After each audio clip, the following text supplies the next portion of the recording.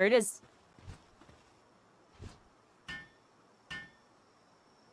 Alright, we're building a base. Second base is going down right here, but I got a bunch of freaking ores and stuff around me. Seems like a pretty decent spot. And some trees and stuff. Here we go. Base number 2. We need to capture as many fire types as we can, everybody, and then we have to train them up.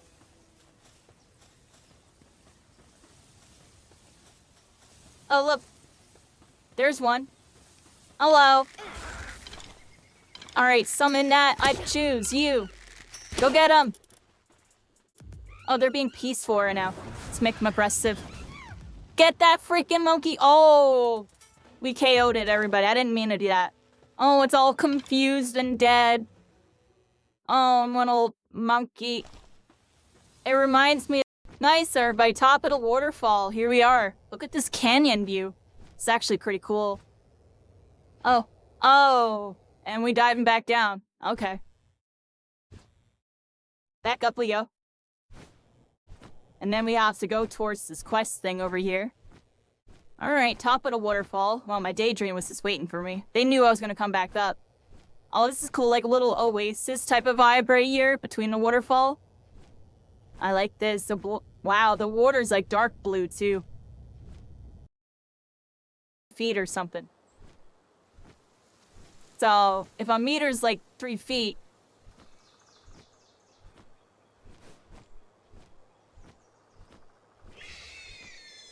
actually, I don't even remember. Or am I thinking yards and meters? Dude, don't call me out. I freaking forget, yo. Stop making fun of me. 3 of you are laughing right now. Stop it. Stop it. You're like, how do you know exactly 3 of us are laughing? I don't know. I'm taking a freaking guess, dude. How many freaking feet's in a meter, everybody? I know, I said the word feet. Now, like, 5 people are triggered because they're like, oh, I like feet. What? What? Why are you liking feet? It's weird. There's a Palestine there. I can't pick it up. Alright, here we are, everybody. We did our quest, and we had to report to the client over here. Let's go this way. How many feet's in a meter, everybody? Still on. Oh, we unlocked fast travel. Now we can fast travel from here to there.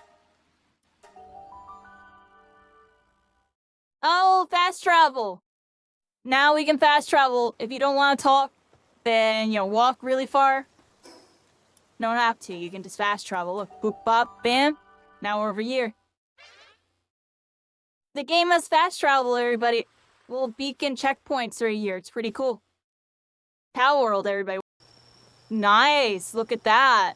There's a temperature gauge mechanic in this game, everybody.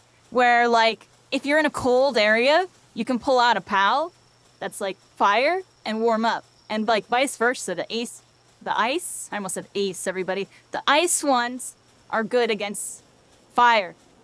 Fire Fist Ace, everybody. One Piece. We gotta find a One Piece of frickin' Palworld with this. Elemental frickin'... Yeah.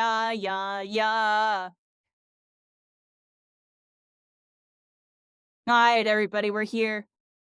Hello, welcome in. This time on TTB, we're frickin' back, more Palworld. Here we go, everybody. It's been going pretty good. We got a bunch of shorts and stuff being posted. We got, like, new thumbnail thingies and stuff, too, with them on YouTube. And we're back at it again. Farm some more, everybody. I'm joking. I'm serious. We got 51 hours in, everybody. We're starting to get our hours up a little bit.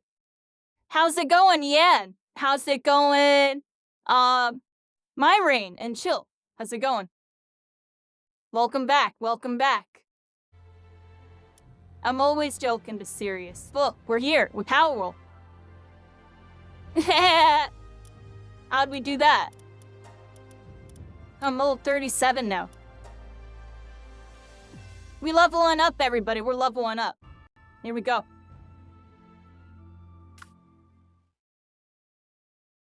How's everybody doing? It's loading up, everybody. I'll also have to change my control thingamabob real quick. Someone's doing all that.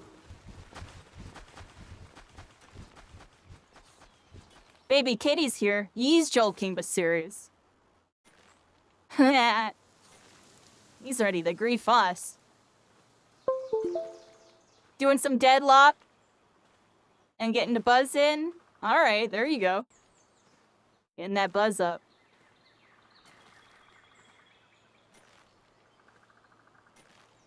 We back on the Palworld, everybody. I'm kind of locked in on this for a bit. For a little bit, right? We're level 37. We're like, what? Like a third, halfway into the game or something like that. I've been playing it a lot slower than other people, and I've been playing it all default, everybody. Everybody's not customizing it and like speeding up stuff and slowing down stuff, make it easier or harder. I just got it all default, everybody. This is the game, all default. And it's been pretty good. Got a bunch of stuff farming. Not too sure what we're actually doing. I forgot what we last left off doing, honestly. If you want me to be honest. So we haven't played in a day or so. If I remember correctly, we're like really close to getting my base upgraded. And when we do that, we can pop another thing down. I have to build an assembly line too. That's what we were working on. And then we got like the materials for it, I think. So let's go over here real quick. Cause it was let's find it real quick. Sphere assembly line 2. I don't think I had a level for it. I think that was the other thing. Where is that? Production 2? Here, let's just type in the word sphere, because I have no idea what I'm doing, everybody. Or SPH. You'll find it, right? Oh, so we do have it. Refined, ingot, and circuit board.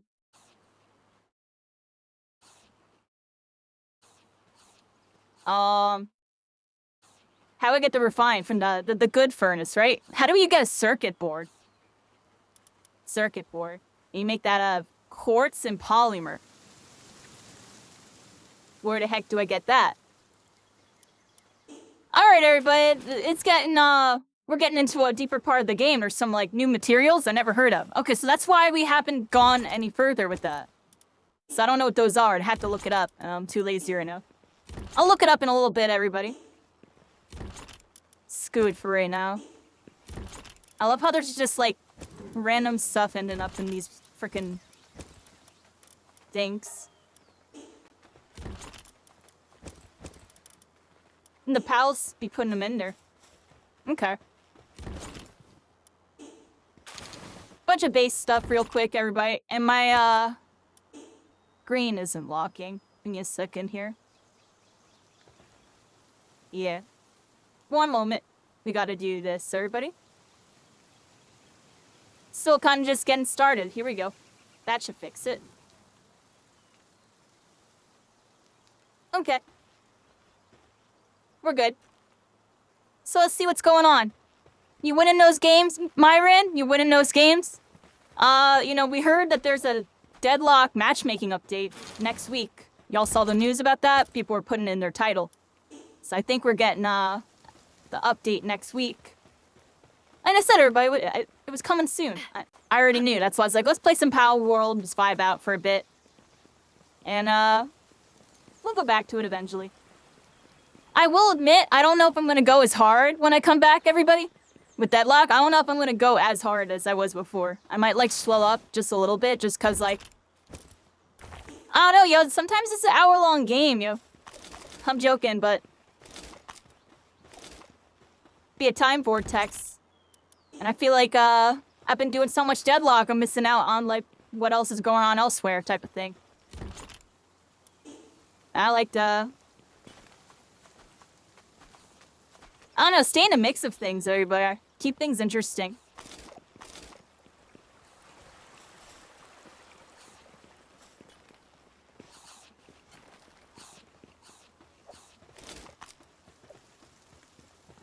Yeah, I've been thinking a lot about, like, what we're gonna do once we beat Palworld and start to calm down with this, right?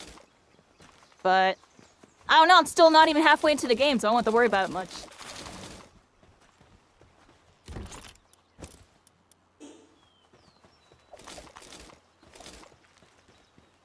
Because if there's one thing I notice, it's just like, you know, I really be,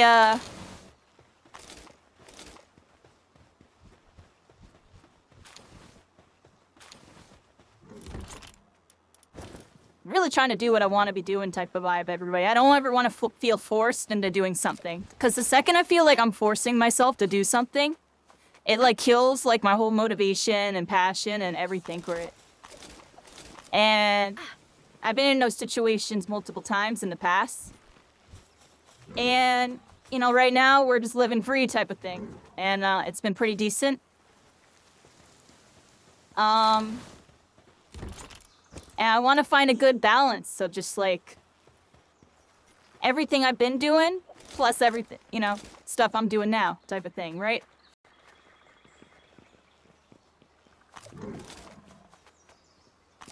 Being really deep about it, everybody's just like, you know, I guess there's pros and cons playing a bunch of games, everybody. You got a lot of perspective and this and that.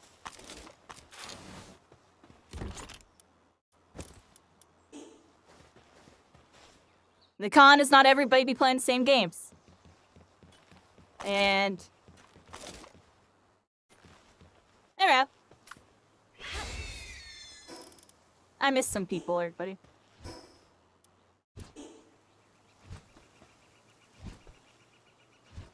How you doing, red hair? How you doing? Yeah, it's been fun doing a Palworld. I've been seeing a bunch of old pals from a bunch of different stuff, and while meeting some new ones. It's been cool.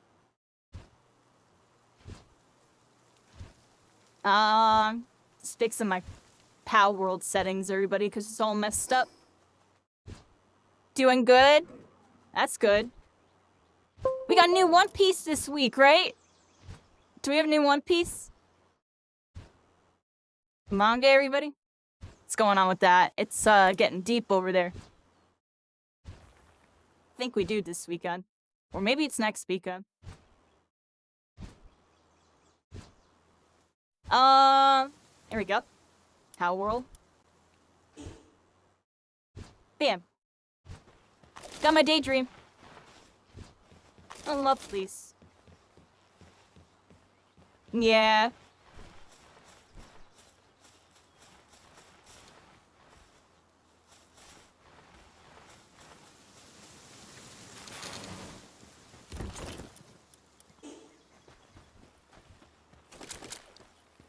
So I'm trying to think of, like, what my objective is right now. Like, I want to find those, quartz things, but I don't really know. And I know look, we do have some refined ingot. We did actually get some. Because we got some coal. I think we used it all. We only got 5? Really? Where was that coal at? It was like, I kind of remember. Let's go this way. Let's go get the coal, everybody. That's what we were doing. It's like right over here? Question mark? Trying to remember. It was right.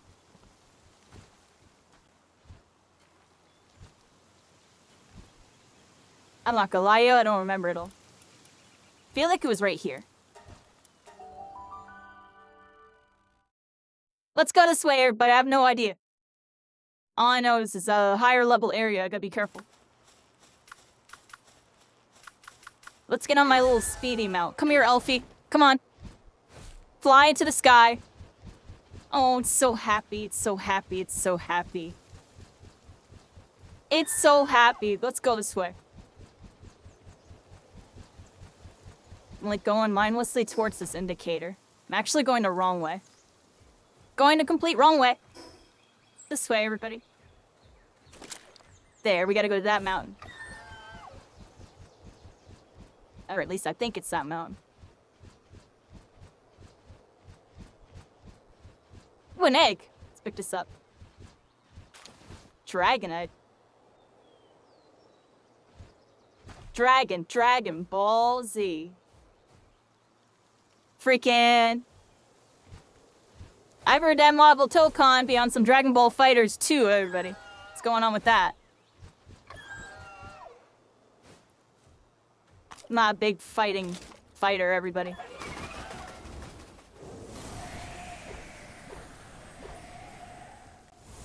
I'm trying to see if I can hit it while on the thing. Oh, those are level 53s. Those are level 53s. I'll see y'all later. No, y'all don't attack me. Y'all are level 53. I'm not trying to attack y'all. I think we gotta go this way, everybody.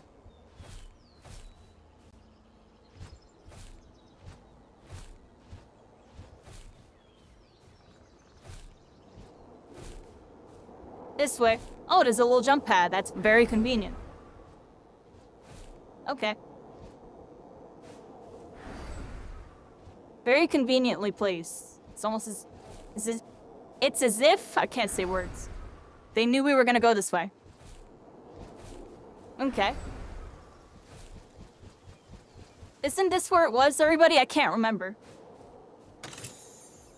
Okay. I feel like it was here. Here, look. Bunch of ores. There should be some coal ones somewhere. Over here or something. These ones. I think this is it. Alright, we found it. I remembered, everybody. Yep. Found coal, everybody. Almost just want to set up a freaking base right here. That's why I want to level up my base, everybody. I want to set up a base right here. The coal. Carrying too many items already? I only got like freaking like... I only got 34.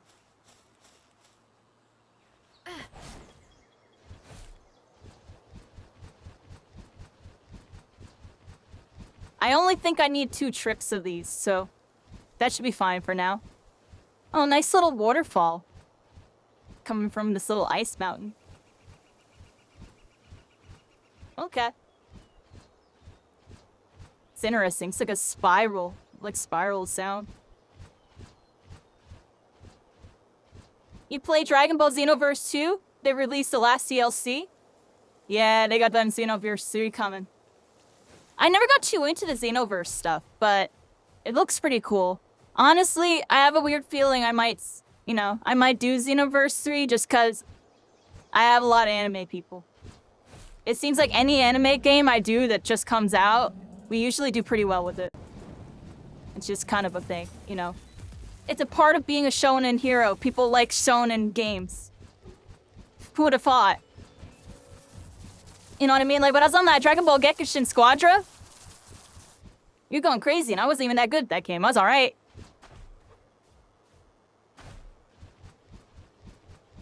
And people still want to see me on that. I actually have a couple people ask me, like, when are you gonna get back on Squadra? I feel bad. Yo, I haven't played it. I hadn't played since that last time. It was, like, Mello, Dragnil, me, and, like, someone else. I don't even freaking remember who the 4th was. I'm gonna be honest. Completely forget. Pretty bad. That's pretty bad. I know there was someone else with us. I actually can't remember. Sometimes this stuff be a blur to me, This gaming adventures that I'm on, everybody.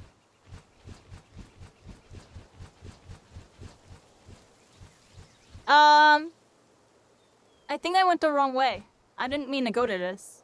I don't know where I'm supposed to go, everybody. This way. Here we go.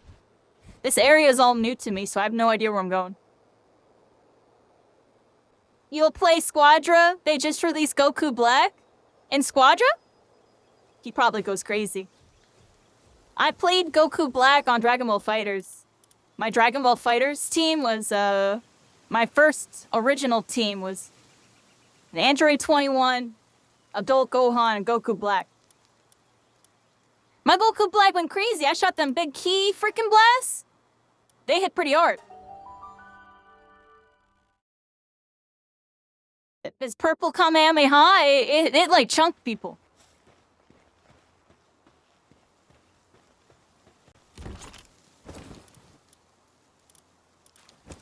And that was a vibe.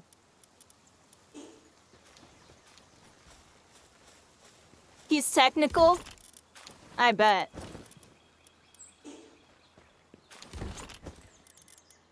Dang, yo. I be filling up these inventories, yo.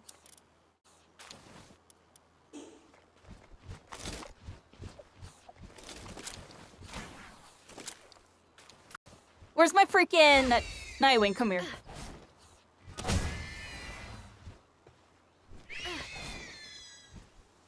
Wrong way, Nightwing. Alright. That way. Go the other way. Jeez. Other way. Dang, yo. Nightwing's just like So weird. This just wants to go that way because it wants to harvest. Oh, interesting.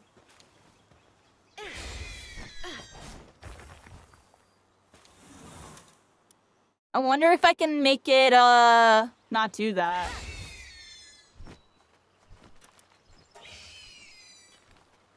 Huh. So that's what's been going on with that. I've been wondering why the tech doesn't work sometimes. Aside, we're just like naturally wants to harvest. It's kind of late. Alright, anyways, everybody. Because I usually do this tech where I get on it and get off of it a bunch. And if you do it the right way, it'll always like go that way. For some reason, I guess the harvest thing changes priority. Anyways, everybody. What the heck am I doing? I got a bunch of coal, and we have to do a whole bunch of it. My R-socks is being R-socks. Oh, good. We got some more of these, and honestly, let's just get some more of them. Just freaking make all of them. There we go. Oh, nice. We got some food stuff, too. That's really good. Let's dump some of it over here. Let's dump some of it right in here. 314 of these. There you go. Chow down, everybody. Chow down. I should feed everybody, right? And then let's pop this in here. Pop this in here. Maybe even, like, feed everybody real quick. Just to, like, lighten up a little bit. Lighten up, everybody. I just want to lighten my load. There we go. Perfect. And let's pop that over here. You don't like the lore? They got a little finicky, I will admit. You know, they play with, you know, they play with time travel, everybody, let's be real. But it's not the first time a series has done it, you know? They technically, the best saga came out of time travel, you know what I mean? The best saga, the Cell Saga. Vesperian, you know? So, I like the Goku Black arc. It's pretty cool. It was good. It was good. Now, they always gotta make up some BS for these frickin' villains. You gotta keep that in mind, everybody.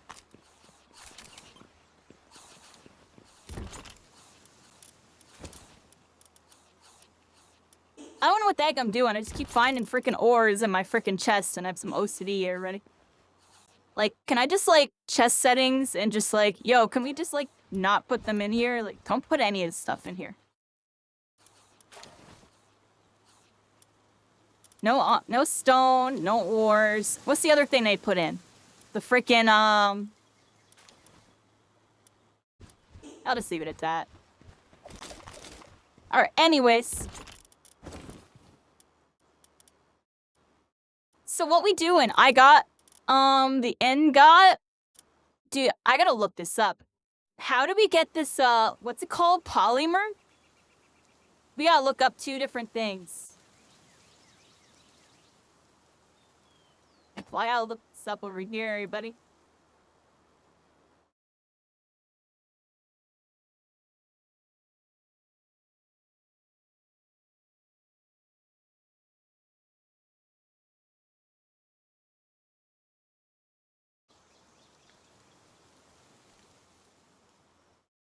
Hold on.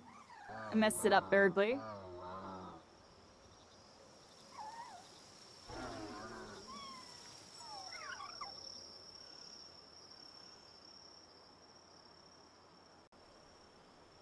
I messed up my whole thing. Hold on, everybody. Dang, how'd I do that?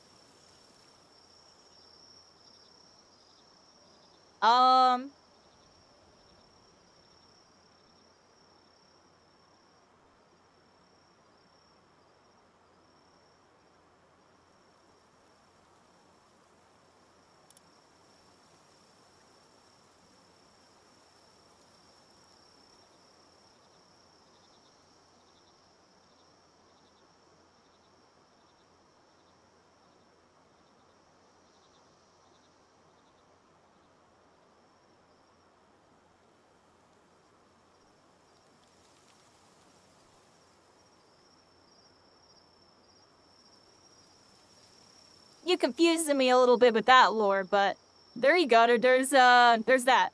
I don't even know what to say. I'm also trying to look up where to get this, to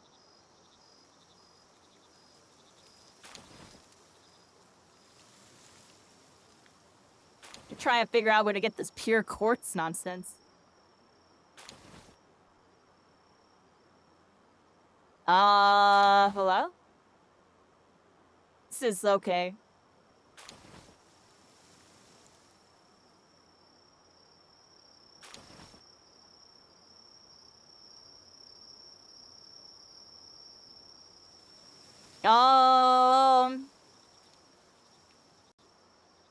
I don't know where any of these locations are. Like, I need a map for this.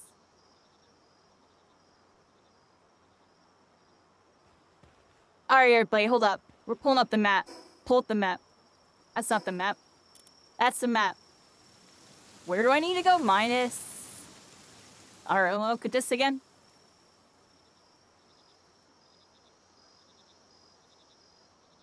Minus 206. And then 249. Where the heck is that? Or so we're like minus 200 here and then 249? That's somewhere over here. 206? Apparently where I need to go is all the way over here.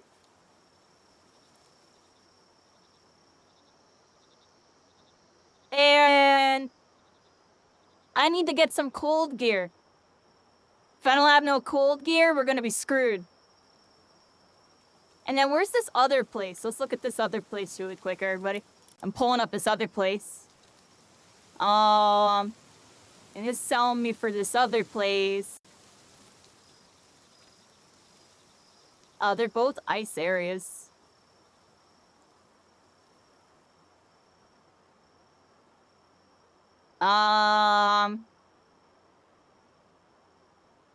Polymer. Where do I get it?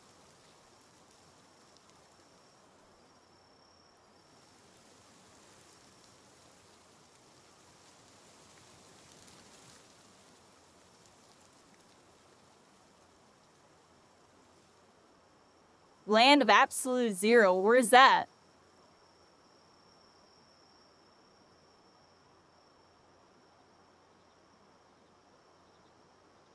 Alright. Hold on, I got a map of it, everybody. I'm pulling up a map. I would show y'all this. This is too annoying to figure out right now. Wait, what?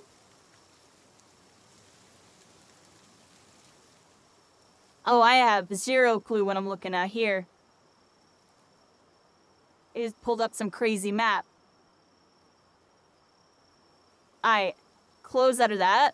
I don't know where the heck that is. Alright, minus 239. 492. Is there anywhere else?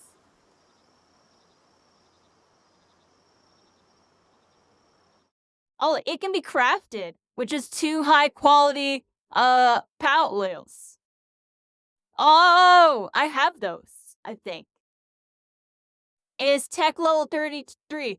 Alright, you know what, everybody? Wait a second. I think I'll minimize that for a second. The heck is this? I like messed up my whole screen before. I don't know what I did. Give me a second, everybody.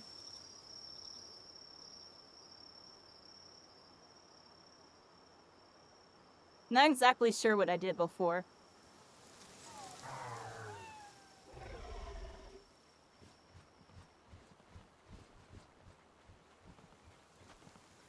Alright, that should be good for now. Alright, so... Alright, hold up. We can just make this on the assembly line, everybody. There's an assembly thing.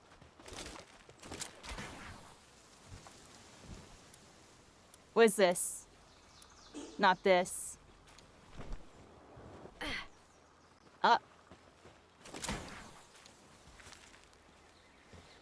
Nice, I got a Giga Shield. Let me put that on real quick. Where it's up from 100 to 540. Wow, yeah, that's actually a massive difference.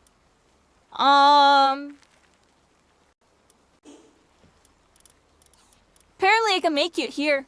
This is it. Polymer. How many of these did I make?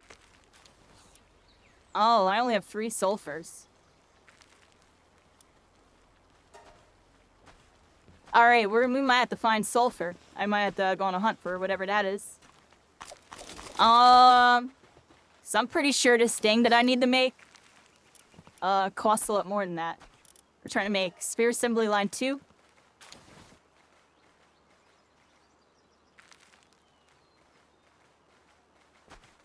Oh wow, yo, we just need a whole lot of stuff.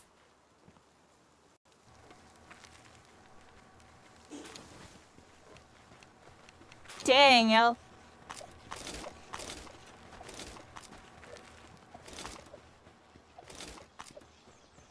I don't know what to do here.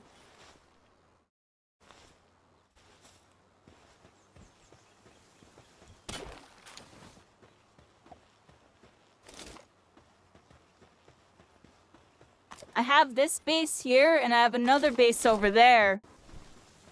Like, I can just move my base, but then I'd have to get rid of the old one. I don't want to get rid of the old one. I feel like I'm being forced to, almost. Otherwise, I have to make a lot of trips.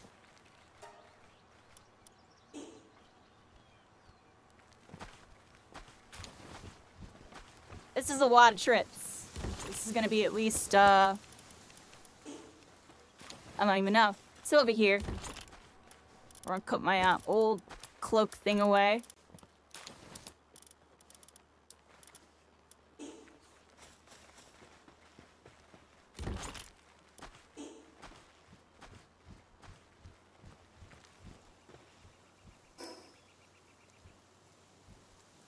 Okay, I'm gonna go over here.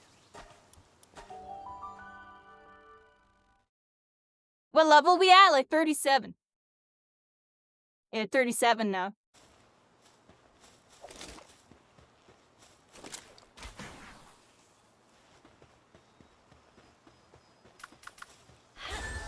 Been going pretty decent. Right now, I'm trying to upgrade my base a bit. Because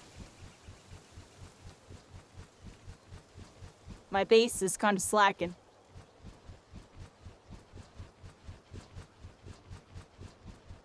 I think you gotta go this way again. What level's that thing? 34.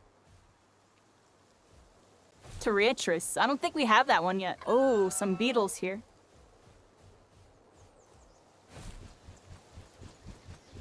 Yeah, we're starting to hit higher levels, level 30-somethings. Level 30-somethings.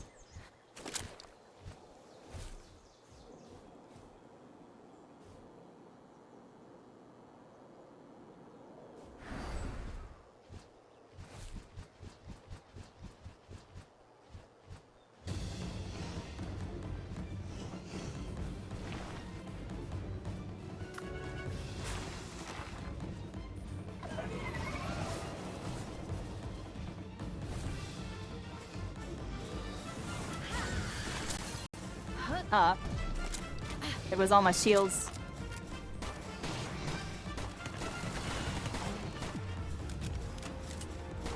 Just gonna get rid of this guy.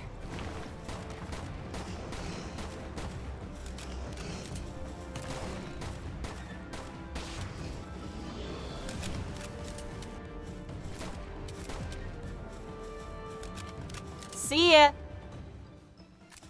Oh, they died to full damage. Heh. NPCs can die to fall damage too, everybody. That's kind of funny. Alright, anyways.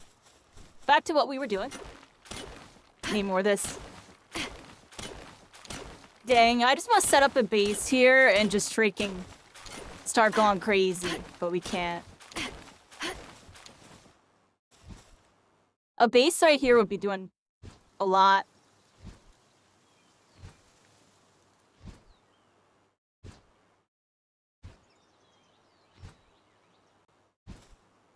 My dad, everybody multitasking.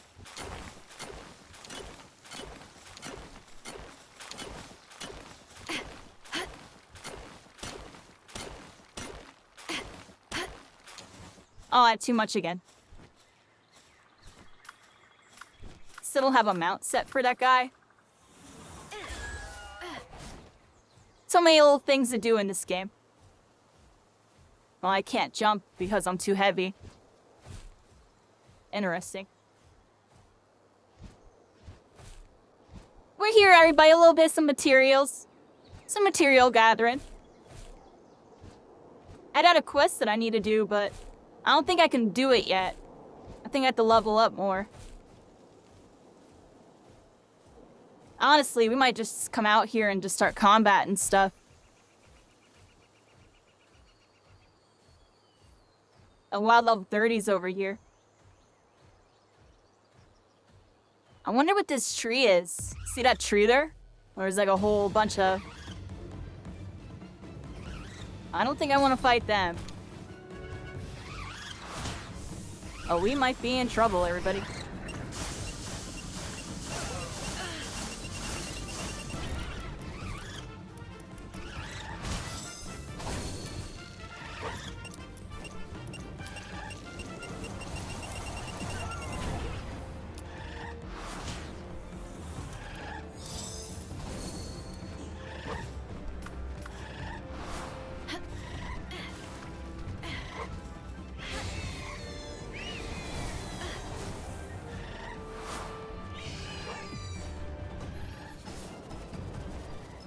I had to drop a bunch of coal and just dip. We dipped on him.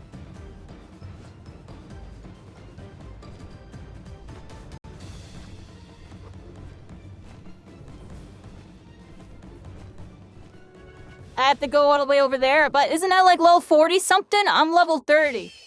I don't know if I can fight that thing yet. I'm dying a level 35s.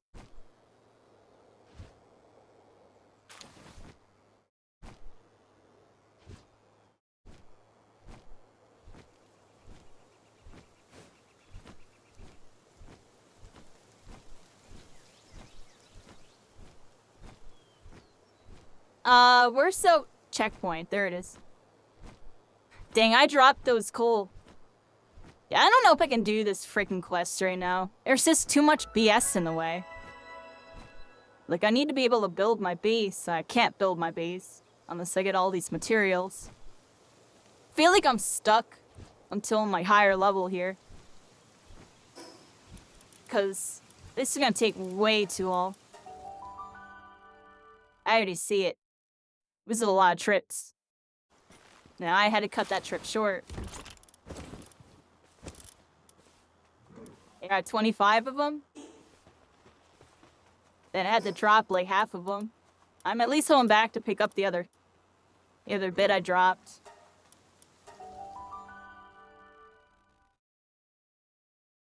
Let's go this way.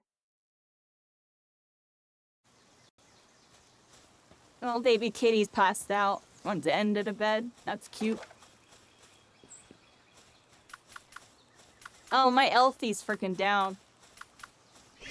Eh, screwed everybody. Got a Nightling.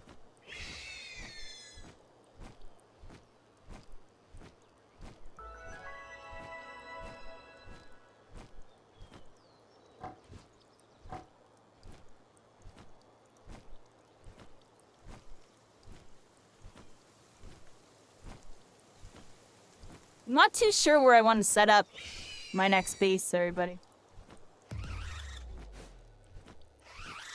Like, how important is this refined stuff gonna be? You think I'm gonna need to farm a lot of it?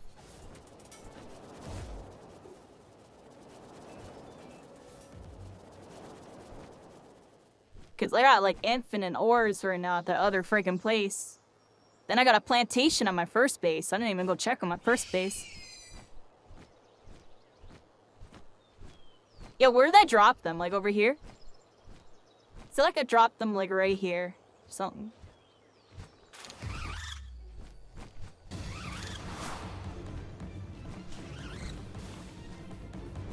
I dropped them like right here or something. I'm trying to remember. Yeah, there. Right there.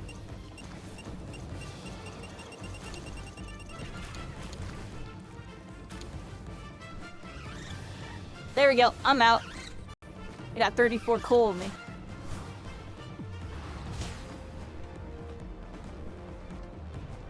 It's interesting. Even when weighed down, Nightwing will still fly. But, Alfie will be stuck grounded. It's very interesting. There's, like, different mount mechanics based on, like, what they are.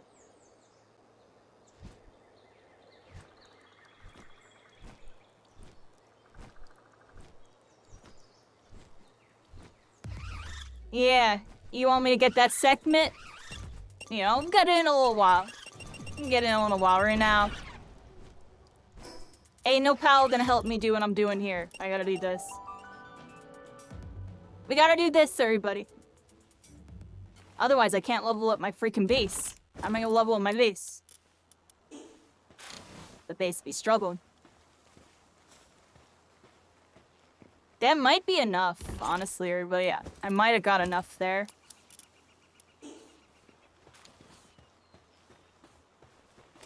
Alright, this way.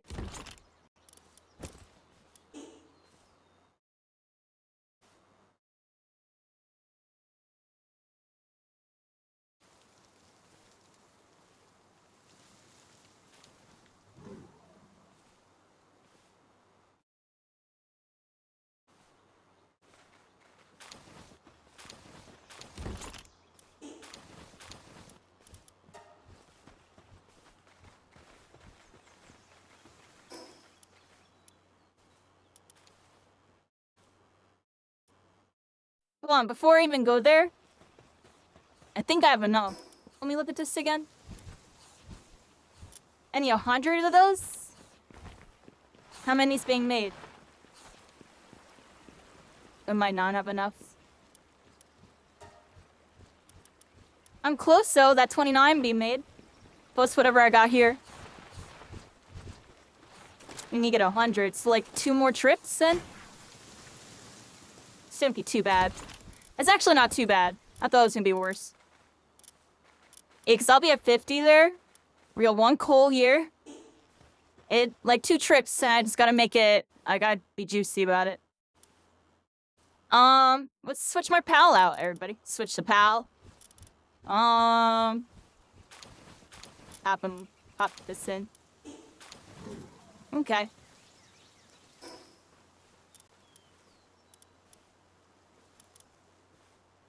This way.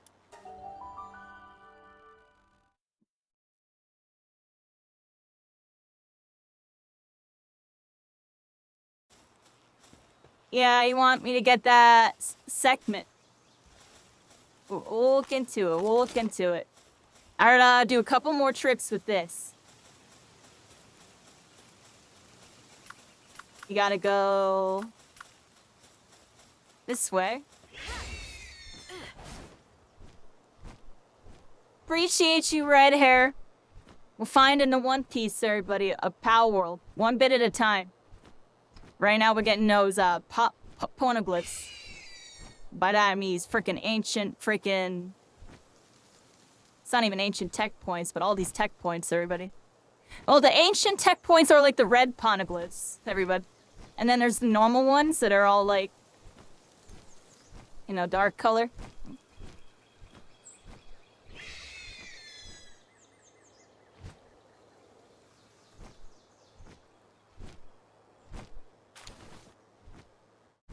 Oh, there's a whole bunch of them right here.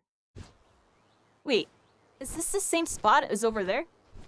So I've been going over there and finding some. How many are a year? 1, 2, 3, 4, 5.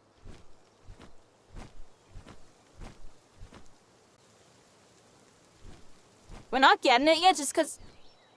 Look, over here has ore plus it. How many are over there? 5 coal right here?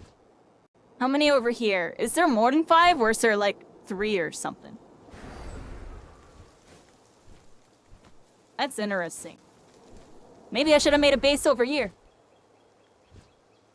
Oh well.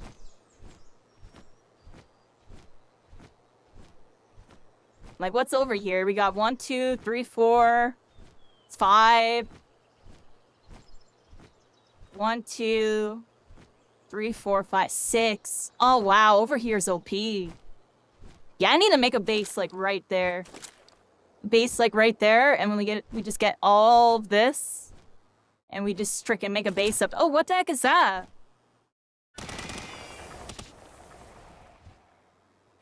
Oh. Oh, wow, wait, what? I can just use this to farm it? Oh, wait, have I been doing this all wrong, everybody?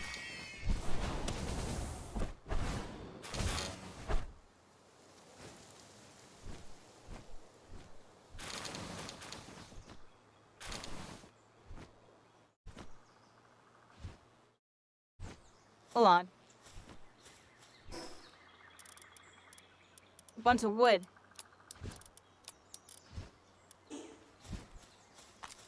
So, you're telling me it's more optimal to use my mount?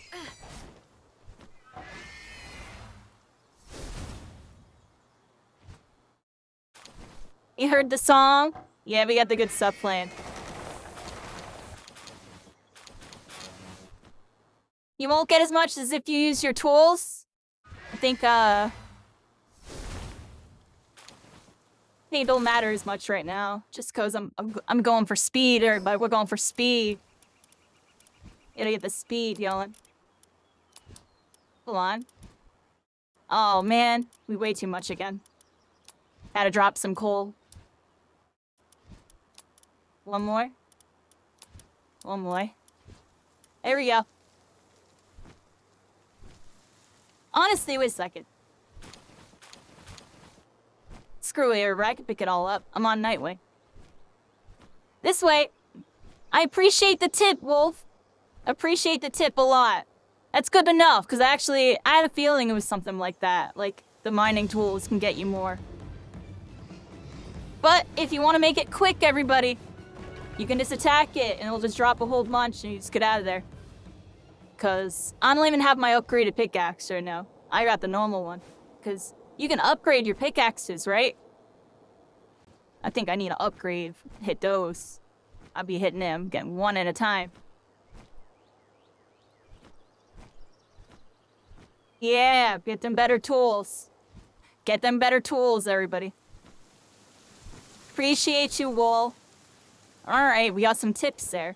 Yeah, you got the movie? There you go. Get that movie.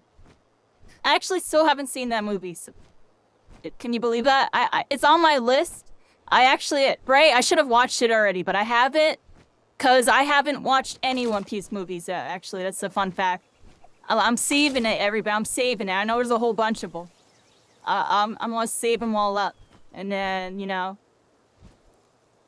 experience some peek, you know what I mean? The movies, you know? You know, they put a little more work into those movies. I haven't watched any of them. I still need to watch some My Hero Academia ones. I feel like there's like a movie or two I miss. Same with Naruto, I feel like, as well. Naruto, I think I watched almost all the movies, actually. I think I did watch all the Naruto movies. I might have missed one or two. The older ones, but... yeah. I'll eventually get on my anime movie binge, everybody. It's coming. You know, especially because I'm all out of One Piece, too. That's the thing. I'm all out of One Piece. And there was a whole lot of ammo there, you know? I finished Bleach, like, very recently, you know? But waiting for that next part, you know, in the War series or whatever.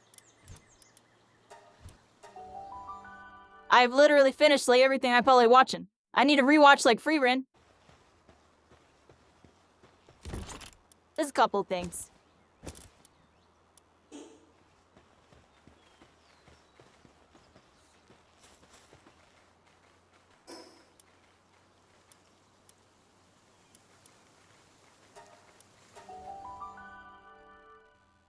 Well, later, everybody, just like another trip or two of this, and I should have all the stuff I need. I gotta get sulfur. Where do I get sulfur, everybody? That's the other thing I need to mine a whole bunch of. I need to mine some sulfur. I don't know where to get it.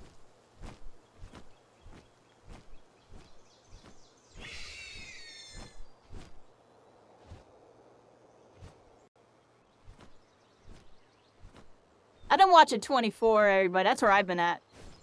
Just because I don't know, everybody. I actually really don't know. It's interesting rewatching it as an adult.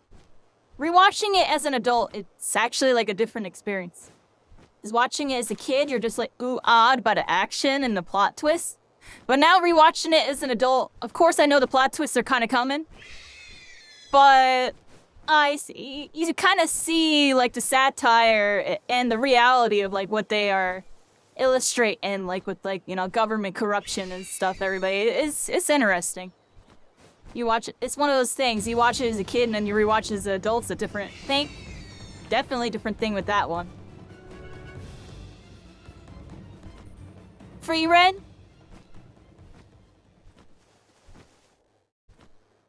Halfway through the mage test here. I'm halfway through whatever the heck I'm saying, and we gotta watch Free Run soon, everybody. What do y'all think? We watch Free Run soon? The heck?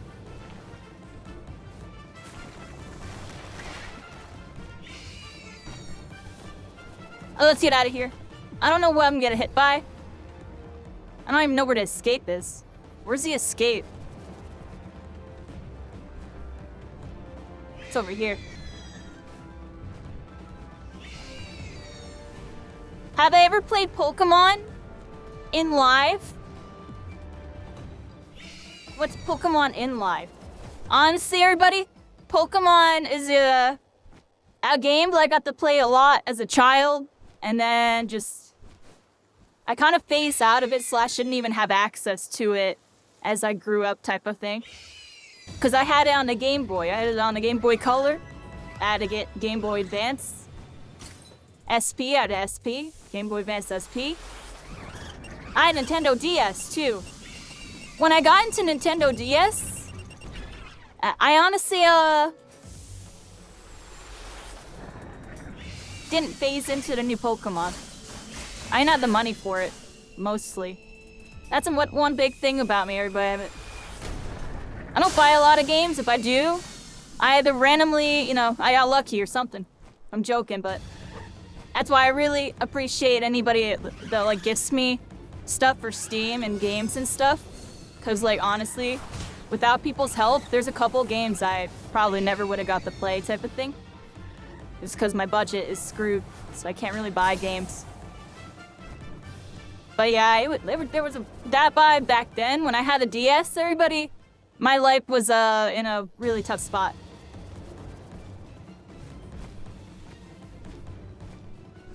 I don't know.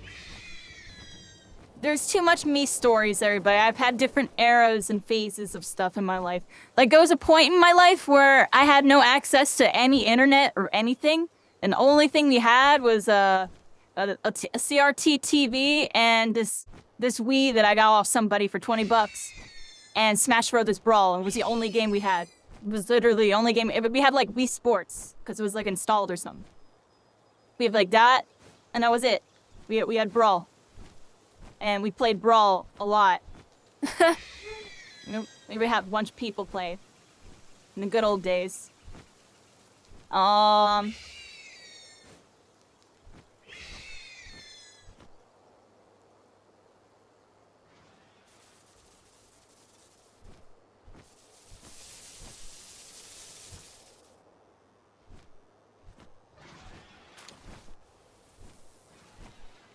What was I gonna say, everybody? Catching random reruns of Captain Planet. He's a hero. Gonna take pollution down to 0. Don't know the words. Something. Bad guys beware who loot and plunder. You'll pay for his Captain Planet. We had a plan T's. You can be one too. Saving our planet is a thing to do. Lootin' and pollutin' is not the way. Here's what Captain Planet has to say. The power is yours. I owe you like that, yo. Shout out to the Captain Planet. Y'all like that? I just went in on that. I'm never doing that again. I clicked it though. Or at least I hope I did. Anyways, everybody. What we doing? Did you do the adventure mode on Smash Bros. Brawl? It's called Subspace Emissary. The best Smash Brothers single player mode ever, everybody. It's literally the best one ever. It was so good. I loved it. I loved it. I beat it on like every difficulty. I had every achievement. I beat it with every character. Yeah, Subspace Emissary, but that's a good one. Smash 4 and freaking Ultimate single player? What the heck were they doing with that? I mean, Ultimates was alright. It wasn't Subspace Emissary. Subspace Emissary was better than freaking Ultimate. Honestly, everybody. They trolled us with Ultimate. They gave us a tease of what we used to have. Well, I had a bunch of BS in that we didn't even need. What mistakes my model, I'm like crooked. I don't know what's going on. Alright, we should be fixed now, I think. Oh no, I'm still broken, everybody. I don't know what's going on.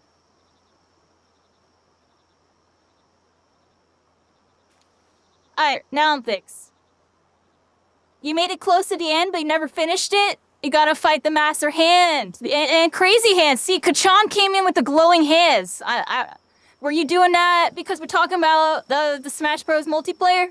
Were you just randomly doing that? Because, yeah, there it is. Master Hand and Crazy Hand. Watch out for those two. They'll freaking get you. Crazy Hand's freaking crazy. Crazy Hand's crazy. You have to be careful. Watch out for Crazy Hand, dude. Hands all like... That's the Crazy Hand. Like, Master Hand's like... Crazy Hand.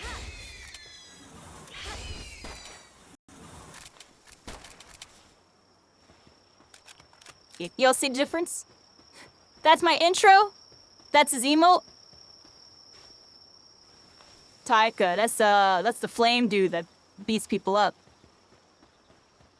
Or that dude. I remember that dude.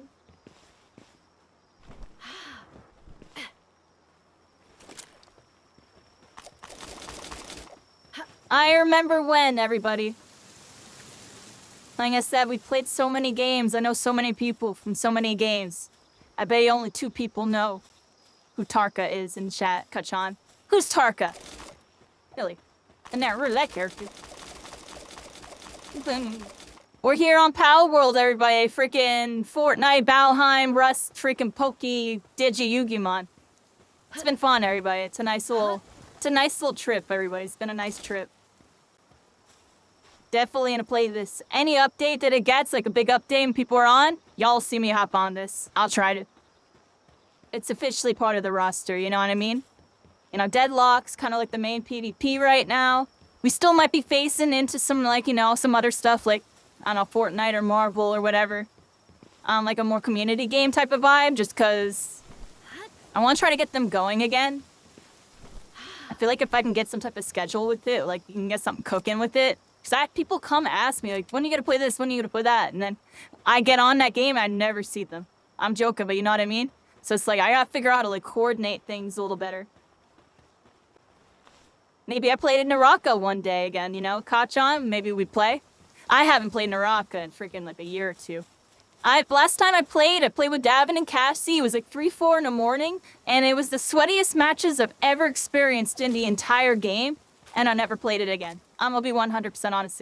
We were fighting dudes that were definitely top 100 on a ladder. I remember because I looked and I found them on a ladder, or top 100 trios, you know, with the clan gamer tag and everything. I can't fight these dudes. These guys have like 4,000 hours. I'm good, yo. That was good. That was it for me. That was it. I never played again. I'm joking, low, serious, yo. And other things phased in, right? It's just like, I don't know, I played it casually. I literally played the game casually. I was pretty decent at it. I play everything casually now. Like, when do I play anything serious? Even Deadlock's kind of casually. I'm trying to be serious, but I'm trying to face reality. I'm not good at MOBAs. I don't think I'll ever be good at Deadlock, no matter how hard I try. And that's just because it's a MOBA. So I'll just have some fun with it and hope it gets some other modes. That's like one thing I'm kind of praying on. I hope it gets some other modes, but I have a feeling it will. That's the thing. I have a feeling it will. Deadlock's been fun, but the mechanics and stuff, it reminds me of, you know, a bunch of games I play. It has a little bit of Naraka in it. It has a little bit of Spellbreak, My Hero. It has a little bit of everything in it. I don't know, dude. That new matchmaking update's coming next week, everybody, so I'll probably pop on sometime after the update. Maybe not the update day. Sometimes I like to... If there's one thing I learned with doing that game and just, like, games in general, is, like, when there's a big patch... I don't like jumping into a game that I'm, like, really into on a big patch on stream with, like, no intel. Because I feel like I misjudge a lot of things and don't, you know... don't understand what's really going on. I feel like those days, I really like watching top people and seeing what everybody's saying and trying to gauge and understand stuff that I probably wouldn't have noticed. I just don't know the game well enough.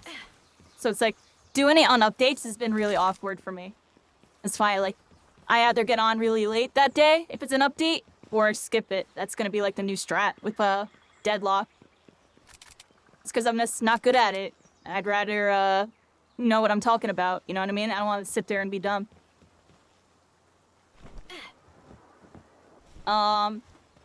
Which is why, that's why I'm considering, you know, we do some variety games on those type of days, and then we just figure out this new flow, everybody. Find this new flow that I'm trying to develop right now. We're seeing it real time as we do the Palworld arc, everybody. We're freaking here.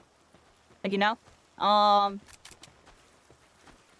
This has been nice. It's been very chill because, you know, I'd be dealing with a lot of personal health stuff, everybody, and it's made the competitive aspect of me playing games very difficult. I'm gonna be real.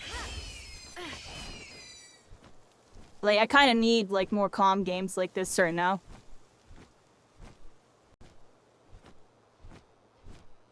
Warzone? Yeah, they were definitely super swiss. And that we'll talk. That's what happens in some niche games, everybody. Some niche games,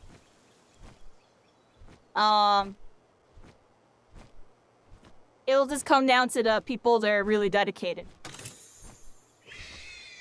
There's a couple games I played, and the game that we just talked about there, all kind of suffer the same type of fate, where there's, like, new player lobbies.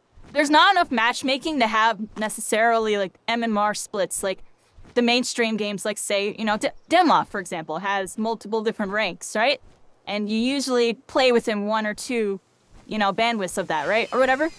And most, like, niche small games, everybody, it's literally, like, there's an introductory, like, low-level player pool, and then there's just open lobby. Like, once you get out of that, you're just in these lobbies, and the skills span, I guess in, like, Overwatch or Deadlock terms, from, like, I would say the skill would span from, like, a gold level to top 500, like, pro.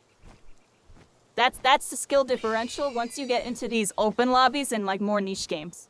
That's literally what it is. It'll be from about gold, platinum level to pro.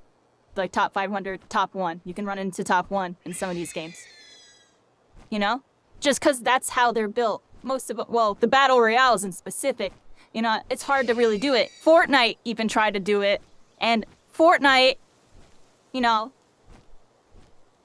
it was very interesting seeing Fortnite have to change how its matchmaking is to compensate for this exact situation that happens to all games beneath it. Because Fortnite never had to deal with that problem before. It used to have so many players playing it that it never had to worry about that problem. But now they had to trim down what modes are ranked, and they had to trim down the, you know, some of the playlists and stuff. And even with that, they have bots filling the lobbies because they're not filling all the way. And on top of it, their ranked mode doesn't really have a good split. It's the same type of split that I just explained earlier, where it's like low level up until a certain point, and then it's just like open lobby, like you know, Elite, Unreal, whatever the heck. You know, the rank system over there is a little more of a participation award if you're really committed. I don't know if they changed it since then. You know, some games ranked is really like your skill or it really data mines you or whatever, right? Puts you in a certain bracket. And then there are some games where you just play a whole bunch, and as long as you do decent, you'll get to the highest rank. And those games, I kind of feel bad because it really inflates a lot of people to thinking they're better than they actually are. Like when you ask somebody in Fortnite, like if they're good or whatever, if the person responds like, yeah, I hit Unreal. And like that's all they're saying, you know they're bad. Like, and I'm saying that from like a pro, like a competitive player standpoint. Like they will literally immediately think that that guy's bad because they're not talking about like their placements in tournaments, their earnings, or this or that. Fortnite has a very elitist competitive scene. It's very interesting. But I'm just talking about that aspect just because, like I said, this stuff, like, kind of spans from, like, these AAA titles. So, like, it changes / it's still kind of the same in these niche ones. And I don't know. It's interesting seeing what's going on with Fortnite in that regard and how they combated that situation. They turned it into the participation award, like I said before. And it keeps the engagement up.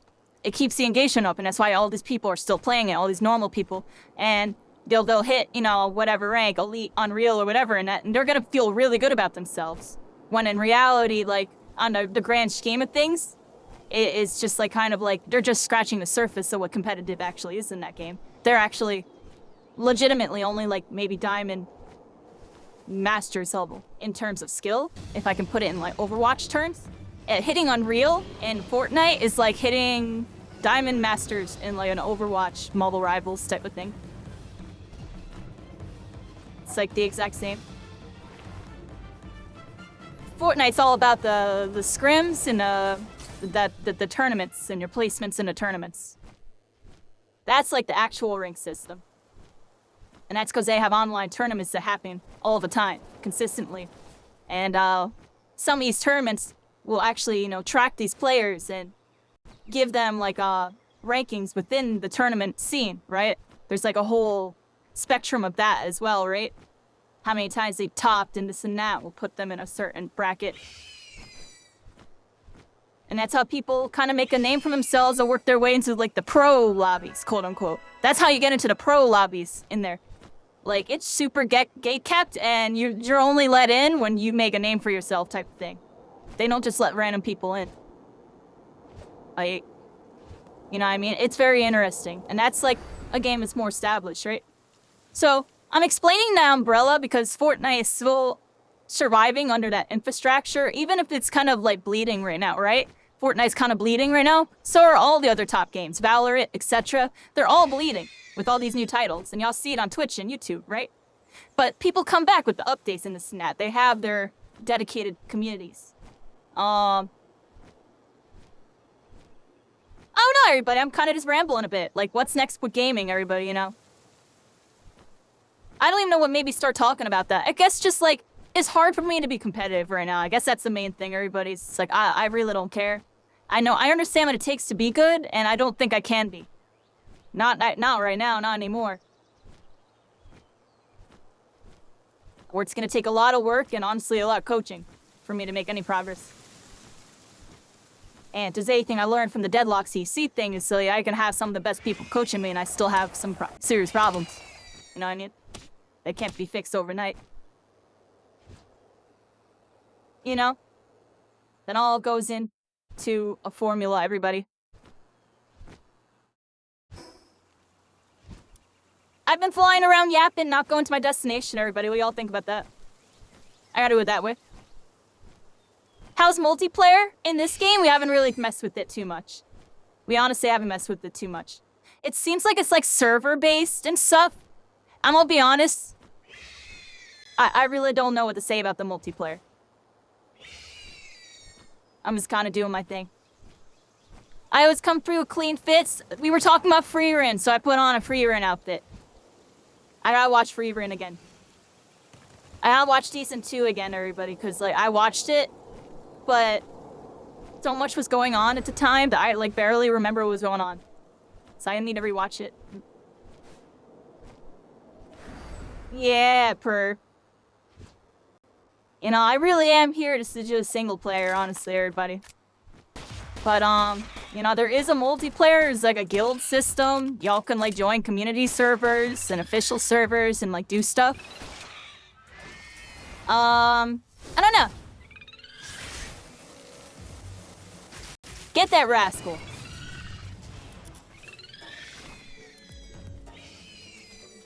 I forgot to get pal freaking things, everybody. How you doing, LimeWire?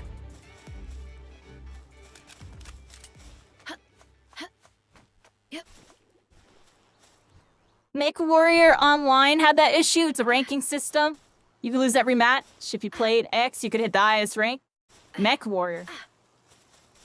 I never played that. I played Mecha Break. But that's funny. Yeah, well, more niche games, they definitely have that participation award. It's just like, they're forced to. They're forced to. There's not many games that actually do real rank systems anymore. Like, Deadlock's one of the few new games that has like a actual rank system that's trying to, you know, put people in brackets based on skill. And, you know, they're gonna rework it next week, which I'm excited for because the matches really are just like, it is kind of why I'm like really happy to Pal's here right now because I kind of just don't feel like playing Deadlock till they get that new update. Like, I've been playing it a little bit off stream during the day because I strictly, firmly believe that the during the day games are a lot better than my nighttime games. It's like been proven. I've proven it through my climb. All of my progress has been during a day. Almost all of my losses are at night. Like, I'd be going on like huge win streaks during the day, and as soon as it hits night, I'm freaking losing like 4 in a row, dying a holiday hat sweat because they have a 30-minute queue on their main account. I'm joking, but like, you know, I got sick and tired of it. Like, it was just annoying. So I'm excited for this update. I hope it fixes that because it was killing the experience for me. I'm gonna be honest. It was killing the experience for me. Like, I want to play the game. I want to improve. I do want to fight some good people. I don't want to lose the one guy because he's like jerking around on this all. Warder on my team jerking around on their all and don't care if they win or lose and just decide to start throwing. Just like I just did. I just fell to my death, everybody. Oh my gosh. I thought I had my parachute. I think I used all my stamina, so I got off my thing. I had no parachute, everybody. Whoops. Yeah, we're here. Yeah, we'll be back on Deadlock next week, everybody. But, like I said, I'm not gonna go as hard with it going forward. Like, I'm still gonna be playing it a bunch. It's just like, I'm really taking my time with it, because, you know, I want to make sure I'm having fun. I want to make sure I'm having fun. And that I'm not forcing anything. And I'm also not letting other people's comments, like, affect me. Like, I really don't like being low elo in that game, everybody. I normally am not low elo. I don't like people talking to me like I'm dumb. I actually really hate it. So, it's kind of what keeps me from, like, even wanting to get in a lot of new games. Or get into the mainstream games, because I know it's a mountain to climb. Any mainstream game that you want to get into is a mountain to climb. To catch up, there's so much to catch up on. In every single game. You know, even in the games that I know, if I go back to them right now, there's a lot I miss. Even a game like Ulcer Rumble, there's been like 20 characters that have came out since I like stopped playing the game. And when I fight those characters, I'm like completely clueless what's going on. Half the time. I'm joking, but like, you know what I mean? And that's just like that example, but you know, even with Fortnite, it's a freaking completely different game every season. Is this sulfur right here? Yo, no way. I think I found a sulfur freaking rock. Oh, that's really pog, yo. I found sulfur. What? I'm picking all this up. I'm picking all this up. Hey, let's get on the freaking thing and get out of here. Get out of here, go! This way. Don't kill us. Don't kill us. We out, baby. We out. Yeah, I'm really thinking, like, when I come back next week, everybody, I might, like, do, like, variety, where I do, like, I start with Deadlock during the day, because the good vibes, but, and then do variety stuff, and then play Deadlock to end. That's, like, something I've been really thinking about doing. I don't know, honestly, everybody. I want to see how the games feel late at night with the new matchmaking update. That's like the main thing that's on my mind. Like, are those late game matches gonna feel different? Because they are different. I truly believe even the players within the bracket of my skill who are actually this elo or are higher skilled in the nighttime portion, if that makes any sense. Like, let's talk about it this way. Like a player that's like emissary, right? Emissary during the daytime is freaking like ritualist at night. Does that make any sense? But that's what I'm trying to say. Like, I could feel it. It literally feels like it. Like, I don't know. I played her in a day. I'm key player MVP. Like, almost every game, I'm popping off.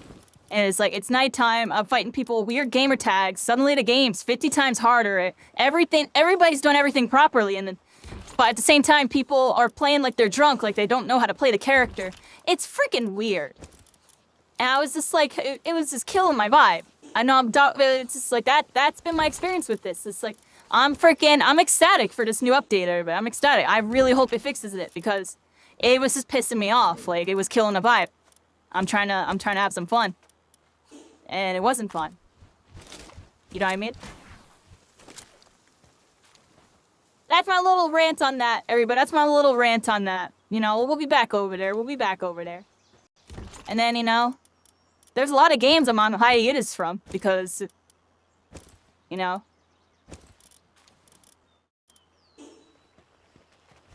I just don't have the passion. It really is that, right? But, I still got a little spark with Deadlock, but even then, it, like, feel like they're trying to put my spark out. Like, what's been going on lately. Like, my spark is dimmed, everybody, I'll be honest. It's pretty dim. That's why I'm just gonna kind of, like, take a step back when I play it again and just try to vibe out. And then we'll see how things go. And at the same time, I want to try to work in stuff I used to do, you know, at proper times to kind of see people. Because the reality is, this is the other reality, everybody. You know, it's like, I've been doing something kind of selfish with Deadlock. You know, I've, like, kind of neglected my people for the sake of my own passion, right? In a sense. Because I'll just be honest. I really think, like, 80% of my audience doesn't like Deadlock. I'm just being honest. I be gauging people, I be asking, and I'm just letting y'all know the ratio. It's just like, it kind of sucks. Like, it's a whole different group of people that comes. It's cool, it's fine. It's just like, I miss my people, and it sucks that they don't want to try it. And 90% of the time, it's because it's a MOBA, everyone. And that's why I said it needs another mode. It needs a hero shooter mode. It literally needs one. Like, everybody I asked is like, it's a MOBA. Or there's too much going on, too much to learn. They're changing it too much, or this or that. To say and some about it, but it all comes down to it's a MOBA. Realistically, because they always bring that part out. It's always that. It's like, well, that's what it is. Even though it could be so much more. You know, I don't really like MOBAs like that, but it's the first one that actually has me interested to, like, learn and be good at one. Or at least get decent at one. I still don't think I'll ever be good at the game just because it is a MOBA, but I still have fun playing it. That's why, like, I'm really trying to be on this casual approach with it while still at the same time be the best me I can be. So it's like, I don't know, everybody. I'm just hoping that update next week is good. It's a hardcore MOBA, that's what I'm saying. It's like the hardest freaking MOBA. Now, like, Mello won't play it. Mello won't play it because he sees how freaking deep it is. You don't got the time for it. I'm joking, I'm serious. There's just so many people I know that just, they're not gonna play it right now. Mello will come by, at least watch for a little bit. I appreciate you, Mello. We talked about Squadra earlier, Mello. You talking about how I haven't played since I played with you. Who was it? Mello, do you remember? It was me, you, Dragno, and somebody else. Who's the fourth person that we were queuing with?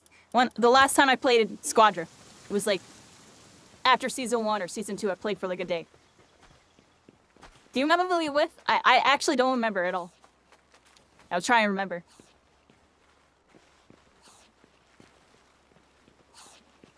Yeah, I'm just like, I'm stuck at a crossroads again, everybody. Stuck at a crossroads.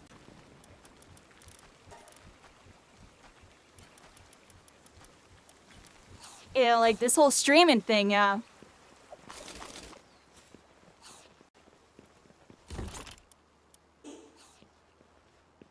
It's really tough, everybody. I feel like I've navigated a very difficult path. And I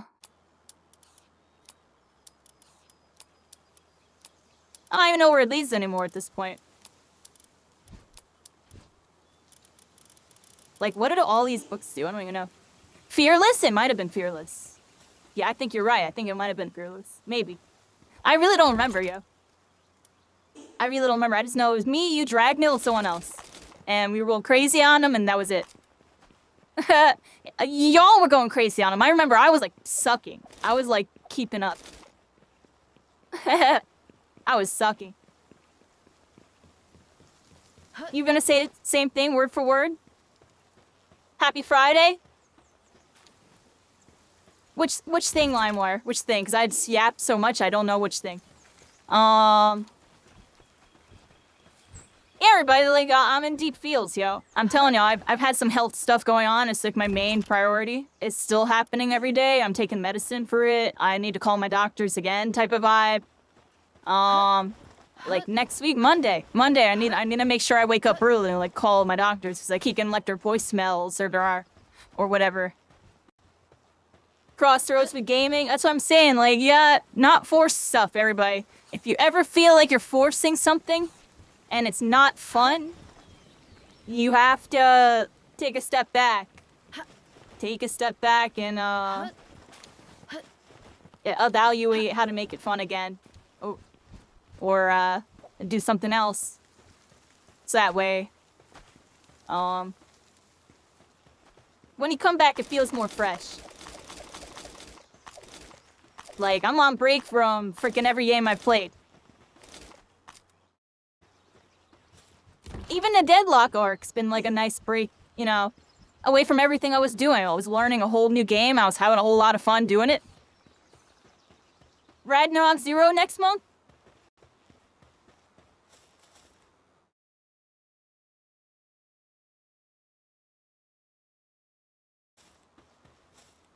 Yeah, right, like, Deadlock's cool. That's what I'm saying, like, Deadlock's something I think that I'm personally gonna do in phases, and I think that might be good for anybody who has a similar mindset in gaming as me. Like, because there are a lot of people that play, you know, not just Deadlock, but say Overwatch, Valorant, whatever game, and they are hard dedicated to it. They want all their friends to play it, and it's all they care about. It's their passion, and they love it, and that's great. Every game needs those people.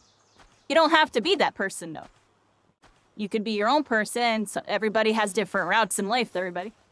Different types of interests and habits and all that. Yeah, that Ragnarok 0 looks kind of interesting, actually, Mello. I don't know if I'm going to play it like that. Maybe I'll play, like, day one or something. Just be like, here's the new game, da-da-da, and then play for, like, another day and probably not play it ever again. I'm joking, but, like, I can't dive into an MMO, yo. I can't. This is Gun Gale Online. That's why you see me on this. This is practically, this is Gun Gale Online for right now. This is the flavor of the month, Gun Gale Online. You know, we had Deadlock for the last couple months. That's Gun Gale Online. Now we got this. We got pals and stats and damage, and we got freaking building skill trees. What's this? I'm joking, but, like, yo, is that Riot MMO gonna play like this? Please tell me I'll play like this, dude. I'd play that. I'm, like, low-key praying that the Riot MMO is, like, some third-person, like, action shooter. I'm praying on it, everybody. I really don't want it to be a WoW Final Fantasy 14 clone or freaking Lost Ark, freaking Ragnarok, freaking RuneScape clone, whatever. I don't want none of that. I want to be doing this with freaking, like, mages and clerics and stuff on some freaking Black Desert Online, but it's actually good. You know what I mean? Black Desert Online is actually pretty good. Everybody says the game at the same time is not good. Kind of sucks. I actually really like Black Desert Online. And part of me wants to play it again just to get high level and do the freaking PvP with the guilds. Because it looks lit. It looks really fun. But, yeah, it'll be a minute before I can get to that level and do the... Yeah, but no, Ragnarok... Or not Ragnarok, freaking Black Desert Online, yo. I hope the Riot MMO plays like that. I'm, like, praying it does. I would have so much freaking fun with it.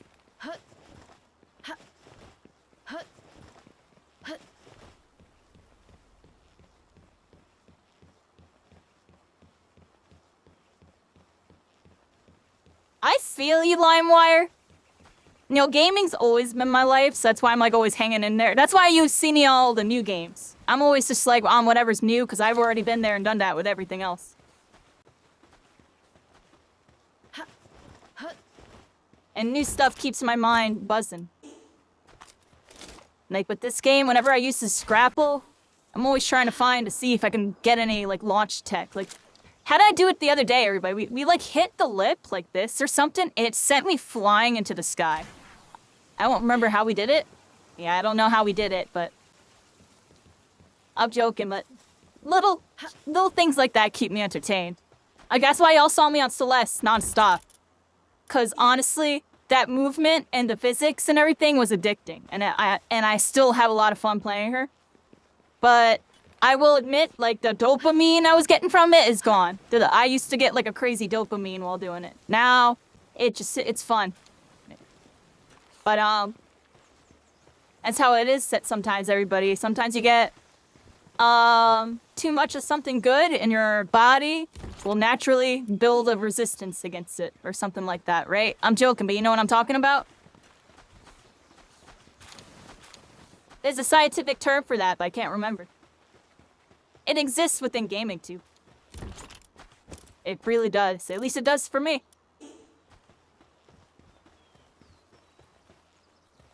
So, I got those things cooking. We have to go to some, like, ice place, everybody.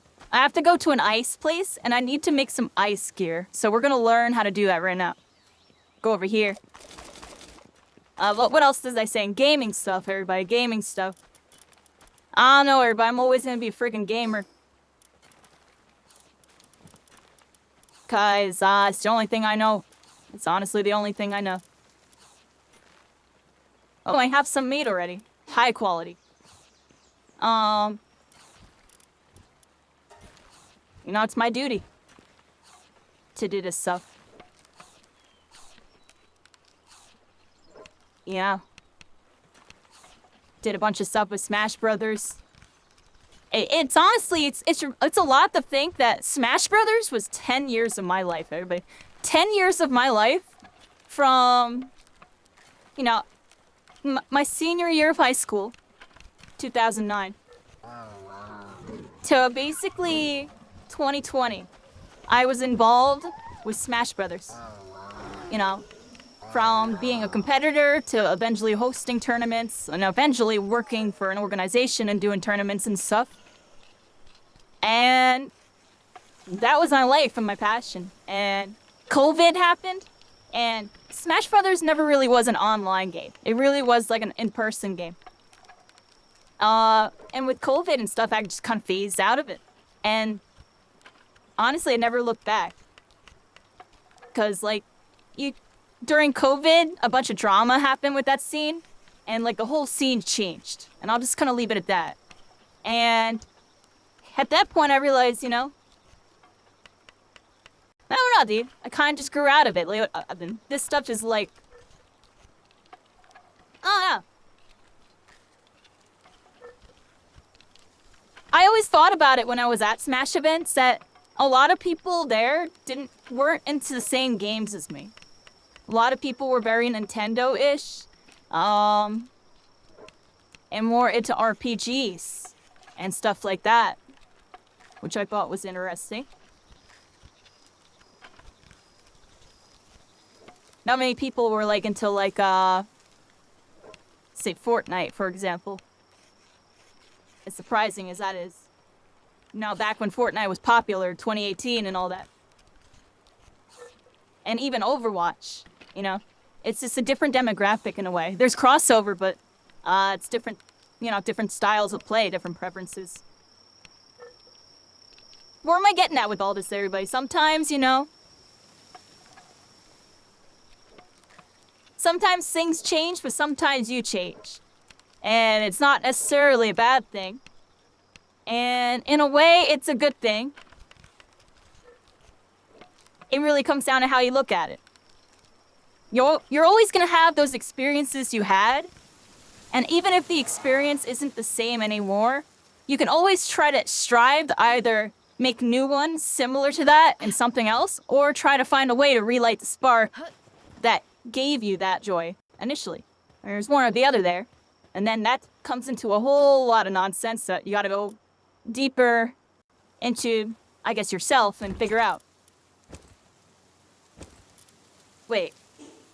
Am I being bad, everybody? I was. Did I increase my armor and stuff? No, because it's just, okay.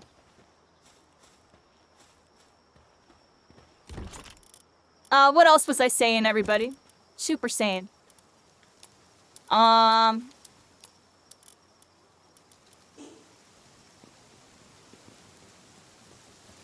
You know, sometimes at your core, you stay the same, though. For me, my core always was gaming.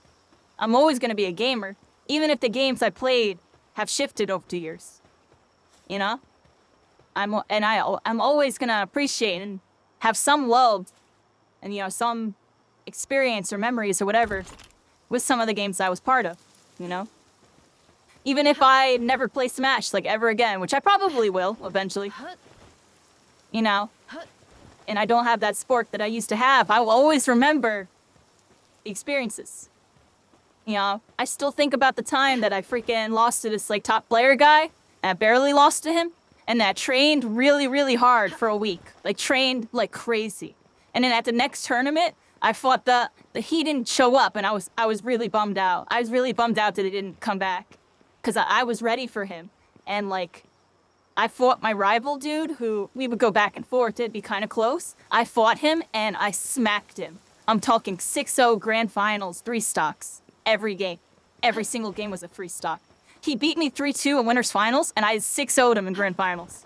3 stocking him, literally every match. I played like a god. And I will never forget that moment. I always remembered that was my peak, dude. I was able to access something that I always believed in. And then the sad reality is that was my last ever tournament for that game, basically. But I got to compete in one, like, maybe a couple years later. But that was it. That was my peak moment. I was doing my thing. Before I was playing Project M and playing these other smashes and screwing up my fundamentals. Like, I was really peaked, dude. And I always think about that. I don't know why I'm randomly talking about it again with y'all right now. I guess it's just because it's something I don't really have written or documented anywhere. But it's happened, everybody. I mean, technically, the results are somewhere on Smashboards. But, you know, that spark that that I always knew was there, I felt that spark in Spellbreak, and I was able to access it, right? And there was moments where I was able to tap into something deeper. And it was cool. And that's something else I'll never never forget. Because I really do believe Brawl and Spellbreak were the only games I ever was able to access that. There are games where I can kind of feel that I'm close, but I understand that there's like a layer that I don't understand. There's a whole gap in my fundamentals. Like My Year Ultra Rumble, there was a couple gaps, actually. I feel like I had like 3 or 4 big gaps in certain aspects of the game. Especially with like my inventory rate. But like, you know what I mean, dude? That it doesn't change the fact that I still, I know what I'm capable of. So whenever I play all these new games, that's why y'all see I got all this confidence. Because I know, if I knew what I was doing and had a lot of practice and this and that, I could do it. I know I could do it. I would know the answer. I would understand at least. Because nowadays, I've been playing a lot of these games and I don't have a full understanding. Like, for example, Overwatch Marvel Rivals. There's a layer to that game that I don't think I'll ever understand with the ult economy. Like, I play with my one friend, dude, and he could feel who had ults, and he could feel the pressure of, like, who has ult, who doesn't, who needs to use their ult first, and this, that. All about the game state is all taking place, all in one motion. And he was, like, a top player for that game, right? And that's how it is for all the top players in that game. I never understood that layer. I still can't really comprehend how they can feel it. They just know. But at the same time, while playing with them, I saw like the cues of what they were picking up to know these things, but it's just like I couldn't feel it. He could feel it. There's a difference, right? Play too much League of Legends? Well, that was an Overwatch example, but even within League of Legends, I'm sure that layer that I'm kind of talking about exists, but a little bit different with like understanding like ability cooldowns and knowing when they're about to be up in the stat. Spellbreak, I knew every gauntlet's cooldown. Because there was a point where every gauntlet had different cooldowns. And then there was a point where the rarities affected the cooldown. But then they changed it, so just the gauntlets themselves had a specific... Anyways, I'm really off topic. What am I trying to get at? I knew all the cooldowns back in the day. Like, pretty much most of them were 15 seconds. And then, like, Frostborn or Frost was, like, 20 or, like, 20, 21 or something. For freaking... Tundra. Anyways, what was I trying to get at? Is still affected by it? You played it for 11 years? See, I played that game for a bit too, but I honestly played that game casually. I played that game because all my friends played it. I was still really involved with Smash Brothers at the time. I wasn't really good at League. I tried to get good too, but I tried the wrong way. That's something I always talk about with that game, is that's a game that I wasn't good at because I didn't understand how to even become good. I didn't know what it took to become a good player until Spellbreak, I feel like. Brawl, I was just able to tap into something because I understood the game really well. Spellbreak, I was able to go a little bit further than that.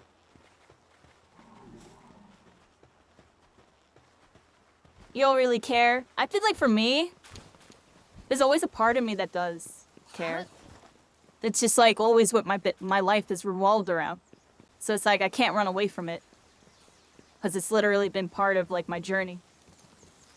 So now I just try to be the best me I can be. And I'm a little bummed with how I be doing lately, I feel like. Y'all want me to be honest? I feel like I'm not doing as good as I used to do. And like pretty much any game I play. It's kind of rough. Games evolve, everybody. These games evolve. You haven't been good at a game since Modern Warfare 2. You want the worst part is Mole Valley Rat? I hate to tell you this, but that game wants you to think that you're good. I'm joking, but I am serious, yo. Call of Duty, every single person I ever talked to thought they were extremely good at the game. And I think it's a game that kind of gives those, like, it gives you a dopamine effect. It gives you, like, I sort of really explain. Because Modern Warfare, I was honestly really decent. Well, I'm not going to say I was good, because I knew people that were good, right? But for example, like Modern Warfare 4, that was the one I was really into, and I played it in between Halo. I had, like, a high KD, like a 3.5 or something, and, like, a good win rate, and I was playing, like, Search and Destroy and Domination, mostly. And I would do, like, the game battles. But I saw what it took to, like, actually really be good at that game. Like, yeah, I'm stomping pub lobbies, but I was nothing compared to these other guys. So it's like one of those games where it makes you think you're really good or makes you feel really good. And then the spectrum's actually really crazy. It's, like, really crazy. That game's kind of polarizing. That game and Battlefield, since they have really fast UTKs plus aim assists, are, like, very defensive games. You have to play defensive.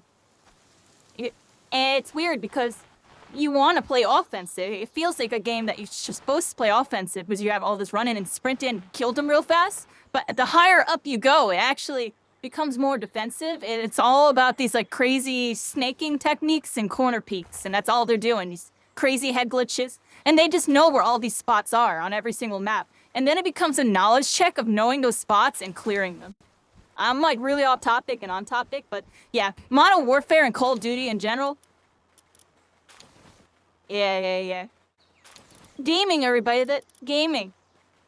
Were we actually good at any of these games, or did they make us think we were good? Did Spellbreak make me think I was good? Some people, I'm pretty sure, probably think that. And then my response to them is always, I don't know, I beat people that I saw hit top ranks, win multiple tournaments and various other games. I think they were pretty good. But, you know, we had no player base, so nobody was good. I'm joking, but I don't know, I kept tabs on the people I'd beat, everybody, because I wanted to make sure I'm beating good people. And I did beat some good people.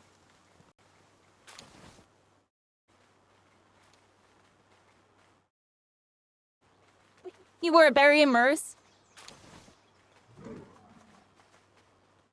That's good. No, I believe you, Moldau. You're right. I see you cooking on Ultra Rumble with your Cementos.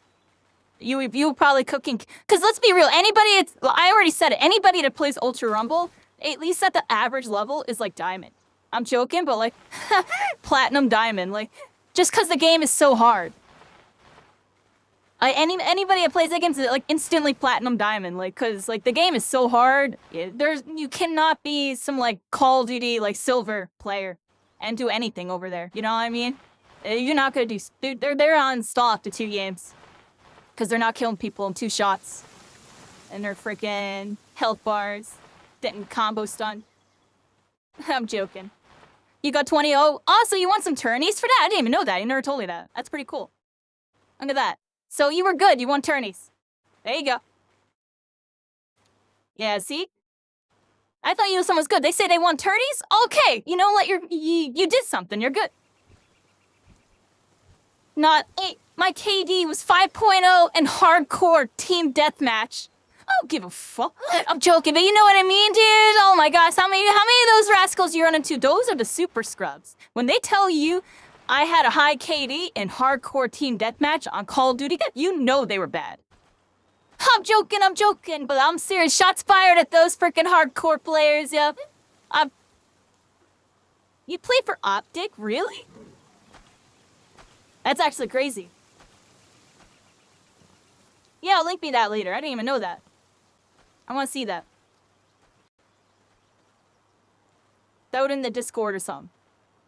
I'd love to see that. Nah, I'm instantly dead? What, on Call of Duty? Call of Duty is freaking... We tried to play the new one once, Sari, but it's Controller City. I'm sorry, I don't want to be, like, prejudiced against inputs or whatever, because y'all see I'm half controller, half mouse. It's Controller City, dude. The people are on MNK, they are just built different in a way where they don't get they're just kind of built different, honestly. Like, you have to play the game differently. That's the thing. You have to play the game differently than a controller player, and I don't like that, because I want to run around, spray SMG up close. That's how I always played the game. What do you mean that's garbage on MNK? And I have to play these, like, one-shot rifles that have mid-long range to have a shot against these controller SMGs. What do you mean controller SMG was broken? I never knew, except I did know, because that's what I played. That's kind of funny. How, going back, dude, I was playing what's S tier, even back in Call of Duty, and I didn't even know it. It just felt good. Controller SMG at an MP5? Dude, I was cooking people. Or Modern Warfare? That's kind of funny, right? But no, seriously, everybody, fast forward. Yeah. And that's like the main thing with Call of Duty, keeps me off of it, yo. Like, I do have my controller, yo. Like, I'm kind of, dude, I'm telling y'all, and I made a joke about it. One day when I'm really bored, everybody, I'm just gonna hop on like every controller game we've ever heard of and try to be a controller player. Because I got a really good one now. I still don't really use it. I tried to use it with Halo, and dude, like, it felt so foreign. I'm like, yo, how did I used to play like this? Like, I couldn't even figure it out, dude. My brain couldn't compute how to do it. So, I might be stuck on half controller, half mouse. Like, I can't play... That's kind of funny, right? I can't play full controller, and I can't play full keyboard mouse. Like, I literally have to play this way. Otherwise, I suck. Like, I don't even know you. I can't play on the normal way over there. I can't play on the normal way over here. But I can play my way. You slap the controller on Apex? Yeah, Apex is the same thing going on, honestly. I'm curious what Apex is gonna do. Because it really do be, like, very controller. And, like, mouse and keyboard kind of phased out of that game a bit, too. Like, a lot of people I know that used to play Apex don't. Unless, you know, they are console/controller. Honestly, like, almost every MNK player I know that used to play that game doesn't anymore. I played it for, like, 2-3 months, everybody. I was, like, Diamond. Or Platinum Diamond. I was about to be Diamond. I don't remember. I was beating some Masters people in the arenas. I beat some Masters dudes. I barely knew what I was doing. I just played Valkyrie and just freaking... What did I even run around with? R301. R301. I used that gun. That gun was pretty good. I just used that one. I would use that one, or I'd use the SMG. Whatever it was called. The one with the heavy ammo. I really don't remember the name of it. Anyways. Yeah. So there's just so many games to play, so many different backgrounds, so many different things, right, everybody? I just been there, done that, baby. I've been there, done that. That's why we on Palworld, and we're being pals for like the next week or two, everybody. And then, a lot of people were beating the game and kind of just like, calling it a day. I'm gonna try to see if I can find a way to keep doing stuff with it. Otherwise, it's just something to keep in mind that anytime this game gets an update, like a big update, and see everybody on it, I'll be here, everybody. And I'll be playing it a little bit slower than them, so y'all know I'll be here for a little bit longer than them. Cause y'all see this on level 30-something. Almost everybody I watched, like, beat the game already. Or is about to beat the game in endgame. I didn't know endgame, I'm sitting here yapping y'all while walking around in circles. And I'm having a blast doing this, cause, let's be real, this is something I kind of miss doing. I can't really do this with Deadlock, everybody. That's one reason why I'm gonna kind of slow down on it a little bit, is I don't do a good job streaming it. I'm not, like, I do an alright job, but compared to other games and how interactive I am with y'all in other games, I'm garbage. Like, it's not even close. Like, I'm playing this game and I could just stare at the chat and not even look at the screen, and it'd be all good, because it's Palworld. You know what I mean? Deadlock, I look at the freaking chat and I missed 2 people ganking mid, and now half my team's freaking dead. And now they got mid boss, all because I've read 2 messages. I'm just like, I get triggered. I'm gonna be honest. That's why I really, really like playing it off stream. I played it a little bit today off stream. I had some weird games. I'm gonna be real, y'all. I lost 2 games that I should have won, and I won a game that we 100% should have lost.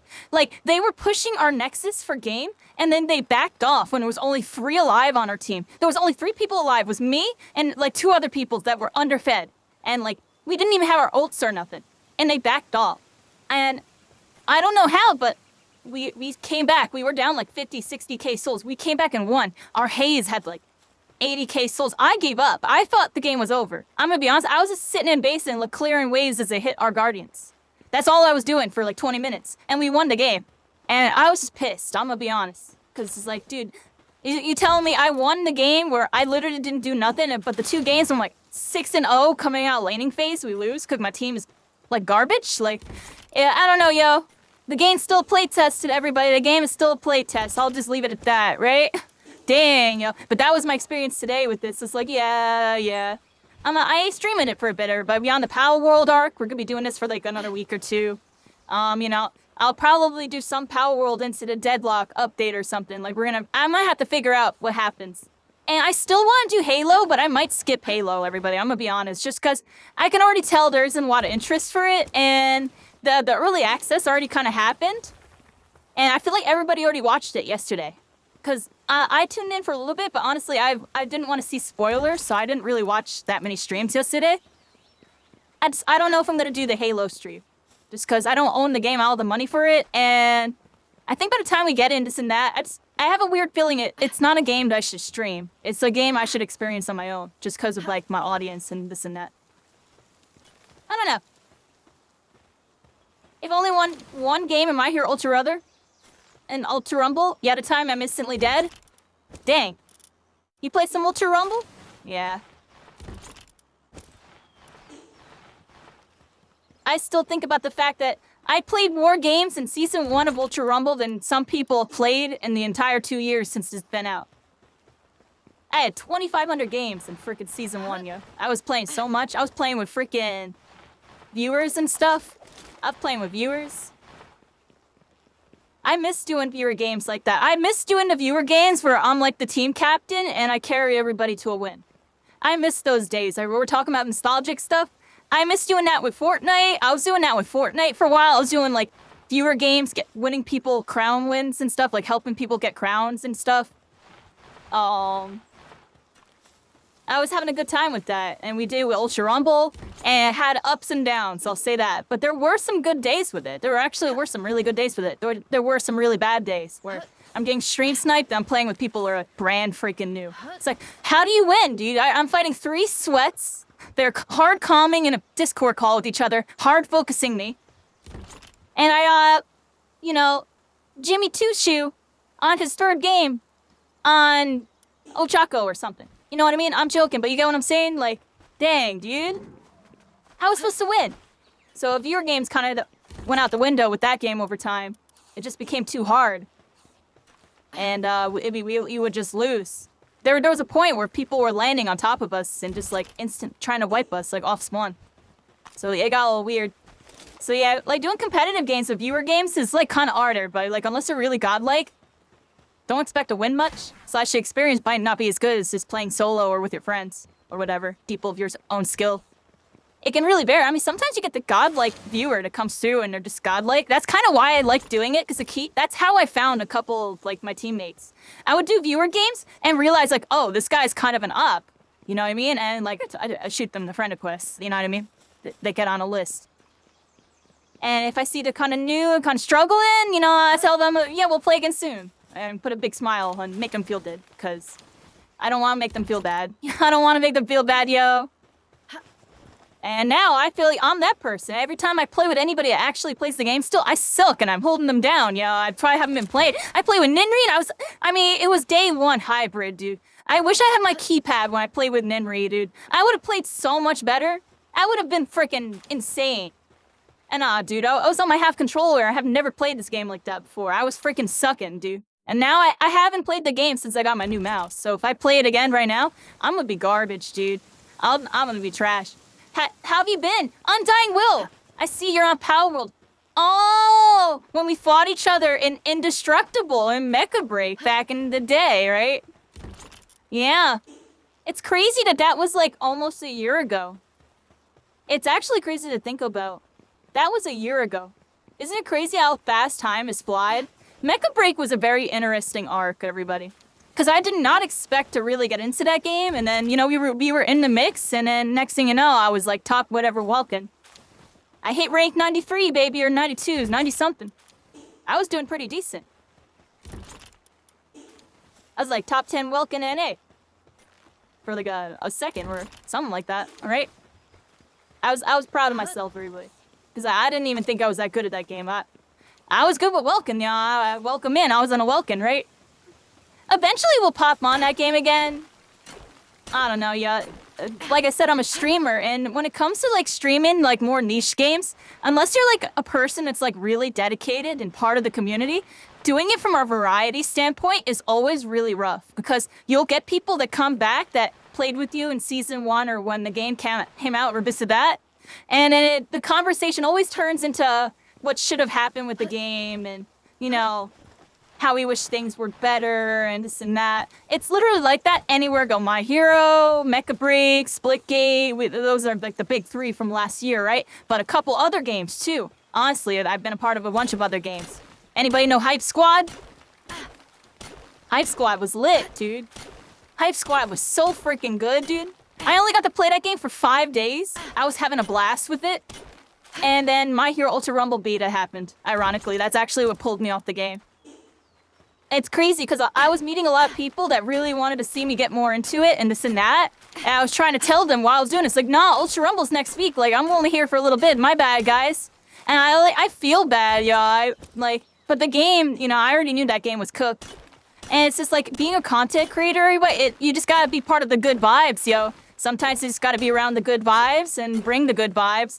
Sometimes you can visit old games and bring the good vibes. It's just really hard to maintain it. And just, I've been there and done that, everybody. So it's like, I don't know. I'll keep an eye out for Mecha Break. If I ever see like a day where there's like a big Twitch drops and, I don't know, some type of market push or something, I see a lot of people in the game, I'll hop on. That's what made me hop on Ultra Rumble last year. I hopped on Ultra Rumble because they did a market push with Twitch drops, and all the OG players from Season 1 were back. I saw Ron and Lifts on, Key One, or was Sav? I don't remember who was on. It was a bunch of OG people. Savior Zombie and people were all back on it. And I was like, oh, what the heck's going on? Oh, there's Twitch drops? Oh, everybody's popping off with viewers? This is Season 12, 13? New anniversary, everybody's getting hype? Alright, let me hop on the game. And I hopped on it, and we popped off. Because, you know, we were OG over there, right? I was a freaking hero. If y'all don't know, everybody, I was a freaking hero, dude. My Hero Ultra Rumble, anime, Battle Royale, based on My Hero Academia. You might not have ever heard of it, but now you have. And I was a freaking true hero, baby. I was a freaking hero. You know what I mean? And now we're here in the present. Now we're here in the present. But you know what I mean, dude? Like, I've been here and done that with so many of these games, everybody, and I love y'all. And a lot of these games I wish I could be doing more with.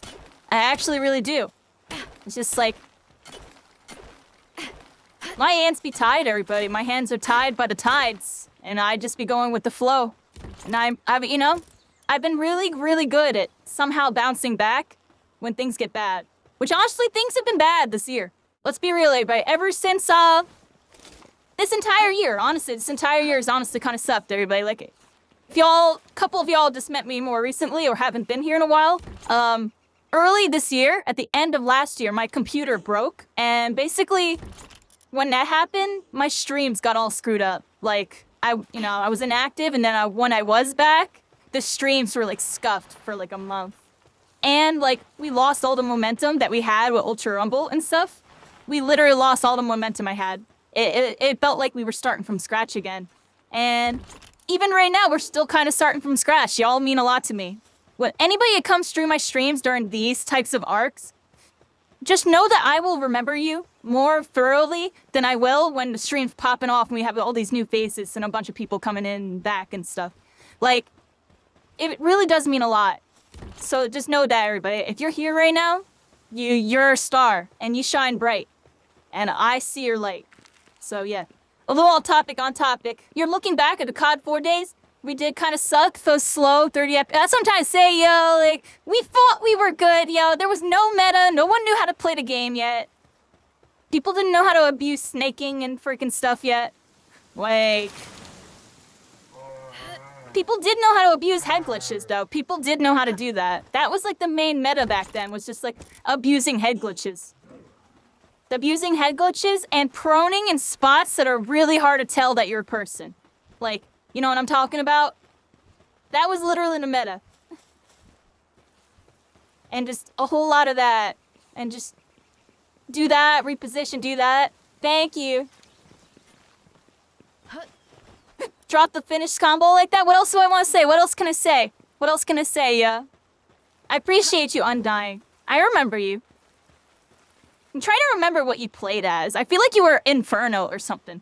You were like an Inferno, right? Or Hurricane? I don't know. I'm taking a shot in the dark, but I feel like you played either of those. Was I right?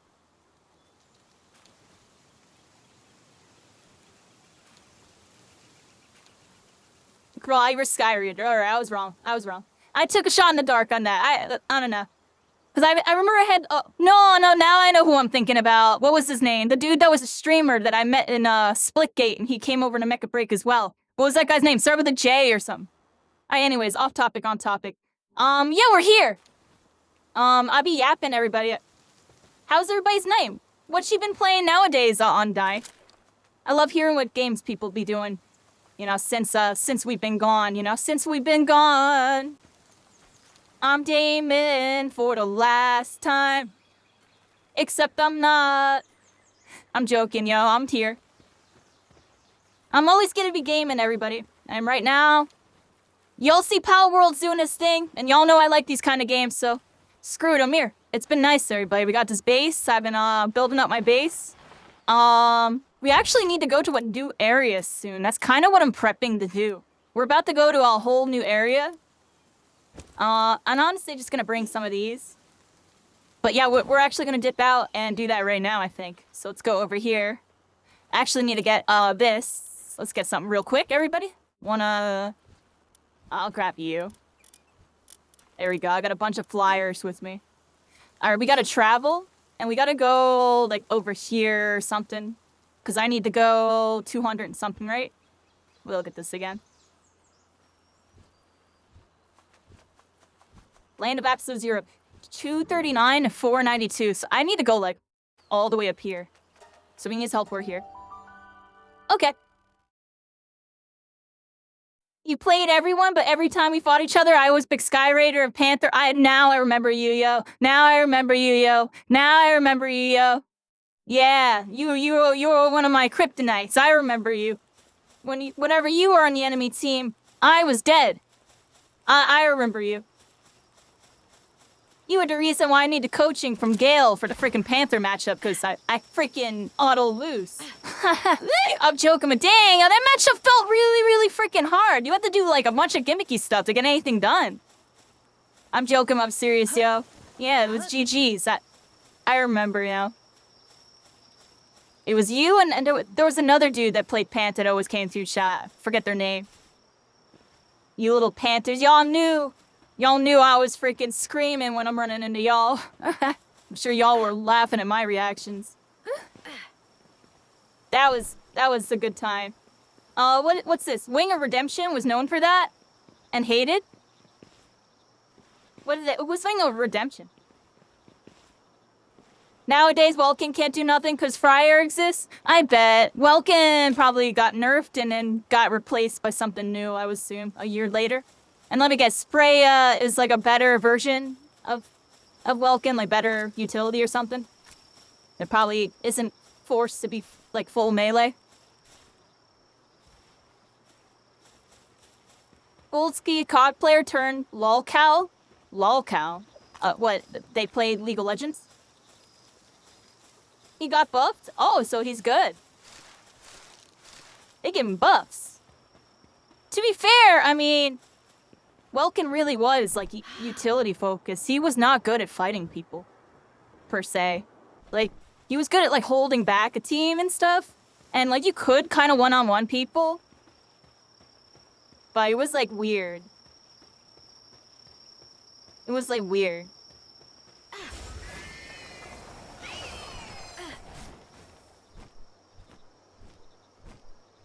Like, there was certain maps where it was like, my whole duty was to get on that point.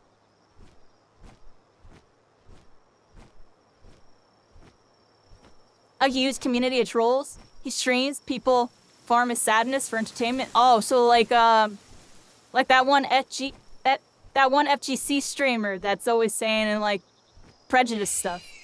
I'm joking, but y'all know who I'm talking about. Can't remember his name. But y'all know. I get what you're saying. Yeah, there'd be stuff like that. Some people, it's interesting, some people, their content isn't what actually, their content's cooking, but for the wrong reasons. It's interesting. I don't ever want to be that person, honestly. If that ever happened to me, I would stop streaming. I'm gonna be real, y'all. If I ever was like the person where I had like 3 different alternate YouTube channels that are clipping stuff from my stream and doing memes and making fun of me, and this, I would freaking be done, yo. And I'd be DMCAing the crap out of them. But I would be done. I'd so be done. I'm fully convinced that some of those streamers are in cahoots with the YouTube channels that make fun of them now. I'm like almost convinced. Because otherwise, how are those channels still up? How are they getting away with it? Wouldn't they get all their stuff taken down? That's all I think about. The biggest issue with that person. I mean, normally I don't talk about the streamers here, but if y'all are saying there's some controversial with this, it's okay, everybody.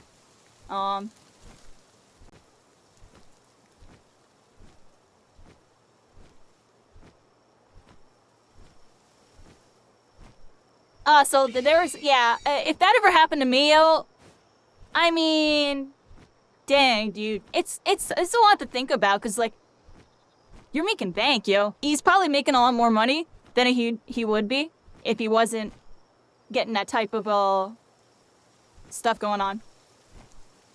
Because people that are normally hated like that and don't have channels dedicated to them, those are the people that are follower-only chat and have, like, you know, a low amount of followers or watchers or whatever. And most of the time, the people that are there all VIP and moderators, and it's like a clique of a bunch of toxic people. And then, you know, occasionally a normal person will come into chat trying to, like, call them out in their stuff and just get banned because it's a follower only. And it's very interesting, the culture involved with that, everybody. But, it's a thing, and some people, you know, they grow from past that and actually become what you're talking about with that streamer, where they have all these channels dedicated to him. Therefore, he's getting more actual viewers on his real stuff. He's actually he's benefiting indirectly, right? Person indirectly benefits, even though it's at the cost of their own, like, respect, if that makes any sense. So it's an interesting dynamic to think about. Like, if you're actually a content creator, it's like really trying, like, that's your income or whatever. It's like, dang, like, can you quit? You're finally making money. It's just you're making money off the wrong reasons. Yeah. Let's hope I never have to cross any bridge like that, everybody. I feel like I'm too nice for people to do that.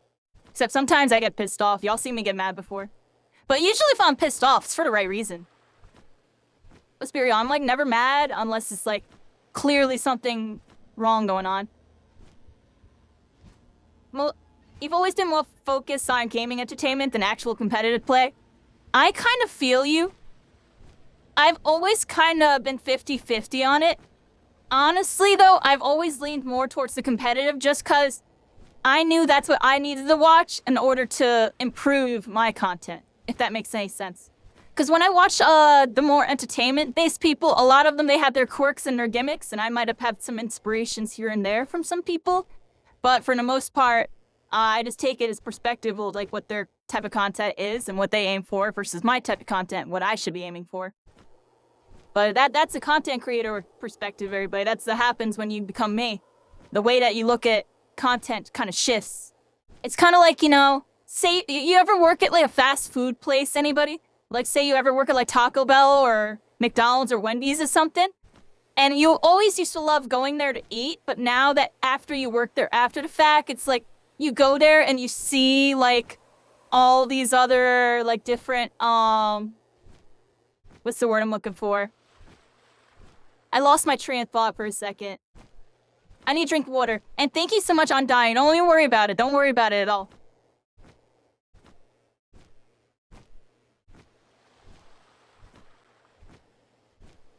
Oh yeah, Taco Bell. And Wendy's and stuff. Have y'all ever worked at like a fast food place or any type of restaurant and then like, after working there, you go back to go eat? And the experience is just completely different. Like you see things you didn't see before. Like you see the regulations, you see like the status of like, their area, their orders and this and that. Like you see all the OCD stuff that's going behind the scenes with the work aspect. And like, it like just kind of changes the whole vibe, right? That's what gaming is like for me and content creation. Like it literally is like going to a restaurant or whatever they used to work at, and you just see like all the stuff going on, including all the annoying stuff and all the good stuff, like just everything. Like it just gets a little deep, and it turns it from a more casual enjoyment type of thing into a work-related nostalgia trip. Like I don't even know what to call it. He was, so CX and IP2, I don't even know what those are. What's that? What the heck is CX? Oblivion? I know what that is. Are you talking about Elder Scrolls? I never played an Elder Scrolls there, but I never played one. I watched my one friend play one, but I never played it because, I don't know, yeah, I just wasn't an Elder Scrolls person.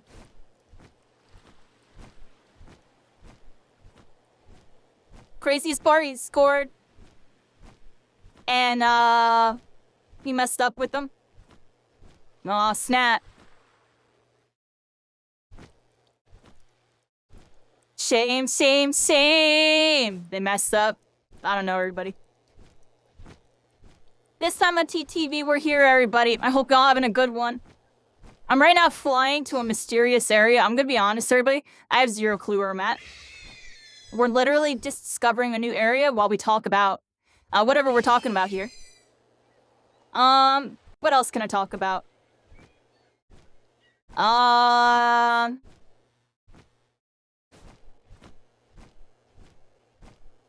don't know, everybody. Summer's flying by, everybody. It's about to be August. What do y'all think about that? July 25th, yo. It was just July 4th, like, freaking last week, it feels like. I'm at Lily and Lilian's area. Am I? I think I fought them already. I fought them, I think they're at the other tower.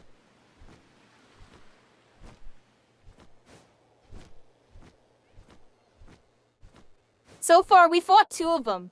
We had to fight Axel and the brothers at the Eternal Pyre, The dude that has like the thunder in the volcano. Your birthday's in August? Happy early birthday. Your cat shares a birthday? That's cute. I think my cat is technically, I feel like we celebrate his birthday in August, July, August, I don't know. Cool, so when did we get him? We got him, like, September. We got him, like, right when the Rockably point was happening. So 2022 or something.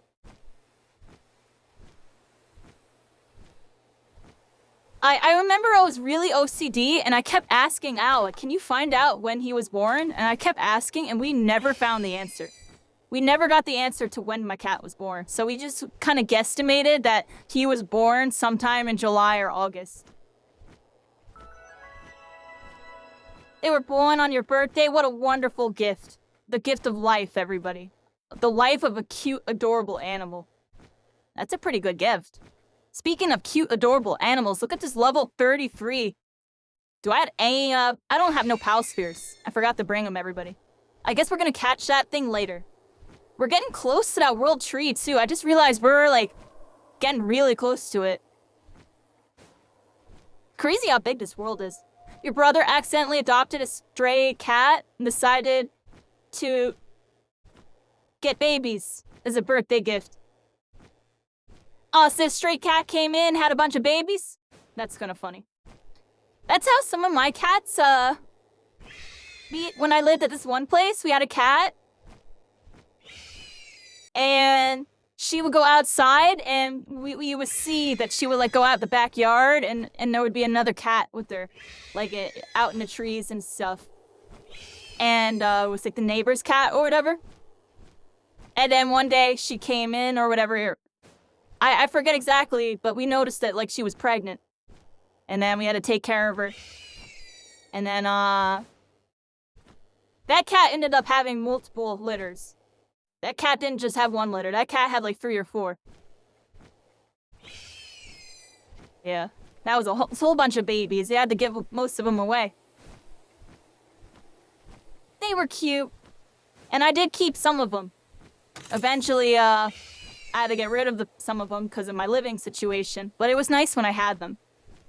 There was a point where we had 4 cats. We had a pair of twins. It was Hatsu and what was the other one's name? Starts with an O. I can't remember. Dang it. It's actually really bad. I forget his name. Not Oscar.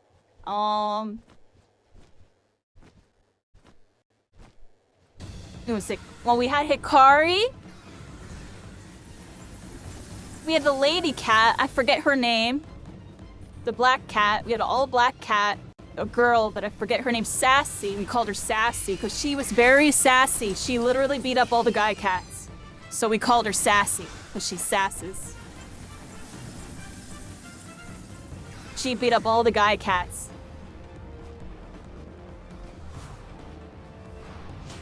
Octavius, that was his name. Had to think. Octavius. I have a picture of those two. We got them little Christmas sweaters. These twin cats, they had Christmas sweaters. It was really cute.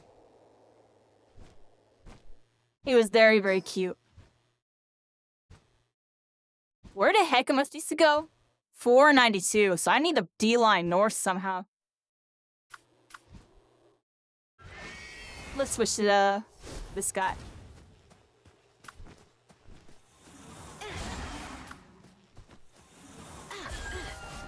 He kept 3 and gave 3 to the family. Yeah, that cat was always in heat, honestly, Undying. That cat was in heat. She was grandma. Grandma and her grandbabies, because her daughter also had babies. The grandma.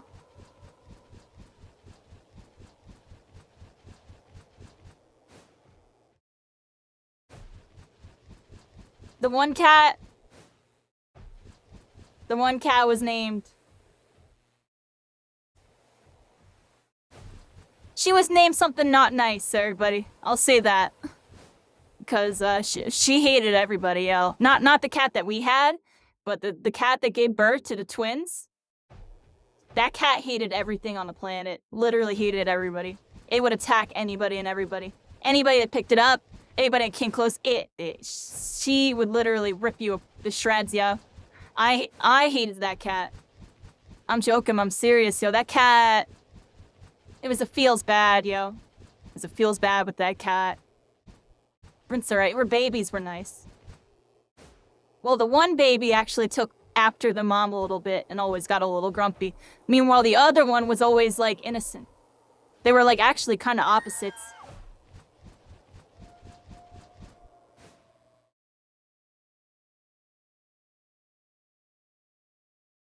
Wandering charm schematic using doll coins. It's a really good endgame charm.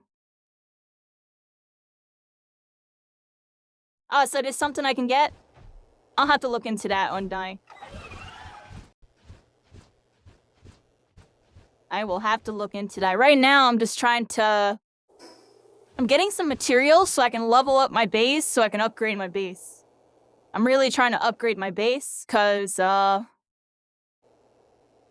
base sucks, Rainer.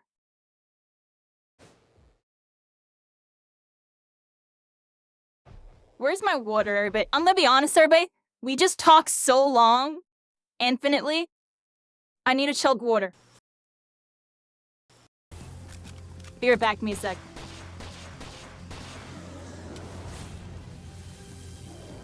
I'm out of ammo. It's up to my pals, everybody. It's up to my pals to win. Get onto my mount, everybody. Let's fly into the sky on this. Might be able to help. Oh. Oh, there we go. Yeah, let's just stay up on it. There we go. We're hitting it up. It's really, really low, and so am I, everybody. I'm just trying to hold the high ground on this one, try to maintain a distance. Oh, they're coming after us. They're coming after us. We gotta move. We gotta move. It's really low. Try to get a good attack in on it. Oh, they got me. Dang, they were so low, too. So we just got our saddle for Nightwing, everybody. And there's like a cool thing where if you hit the PAL ability here, you can ride on Nightwing and go into a mount form. And you can fly into the sky. You can rise, descend, and you can even do its attacks. Like here's tornado attack, big tornado blast, and then it even like kind of dashes in.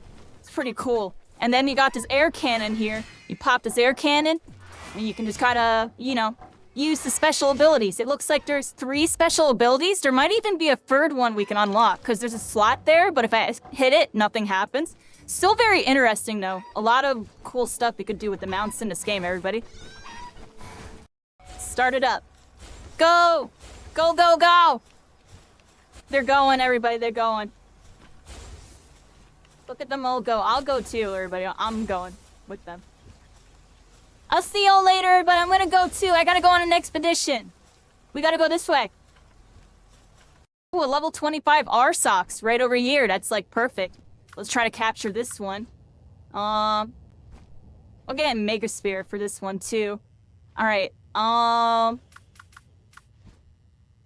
dismount and then switch to our other ice type here, Muffly versus old 25 R-Socks. We're going in on him. It's just by itself, not with pack this time. Looking to attack me though with a dash. Oh, it's on the Muffly. Alright, this works for me. And try to capture it. It's not really trying to fight back, everybody. It's not really trying to fight back. It was pretty lazy. Oh, come here. I'm not lazy right now. I'm trying to catch this thing. Got a green. All clear, everybody. And there we go. We got our socks. Nice. Right, here we go. Back on the freaking mount. And up the volcano we go, everybody. What's next? A rush roar, everybody. I don't think we caught any of these yet. Oh, let's get them. Got him.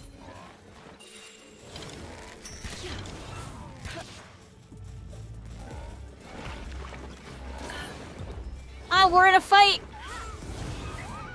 Okay. I summoned Fox Parks. Go get him. And we team attack him. Yeah. Good job. There's one more right here. There we go. Oh, they freaking charged at my freaking... Oh, they're about to charge at me, I think. Look at them. Oh, we took them out. Oh! They almost killed it. Peaceful. Peaceful. Peaceful. He had an ad? I know. I calculated that, everybody. I saw the ads were coming, and I needed to get up, so... Did a little be right back real quick type of vibe. What else is going on, everybody? I'm gonna pop this on. Alright, let's go over here. Yeah, nothing too crazy right now. Honestly, it is such another chill stream, everybody, just cause... we're right now in a part where... Like, in between quests. Because I can't do that quest right now, and we need to do some gathering and stuff. So... It's been definitely more of like a conversation type of vibe tonight, everybody. It's nice. I like these kind of streams. We're over in like the Arctic area, everybody. I haven't been over here yet. Got my cold resistance and stuff. I'm trying to find this area. What are these?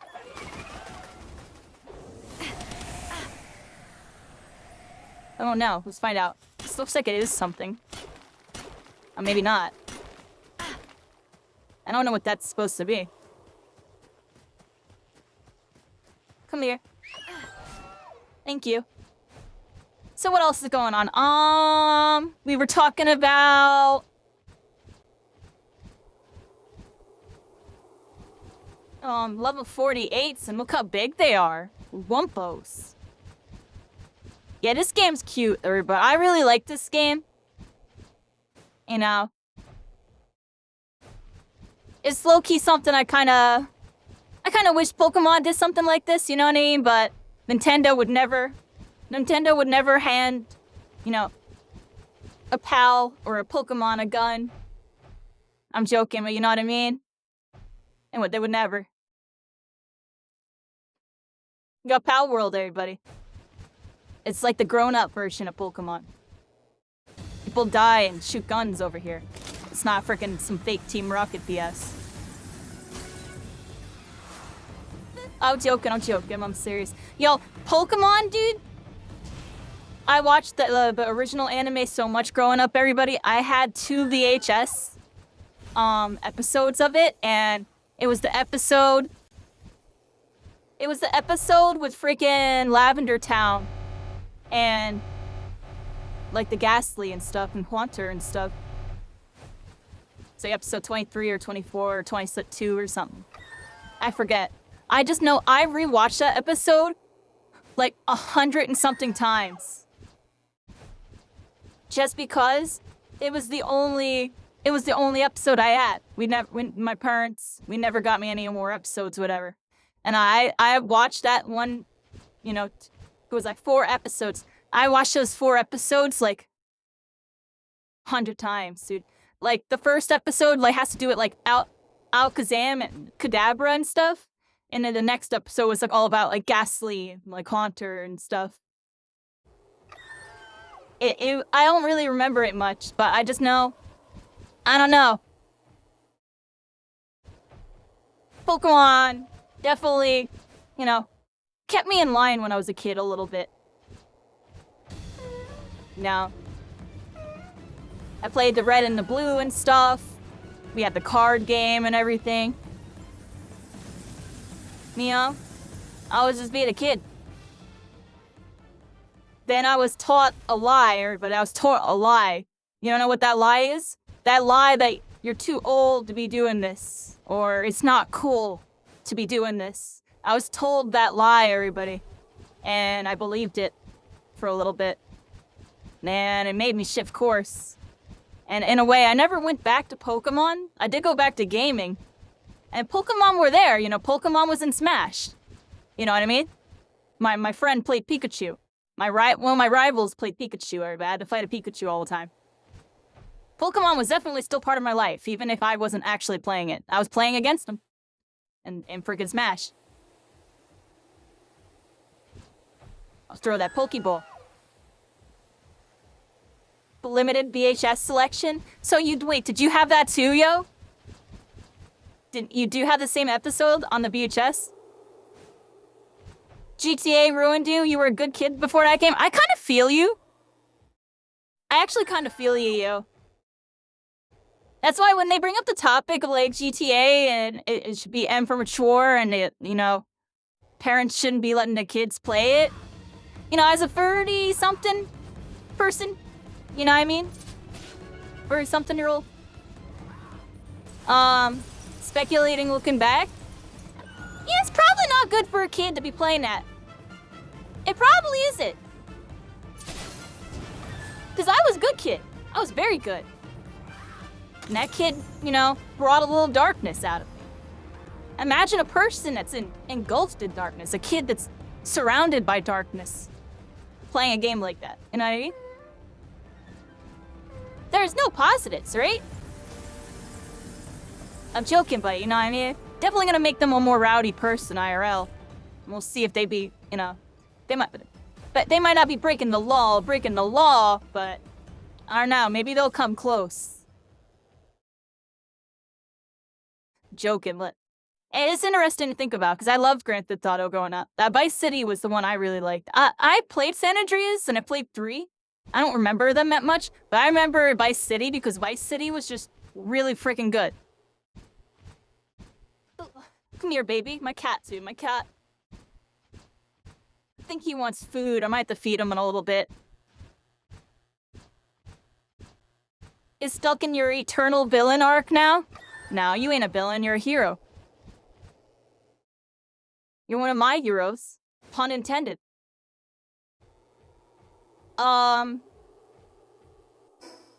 We out in the Arctic everywhere. I'm literally on like an Arctic exploration right now. I think I passed where I needed to go. I think I might have found it, yo. 239. Oh, I passed it, yo. 492? Where the heck is that? This is okay, but mine is 239, so over a year. 39? And then we need to go 492, so. Oh, like pretty much right where this freaking thing is. Let's just go over there. Yo, what's up with my model tonight? I'm sorry that I keep praising everybody. My tracking's a little off tonight. I fixed the camera. This should make it better. Okay. Let's go this way, everybody. I have to go towards the left here. Go towards this thing.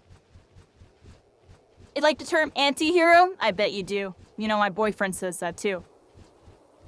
He likes anti-heroes more than real heroes. I'm like, I bet you do. I like them true heroes, everybody. Stay true to themselves. Even when the darkness consumes them. They don't become an anti-hero and they don't become a true villain. They stay true. The anti-heroes, I relate to. I can understand becoming an anti-hero. Maybe every true hero, not every true hero, but some true heroes have an anti-hero arc. Look, Vigilante Deku. I'm joking, you know what I mean?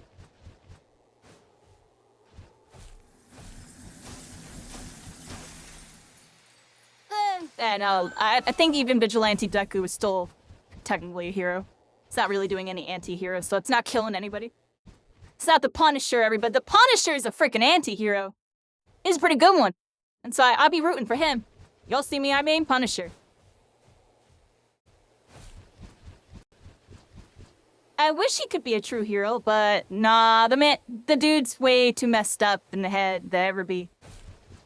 And in a way, he needs to be that messed up. Otherwise, how is he gonna be fighting them what he's fighting when he's all just normal human and got shotguns? Not gonna get too much done unless he's a little crazy, but what he's doing, he's gotta be a little crazy about it.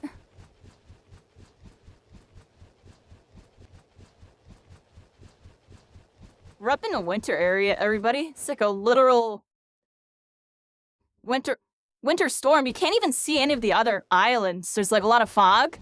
It's kind of interesting. All right, everybody, here we are. We're in the winter area, Winter Wonderland in Palworld. Fog is so thick, you can't even see the world tree. You can barely see in front of me. It's snowing, everybody. It's a blizzard. Look, there's the freaking volcano. You can just see the glow from the freaking lava, and that's it. A little bit of the sun flickering off the ocean. But yeah, blizzard area, make sure you got your cold resistance on, otherwise you might get cold, because it's snowing.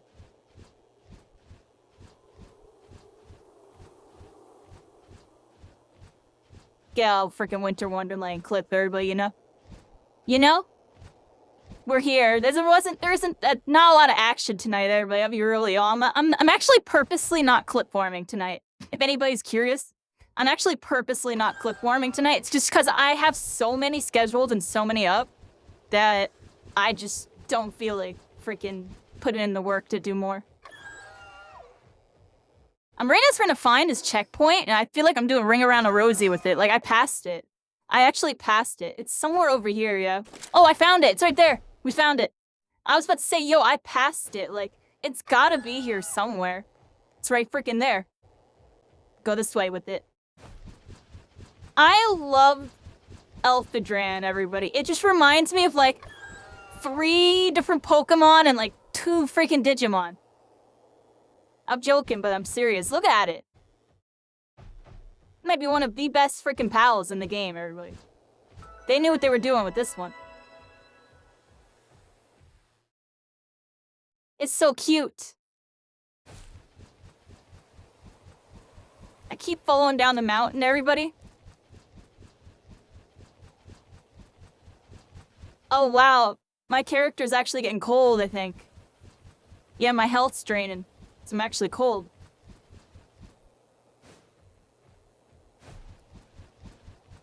Now, Lee gotta hit this checkpoint and get the heck out of here. Somewhere over here. We found it, everybody. This winter area is very interesting. There's not a lot of pals. I'm really surprised to see, like, not a lot of pals in this area. Like, I feel like, I don't know. This feels like an area where there should be a lot of them, but there really isn't any. Alright, so we teleported up here. According to my map, there's supposed to be something I should be able to mine, like right here, that has the stuff that I need. I don't know if it's this. Is it this, everybody? It's not even giving me anything. Oh! I gotta upgrade my pickaxe. Wow. So I could just hit a fast travel and there's one right there. That's actually really freaking clutch. It's like right next to the fast travel. Alright, let's upgrade my pickaxe, and then we found the stuff we were looking for, but that's really good. So I should be able to finally build this thing in a little bit. Dang, I might need to move some of my stuff here, like... I don't even know what to move. That's the worst part. What do I move here? I'm gonna move the cloth, then we'll pop this in here. We're gonna move this up here, and we'll get that like that. Something like that, everybody. I gotta bank a bunch of stuff. Let's bank it all. Don't I have like a way to do that? Isn't it like I hit inventory and like I hit the R button and then I just freaking it's stow on. And then there we go. So I stowed 2 of them and then I just dumped the others and stuff. Honestly, yeah, I'm just dumping this all right here. We'll figure it out later. I have a lot of eggs that I gotta hatch. Like, I'm gonna have to hatch them soon just because I'm running out of room. But I don't feel like it right now, so we're just gonna try to put it off, everybody. That's me in a nutshell. I don't feel like it right now, I'm putting it off. They got a safe over here? Yeah, we're gonna have to reorganize this. This is not good. Let's take these out. Yo, we gotta go over here.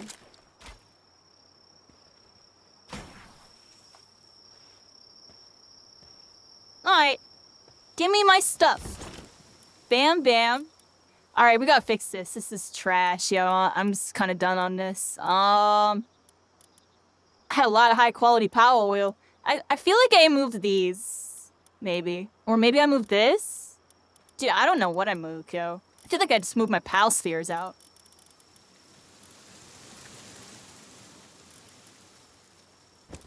We're gonna move the pal spheres, everybody. Cause... No... I don't know. How many types of pal spheres are there?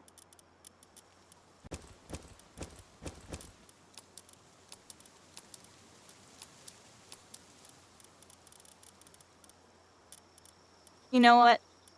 We'll just move the charcoal and the wood. Nah, you know what? All this stuff is secondary. Just pop it all right here.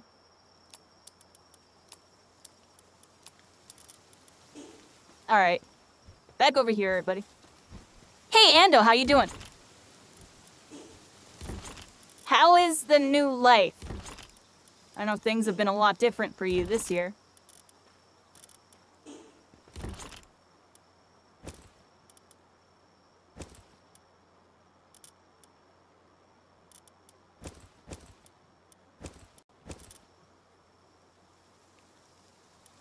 I just dumped everything in there anyway, like, I kind of just don't care. We're just gonna dump it all. Okay. Let's, we gotta get a better pickaxe, everybody. How do I do that?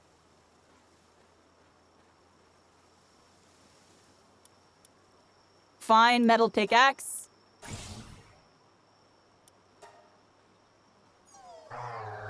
I can make one. On a production assembly line.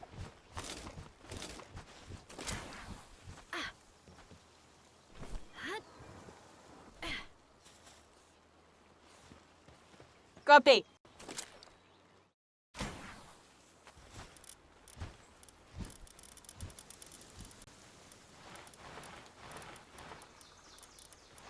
Me up.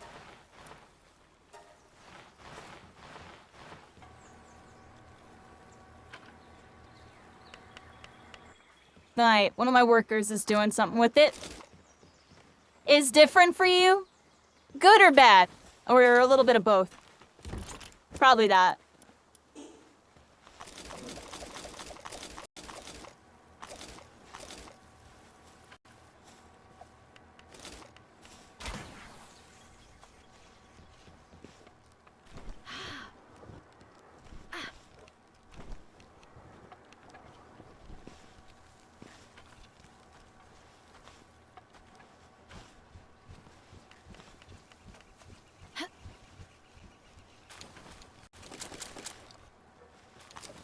I'm trying to think of what else we need to do here, but me kind of la la land a little bit. We've been talking about a bunch of wild stuff tonight. What am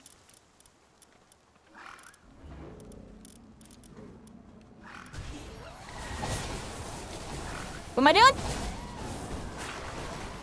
Oh, they're dead. Goodbye.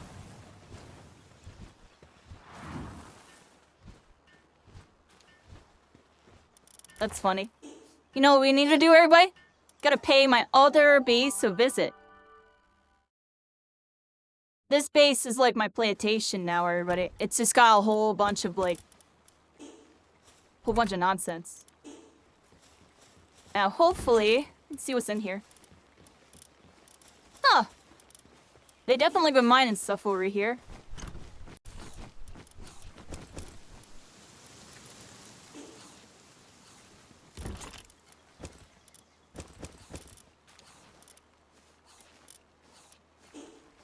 I don't know what I should really be doing over here. It looks like everything's being handled.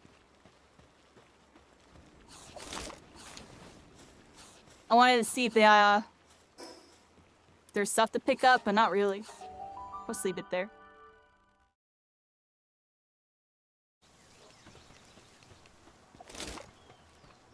I'm trying to think of what we need to do until we get that. There really isn't much. Like, I have to get that. I'm gonna make the circuit board. I gotta get one more quartz. I only need one. I literally only need one. You know what? I thought I needed a whole bunch. But I just need one. Let's go over there and just get the one real quick. Yeah, the little both ups and downs. Up and down and up and down. And here we go again. Know what I mean? That's why I'm on Palworld right now, everybody. I missed the first time it came out. Very happy to be here for the second. What the heck just happened to my model? Yeah, I'm happy to be here at the second, everybody. What the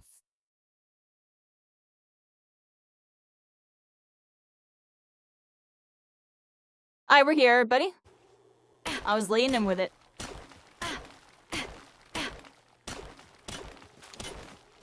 Alright, we got what we needed, everybody. Let's go. Just need the one. That's good. So we got some of the ice area unlocked. Kind of like beeline to the spot, but we got it. I'm doing now. Let's deposit that over here. Then we have to make the circuit board by using something. Production thing. Oh, so I have to go back up there and make another thing off of it, huh? Circuit board. There we go. And then what do we need? Let's go over here. Find and got. We have 50. We have plenty of the other stuff. Oh, crap. We need 10 circuit boards? Alright, hold up. That means we need to go mine more of this other thing.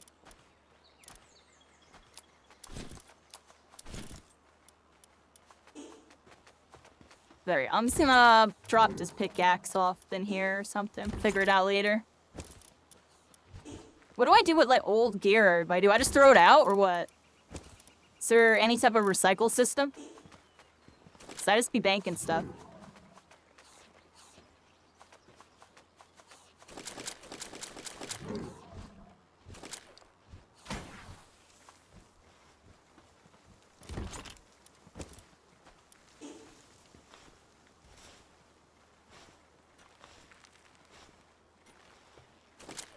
Well, I got that making.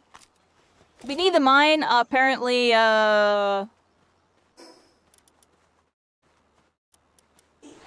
of these. So let's go back over there. I got this improved sting. We're just gonna mine 20 of them real quick. Baby K's being good. He's back. He's on the end of the bed right now. He doesn't feel like being on his little bed.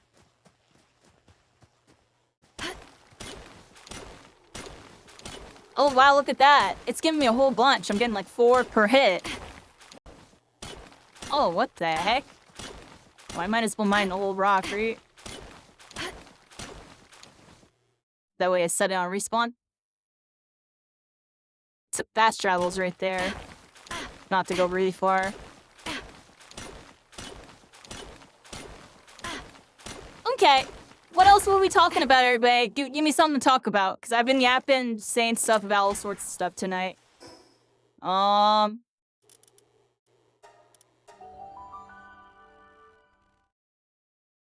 this has been nice, everybody. And I really might do that Palworld TCG thing, everybody. Palworld's getting a TCG, and there's like a pre-release event at a convention that's happening in Philadelphia in like a month or two. So I'm gonna go to it and become a Palworld TCG, everybody. That's like a little mission I have right now. That's one of my missions. I wanna go do that. I think that'd be fun, everybody. Fuck. We're just jump into a freaking... Palworld TCG. Y'all know I like doing random stuff. That'll be an IRL adventure. We'll make a YouTube video out of it. It's like the Yu-Gi-Oh videos. Eventually, there'll be a One Piece TCG video. Like, I have half of it filled. It's just like I never did the day 2. I eventually want to do day 2 One Piece one day. I just don't have the money really for it. Really is sad. No one the money for it. How the heck am I gonna do Palworld then? We'll figure it out, everybody. We'll figure it out.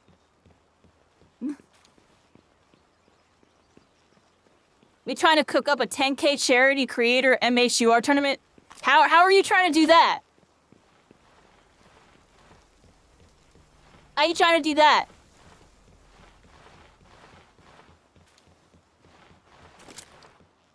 He's all on charity?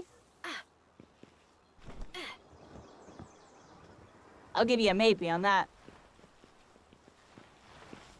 See, the thing with me and my hero creator tournaments is... Dude, how the heck have they not invited? I got invited to like one of them, but I couldn't do it. Because I had something going on. Then all the other ones, I swear, like... The event will happen, I'll be like, yo, like, I didn't even notice this was happening. But honestly, a lot of my hero events would happen and I wouldn't know it's happening just because, like, dude, I really am not... I was just so locked in on my own world, dude.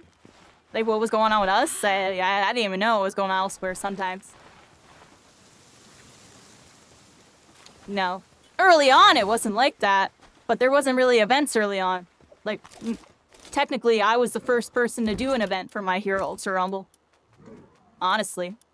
I was the very first person. On PC, I hosted the very first ever scrim that the game ever had. And that's because there was no custom game lobbies. I mean, we did it through Q-sniping everybody. On some old school Fortnite strats. Spellbreak strats. Spellbreak, that's how you had to do it. It was all Q-snipe, everybody. You're pretty friendly with a lot of the My Hero people. Got some legal.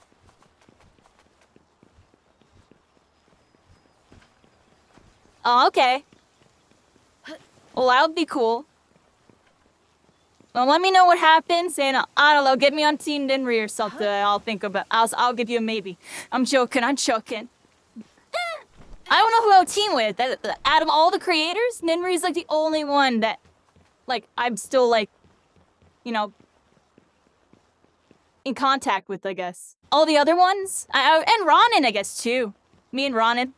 But Ronin usually be up with the boys, you know what I mean? He'll be like with like, you know, some you know, like Stray or something.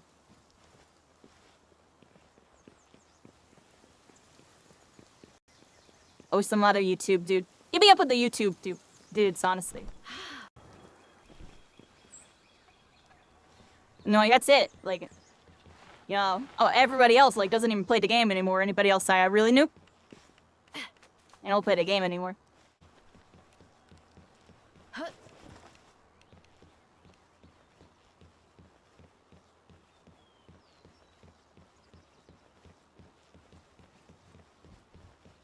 You want to make a tier list and then make balance seems. Good luck with that, yo. I'm gonna tell you right now, that's usually what you don't want. That's what made like, that was like, I'll just leave it at this, yo. Some people get a little grumpy at what they at what those tier lists say, and it might mess with them. They might indirectly just quit the game because of it. I'm joking, but I'm actually serious, because every single time I've ever seen that happen, I swear some of these people that got kind of salty about whatever the heck's going on, I like 80% of the time they don't play the game anymore 2 months later. I swear, yeah. And that's in various different games that had tier lists, including My Hero Ultra Rumble in Season 1. Midnight did a tier list. I love that tier list too, because there was all like a top, you know, like 15, 20 people or whatever, top 10 people, all above me in S tier players. And then I was literally the top of A. I was the definition of, like, the top of A, yo, like, everyone above me was godlike and definitely should be up there, and anyone that was under me, yo, I was beating them. I was like, dang, yo, I really do be the border between the good players and the bad. I'm not the bad, but, you know, the not as great. I thought that was funny, yo, that tier list, yo. That one put a smile on my face. I was exactly where I thought it should be. I was like, yeah, that's it. Put me right under all those godlike dudes and put me all above these sweats. Yep, that's right. I do beat them. Now, if they did that tier list, holy crap, I'd be C or D tier, dude. I would be like the bottom of the list, yo. I already know I'd be the bottom of the list, dude. I already know I'd be like BC tier, dude. What's going on, Ultra Rumble now? That's that early meta I'm talking about. The good old days. Right now, everybody's all sweaty, optimized. There's like 15 characters that can like 300 damage to 0 to depth combo you or something. Oh my gosh, dude. Then again, it was kind of like that back then, but I mean, not really, yo. Everybody just played Deku, Bakugo, and Todoroki. Then you had a couple people like me playing All Might and Ochako and stuff. And then that was pretty much it. I was like pretty much it. That's everything everybody was playing. And like Froppy and Tenya for like support, freaking res. And nobody was playing Ibarra because she was the worst character in the game at the time. She got like buffed 7 times and still is even A tier. Is she A tier yet? Probably not, right? You never knew there was lists about players? Yeah, a couple different games I've seen it. And in Ultra Rumble, yeah, early season, back when we were trying to start up like the competitive and stuff, there was a night where it was like before or after scrims, they did like a community tier list of like where all the players were all at. And it was vaguely accurate. I honestly will say it was pretty close to what I think was actually true. And I just thought it was funny that because they knew, because I wasn't sure if I was gassing myself up with knowing where I was at, but they put me there. And then I did pop off in 2 scrims. I did some of the scrims with them, and there was 2 games I popped off and I won. And it was top players in the lobby, and I popped off. So I always think about that, like, yeah, I really didn't enter any tournaments. Yeah, I did pretty bad overall with anything I did try to do. I did that scrim, yo. I popped off on them. They knew. They knew. My teammates were surprised, yo. Because it was like pick-up scrim. So I had like 2 random top people on my team. But I popped off. I was the one that was I went Deku, I was popping. There's a YouTube video of it. There actually is a YouTube video of it. I popped off. Where is it? I'll link it in the chat. It was right here. Videos? Oh, actually, so go on my YouTube, everybody. It's all updated and stuff. I updated it with my YouTube shorts. I'm working on them, everybody. Please look at my YouTube shorts. Here, season 1. Season 1, right? No, this is open beta. It's open beta. Sorry, I won. Season 1. It's a day 1 Shigaraki. But we got schooled down. It's towards the bottom, yo. It's actually towards the bottom. Look, I visited Japan. And a top Bakugo visits JP. Oh, where is it? Where is it? I'm telling you, yo, I had the scrims. I made a YouTube video out of it. Where is it? I can't believe I really tried to do YouTube with gameplay videos of this. I mean, my thumbnails and like the gameplays were good. It's just, I don't know, yeah, we just didn't get it done, yeah. Not good enough. It's easy and OP. That's a Deku video. Insane clutch. Maybe it was more towards the top. It's one of these Deku videos. Dump, stomps, Deku clutch. It was like Deku scrims or something. So I'm like really little topic right now. But this is where I'm at with all this stuff. It's like, I could think about the good old days and now think about now. It's like, you know how hard I have to work to be like doing this good again? Just to get like nothing done.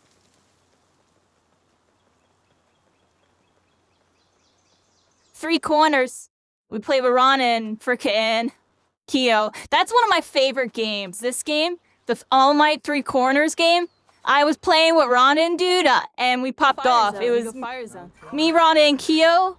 And we all laid in 3 different spots, and we went crazy on them, and I popped off. I remember I popped off in this game. And we won? And what was the score, dude? I downed her. Appreciate y'all. GG. Yeah, I had 9 kills. This set. I'll popping off the scale because I had a lot. I remember this one. This was a fun game. I keep telling Ronan, yo, we need to do this again. Like me, you, and get some other creator, and we do 3 corners, 2026. 2027, dude. I'm gonna make it happen again one day. Low key, just cause if you do it day 1 of a season while we're all like a low rank, it's definitely doable. Later in the season, when all of sweats are around, yo, look, Coach PK was in this game. Oh my god. That's super random. Y'all remember Coach PK from Spellbreak? That's really crazy. I just noticed that. Anyways, I'm really off topic. That's another throwback. Yeah, that's a throwback within a throwback. That's really crazy. Coach PK, he was on my team at one point in Spellbreak. We had him on the team for a little bit. He was subbed in. He was one of our subs. That's cool. He had some comms, yo. That guy carried off comms. That guy's comms went in. Dude, I can't find the match, yo. All my 14K. Look, my Cementos.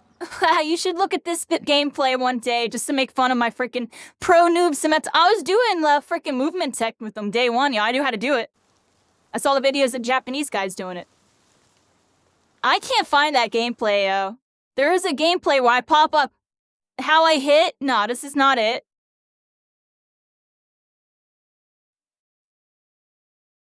Where is it? There's so many gameplays. It's actually kind of crazy. Deku, Stomps. Let me look at the playlist and like actually see the freaking thumbnails because I can't see them. And like, I feel like the thumbnail says it. I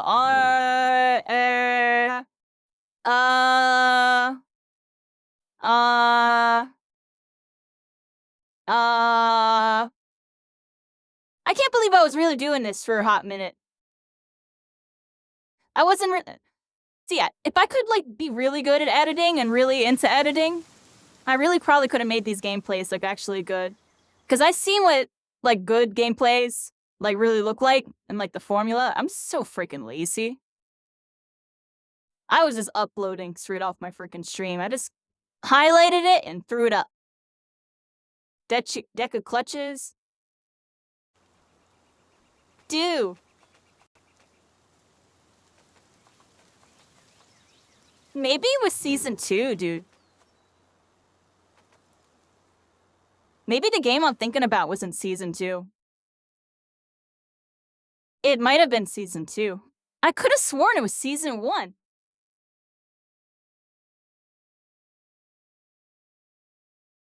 Huh.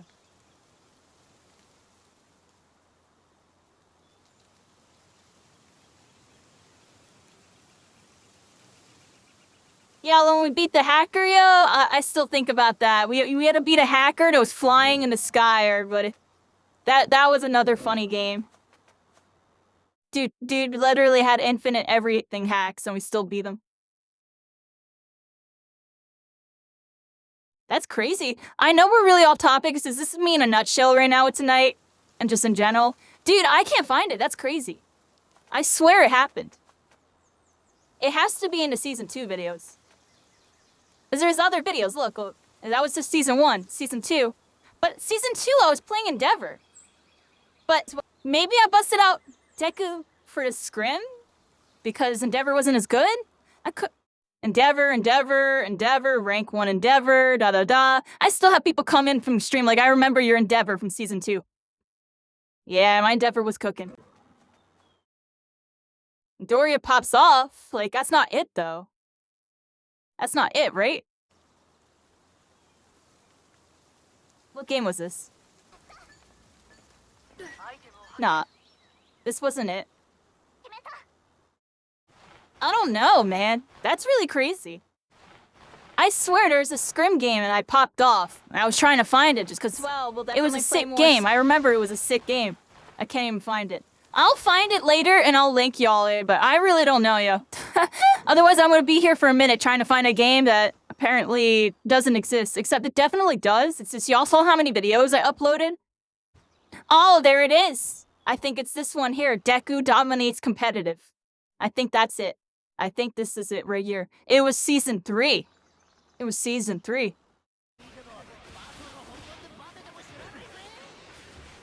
Yes, that this was it, because I had not happy in top Chie. And push this, Loki?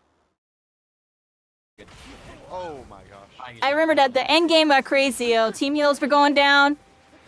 And we just were going in on people. Ali and Anali, yo. Oh my gosh, I was choking.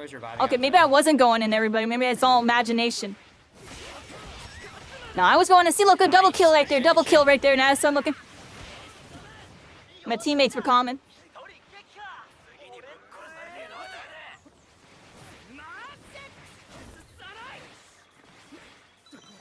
And this was a scrim with like a lot of top people in the lobby. These were customs.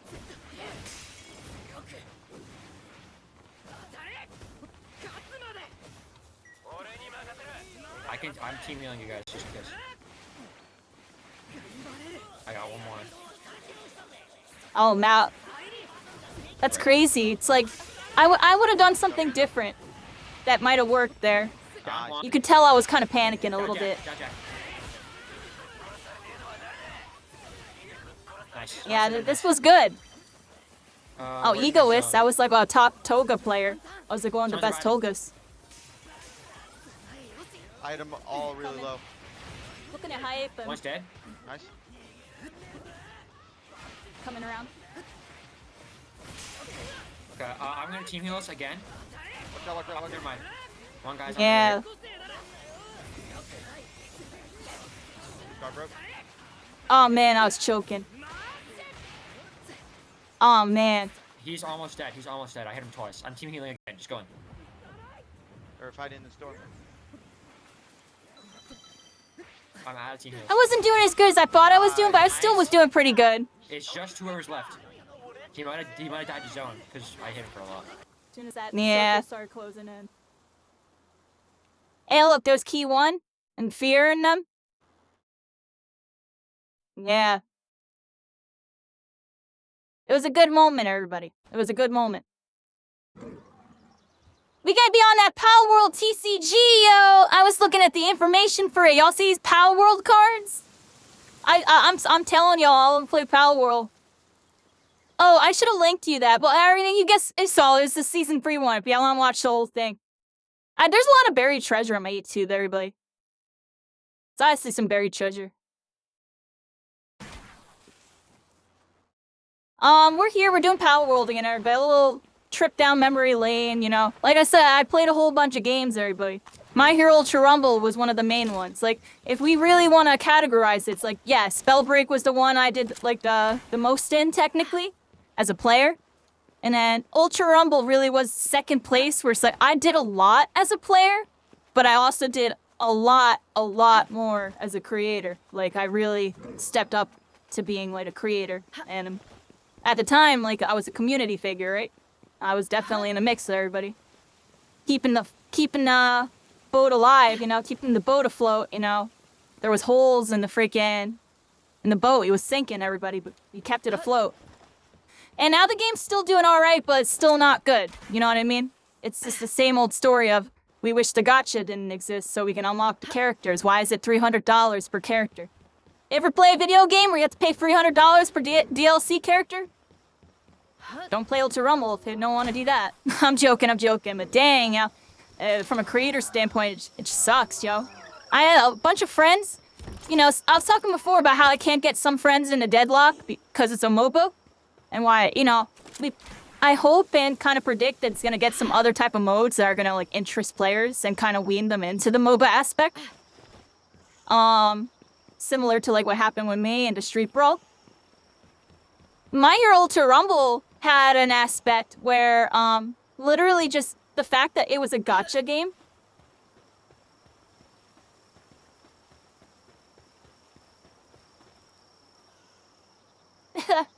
You're silly, Undying. You're silly. No, I'm using a Arrestor real quick. while we in the hats, everybody. There's those ads happening, and I'm freaking, and I'll just hit this. He's in restaurant. Oh my gosh, we were melting it. We were melting it. Oh my gosh. Look at this little... Hi. Are you like a little, like, Pika green? Oh. Hello.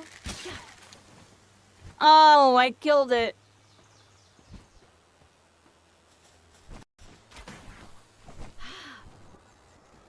Oh, there we go. I knew it had to exist. Yeah, there's some momentum with the freaking grapple. Y'all saw that? That was a nice angle.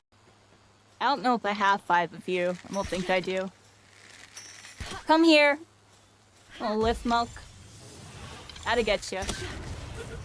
Penguin, I'm capturing you just because I like penguins. Just because I like them. Oh, I actually need one more. Oh, come back here. I love penguins. No, you must come back. Oh, they're running, everybody. They're running. Let's use my freaking grapple gun and close the distance. Get over here, you freaking rascal. Get them. Oh, they're running. No. I killed them on accident. One or that one. No, I saw most of them look like all sorts of stuff from all. There's a Lucky Charms looking freaking clover. The Lucky Charms clover. You got Toucan Sam, but he's green. And looks like the pigeon from that one TV show. This looks like a... Alright. Yeah, everybody, it's been a journey, everybody. Some of y'all have met me in whatever game y'all met me in. And I honestly really do think I'm never really ever gonna stick to one game, like, fully, like, ever again. I'm always gonna be kind of mixing stuff around a bit. Just because I know a lot of people from a lot of the games I'm from. And also, just some of them have, like, some significant meanings to me. Like, my hero really kick-started me for being a creator, so I'm always gonna have, like, some love for my hero. That's why, like, most of my emotes are my hero. It's because it's kind of what led me here. And then Marvel Rivals, I have a lot of respect for, because Marvel Rivals propelled my channel forward a lot, but also set me back at the same time. Marvel Rivals was a learning experience, you know? Of, like, what it takes to really be a creator in a competitive game, and the type of passion you need to have for it. You know what I mean? And that's why, like, going into Deadlock, I've been doing pretty good. Because the game resonates with me a little bit better because of the game mechanics. Not the mobile part. The mobile part throws me off a bit. But everything else about the game really feels comfy. And, you know, Marvel Rivals, it never felt comfortable, honestly. But I knew the game was good. And I wanted to support a new, good, up-and-coming game. Because at that point in time, that's kind of what my whole vibe is. We're just checking out these new games when they come out, throwing them some love and support, and then, you know,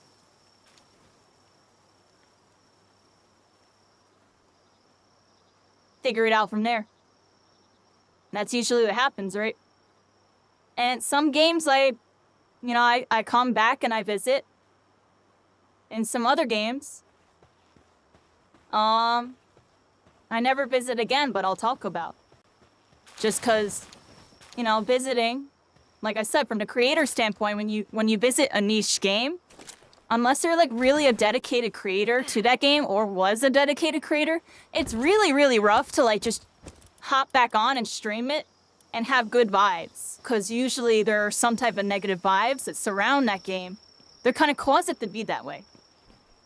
You know? And that's why, you know, Ultra Rumble, y'all will see me back on it for the anniversary. You know? I'll be able to celebrate, talk about something good, and just talk about the good times. And not try to talk about the $300 gacha system. I'm joking, but yeah. And to answer you, Ando, right? Yeah, that game, you know, to guarantee a character with money, everybody, because all the characters were unlocked via a gacha system, which you could use in-game stuff to get roll tickets for. But there was another way where you can purchase these crystals with real money. And if you bought the crystals with real money, in order to guarantee a real character, you would have... and a character is guaranteed at 20 max rolls. Without long story short, 20 max rolls will give you it. And the amount of crystals required to do that is worth $300. Over $300. I believe it's like 362 or something after tax to get one character. And it's like that for every character in the game, pretty much. Everybody, like most of them. Not every, but most of them. All the new and relevant ones. And that's the crazy part, is all the old characters that were strong are nerfed. All the new characters come out overtoned. You're like literally pretty much forced to play the new characters or just freaking suffer. It's kind of whack. I'll be real with you. There's a couple dynamics of the game. It makes it hard to really enjoy. But that was the main thing. The gacha system kept people from playing it. You know, there's certain things about certain games that, you know, can be really make or break for some players that want to play a game. You know? And that's why these different games sometimes garner different audiences. And that's why, you know, I was talking about before, you know, Palworld's been nice because I've been seeing a lot of old pals, right? I've been seeing a bunch of y'all from a bunch of different games.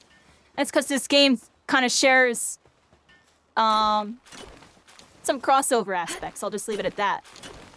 And different games can have different ratios of crossover. You know? Like, Deadlock has been mostly new people and a couple old spell breaks. And not many My Hero Ultra Rumble people. And I've seen a couple Marvel Rivals people come through for Deadlock.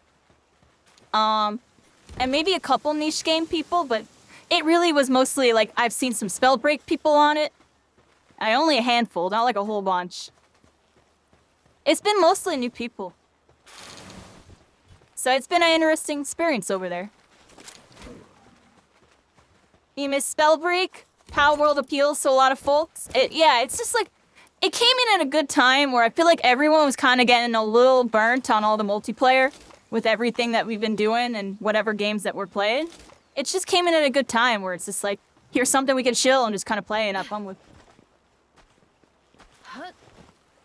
Spellbreak was your favorite? Is that how you know me? Were you a Spellbreaker? Appreciate you. And if not, yeah, Spellbreak was my love, everybody. I literally love that game so much. You know, I love that game in a way where, you know, I see some people that love games now. It's hard. I've never loved a game like that ever again. Let's just leave it at that. Like, I love some of the games I play right now. I'm loving Palworld, I'm loving Deadlock, loving this, loving that type of thing. But, dang ya, I was in love with Spellbreak. I could have played that game for the rest of my life. But at the same time, sometimes, you know, it going down and then me going on this journey since, it gave me a lot of perspective to where I was kind of blinded. I was blinded by this love for everybody. And it made me not fully see, like, reality and just the real situation of, like, the business, the social aspects, all the reasons for why Spellbreak didn't do well and why other games do, you know? Because from that insider view, the Seseda perspectives are skewed. And that's just because you don't have all the info. You don't have all the info, you don't understand the other side. You only see Spellbreak, you know? What makes it good, you know?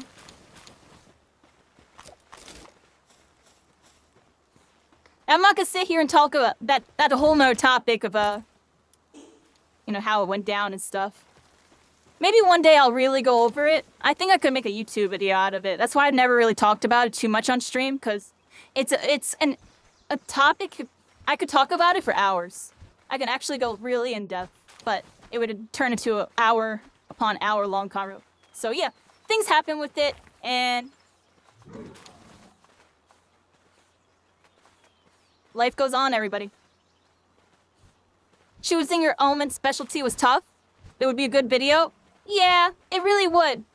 Especially because I've seen the video done a couple times on YouTube already, but none of them talk about the insider point of view. It's all the outsider point of view. I could give people the inside point of view in a way that nobody else could ever tell. Nobody could tell the story but me. it's not possible because I was the only player that was there in the beginning and there at the end and paid attention to it a lot in between.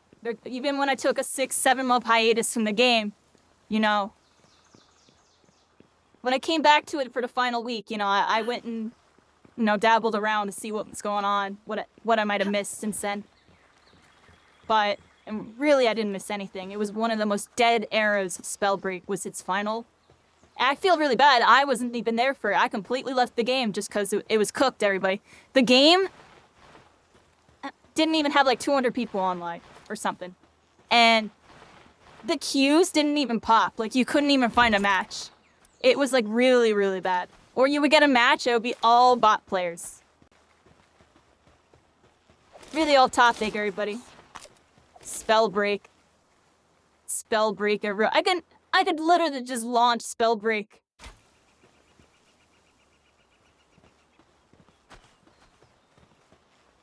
What a game, everybody.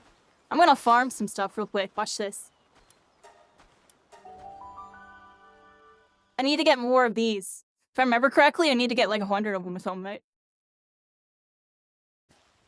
Now I have this good pickaxe there, right? Look how convenient this is. I wonder if this is intended. Like, they had the fast travel right next to this.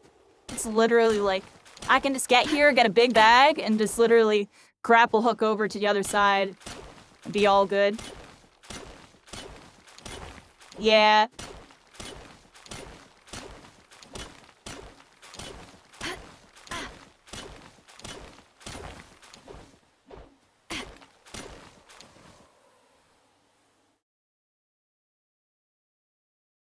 More spell slinging games. I kind of feel you.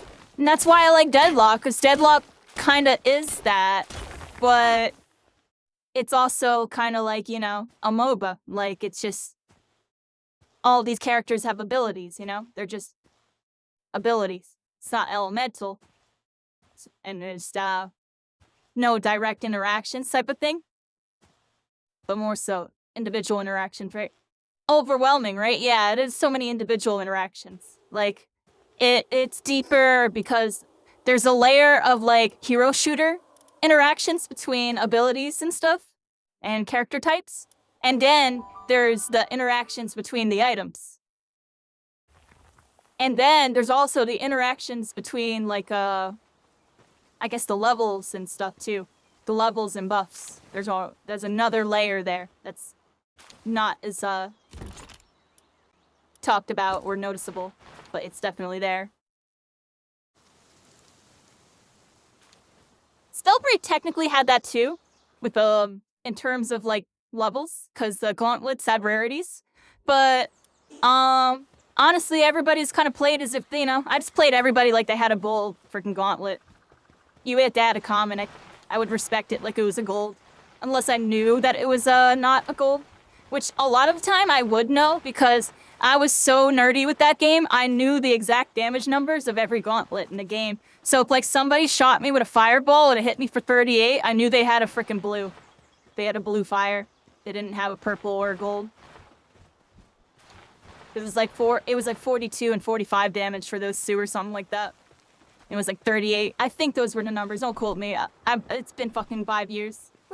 But it was like something like that. Yeah, I just remember I knew the fireball damage down to a science. Tox, like, I kind of knew. I knew what the slaps were, full slap.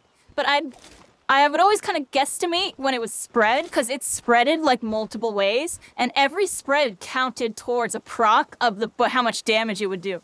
So, like, if you hit somebody who was really far away to hit them with, like 3 of it, it would only do, like, I don't even know, like 18 damage or something. I'm making up a number, but you know what I mean? I'm all topic. Spellbreak was a game you wish you played more of. You won your first match. It was designed to make you win first match. Your first match in that game is against bots. It loads you in against bots, no players at all, and it'll load you in with any other new player that also is loading into their first game. So a lot of people's first games are in that first week. They got the first win, and they felt they did really good. But it actually was a bot game tricking you and thinking that you did good. Isn't that interesting? Isn't that brain blasting looking back? You're like, wait, what? Yeah, I swear. I won my first game too. And almost every other person I knew. And then I made a new account and I tested it. I made 2 new accounts. I tested it. It's funny, right? I tested that one, everybody. I had like 3 alt accounts in that game. That is funny. Yeah. Yeah, I was the OG rank 1.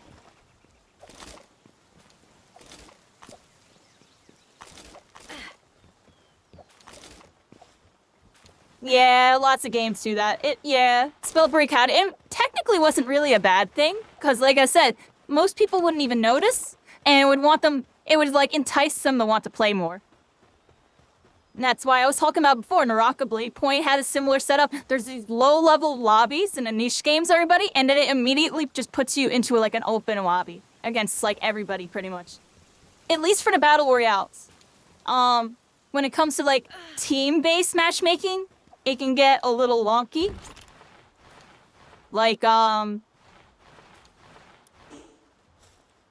like Make a Break, it was weird. Like, they had like elos, but you would end up fighting like bots sometimes because it would try to pair you against your elo too much, and it was so niche if there wasn't enough people to fill it. It was very weird. So that's like a rough example, I guess. But like,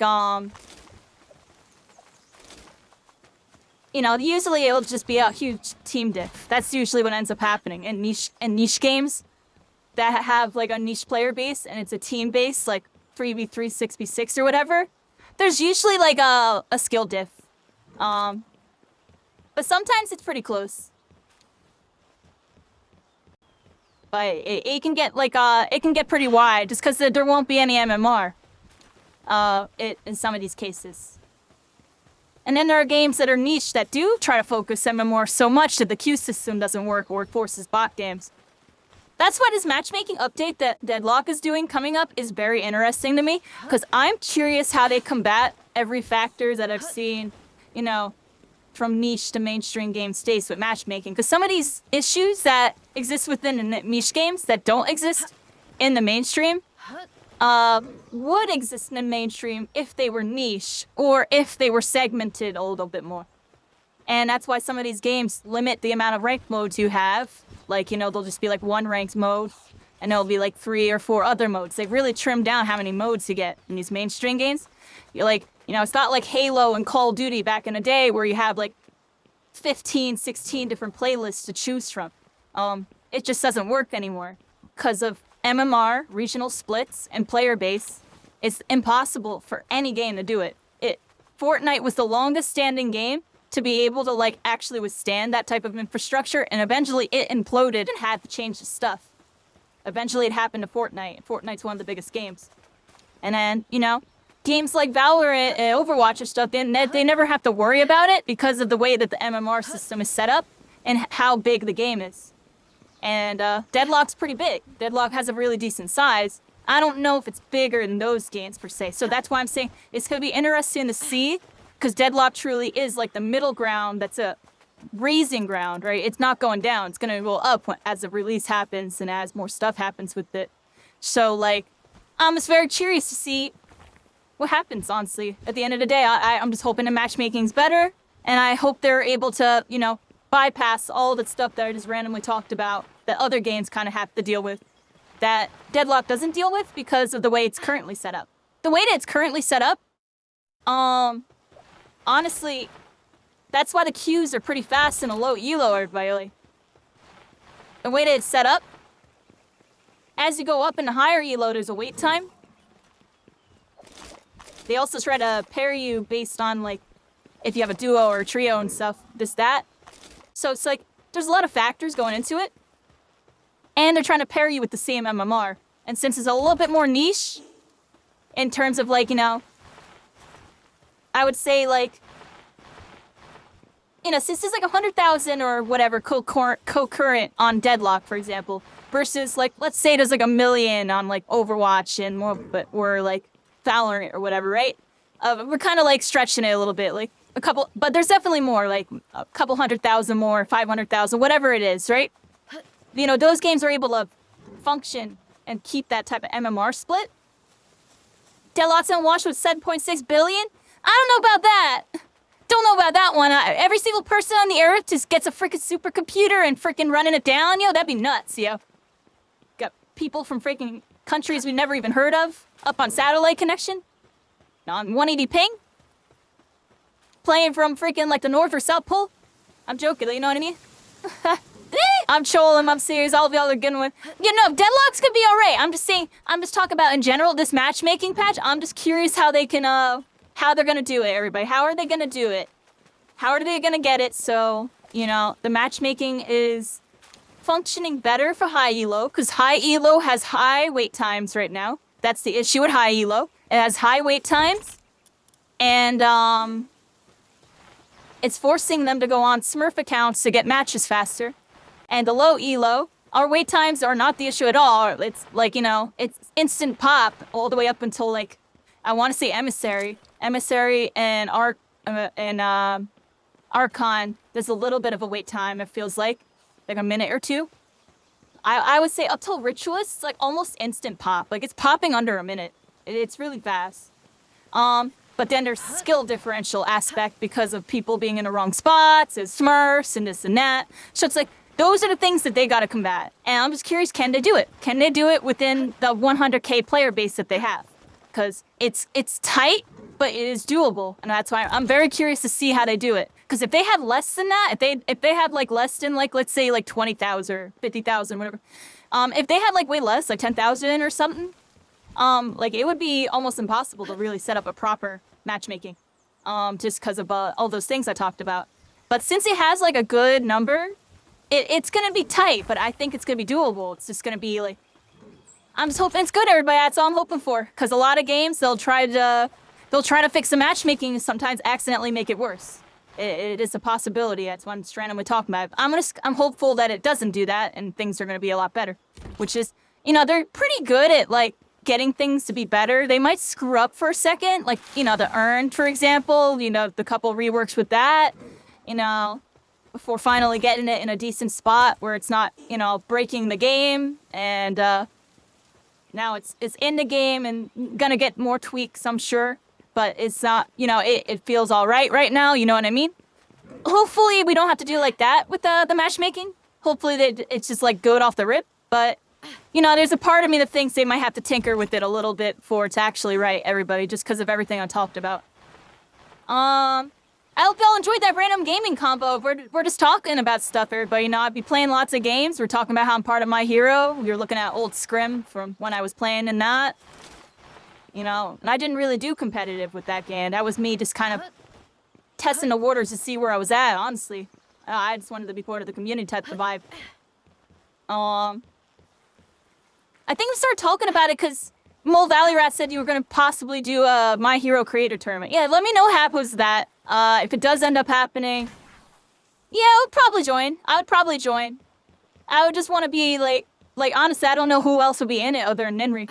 Like I would have to really ask around some of my peoples, because I want to be on like a team of people I don't know, because it's just like, it's a little awkward. Like even in the Creator Cup with Deadlock, I felt a little awkward just because like they don't really know who I am. They all have their own backgrounds, and we're all like established in our own ways type of thing. And like, you know, it was fun. It's just like, I don't know. It'd be cool just to go with people I know and been watching for a while or whatever. So if I got on like a team with like Ninri or Rana or someone else, like the Psycho or something, like I'd be totally cool with that. Like, you know what I mean? I just don't want a team with like random people I don't know, just because the vibe can get weird. Like their people might not like me because of my voice and stuff, and that's a whole nother topic, right? My voice not being real. But it is real, right? We don't talk about it too much, right? But hopefully they aren't gonna pull an early Overwatch. Certainly, it's gonna MMR. Yo, honestly, I agree. I really hope it isn't that. I don't think it's gonna be that. Support would just get completely screwed. If anything, support's gonna hopefully do better from this matchmaking update, because that is a topic I see them talk about when they're talking about what they want to see with the matchmaking. It was in one of the YouTube videos I watched. They talked about how support is pretty much screwed. Like you pretty much don't rank up because your impact isn't like measurable. You know what I mean? because it's measuring by like your damage and your objective damage and this and that. You know what I mean? So when you're freaking playing Dynamo and you have like, I don't know, like 20k damage when everyone's like 50, 60k, but you're landing 5-man freaking ults that are winning the whole team fight and like doing everything, and then the game's over and you're not even key player MVP and you don't go up. Yeah, no, I already could see that happening. I've heard of it happening, but I could, you know what I mean? It's measuring people by their damage and by their souls and like a couple other factors and stuff. I think it's weighing so much into those that it's like overvaluing like the carry roles, and so that's why you see a lot of people on the gun carry role, because it's just, it provides the most statistical value on the scoreboard to raise in MMR, because it sees your impact numbers wise. When realistically, like, you're just playing M1, it just naturally does that because of the scaling and stuff, right? So it's interesting, right? That's why, like, spear carries is a little weird. You know, that they can be really popping off and really on top. But a bad game on a spear carry and you still win, but you damage and your kills are, like, kind of trash because, like, you got wrecked in lane and it fell off mid-game because you're a spear carry. Like, and then you don't go up or whatever. That can be rough, right? Or you win or lose and you don't go up or go down significantly or whatever. Yeah. Love a good gun hero. I love aiming. Yeah. And I like my Wraith, everybody. I'll eventually be honest, because my Wraith sucks, dude. I went on like a 10-game loss streak and I like gave up. Or more than 10-game loss streak. I kind of took a break from Celeste right now a little bit too. I've been playing Mina the last like week or so, everybody off stream. I just been playing Mina. Because like, I'd seen it to switch it up, dude. Like, I don't know. I was playing Celeste and it's like I do really good on Celeste. It's just like, I don't know, something feels weird playing her right now. Like, I can't play her how I was playing before and get the same results. Like, it's just not working. Like, something's different in the meta, and I can't tell because I'm not good enough at the game, so I'd start going Mina. I'd be going like 12-0. Freaking 12-1. I got accused of smurfing. I got accused of smurfing all stream, but everybody, by the way. I went on a big loss streak, and like, we dropped out of Archon or whatever, and I'm getting accused of smurfing an emissary. I literally got accused twice. I got accused twice. I was like 12-1. I had like 60k farm. And they thought I was smurfing. So yeah, the smurfing problem is so bad in the game that people think people are smurfing when they're not smurfing. Including me, probably. You know? But let's be real. Some of these people are too good for the elo they're in. That's why I'm saying that. I had a guy on my team. It was like, I'm really curious what elo this Mina is. She seems a little too good for this elo. I was like, dang, dude, like, I appreciate the props, but damn, dude, I shouldn't be down here. That's what it really is. Why am I down here? Why am I here? I apparently suck at Mubos. That's right. That's why I'm down here. It's not because of the shooting aspects. I'm good at that. I will go having a good one, yep. Yeah, we'll probably be back on Deadlock sometime next week. But like I said, I'm not gonna be like hard into it, and we might even half and half with some Palworld and stuff, because, you know, we're doing Palworld launch stuff, everybody. It's gonna be doing a sang, up in the mixed trend and the vibes, you know what I mean? We do that until, you know, things die down a little bit, so, and then I pop on it for updates or when I feel like it type of thing, you know? We're still only level 30-something, we're like not even halfway in the game. And tonight, I've mostly just been farming materials, let's be real, everybody. I haven't done anything. That's because, I don't know. They're just kind of vibing tonight, everybody. Tomorrow, I'm going to do more adventuring. Then we'll be capturing more pals and stuff. You're back? Welcome back. Tonight's more of a, I don't know. I just wanted to chat a bit tonight. That's why I got on a little later. Tomorrow, I'm going to try to get on earlier, like 9 Eastern or maybe even 8. We'll see how I'm feeling. It's been a yapping vibe. That's what I'm saying. That's why I like these Palworld streams and why, like, in general, I love doing competitive multiplayer, but I really do think I need to start doing more stuff like this. That way I can, like, actually sit and, like, connect with y'all and talk to y'all. You know what I mean? Because when I'm playing, like, you know, not even just Deadlock, but any of these games, My Hero, Fortnite, Marvel, whatever the heck I'm playing, I'm, like, really locked in. I'm going off. I'm going crazy on them ramble. Boom, boom, boom, like, freaking killing stuff. Boom, boom. You know, I go on and boom, boom, boom, like I'm killing everything. I don't know what the heck's going on in chat, dude. I'm so locked in. I'm so locked in. But yeah, you play some Dragon Ball Fighter Z. Yo, we were talking about that earlier. And apparently that Marvel Tokon is Dragon Ball Fighters 2 in terms of gameplay. Apparently it plays a lot like it.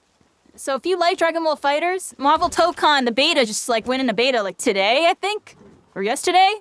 I don't know. It's up on Twitch. You see everyone playing it.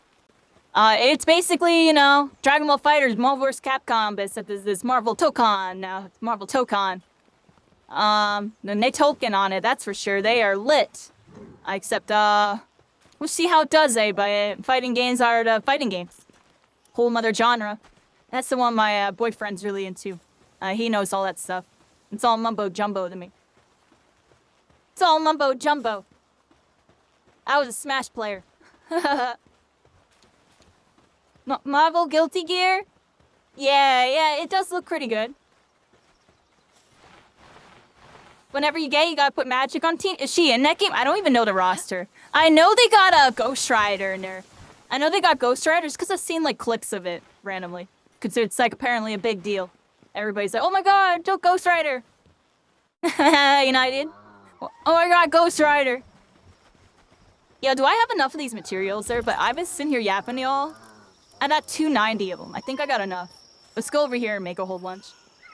Your Marvel Rivals main? You like that Magic? Yeah, Magic, definitely a pretty good character in Rivals. Definitely, Wait, what? Oh, I'm being bad. Everybody, I'm being bad.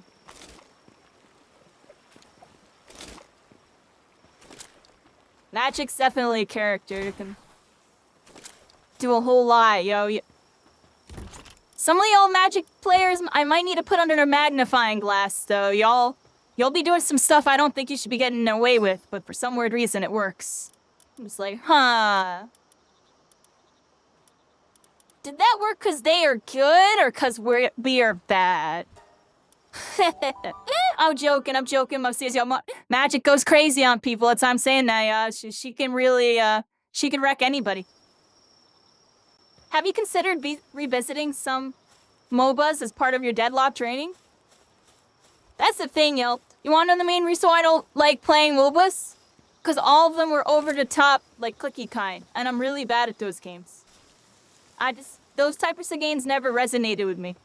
I have to be playing a third-person shooter, everybody. Even first-person shooters. Y'all ever see the video, dude? Let me show y'all something. Y'all want to see the main reason why I'm on third-person shooters? I had to find out because I couldn't understand it for a long time until a YouTube video explained it to me. And I'm like, wow, that makes perfect sense. That's why I'm so good at that. Say, oh. Look at this.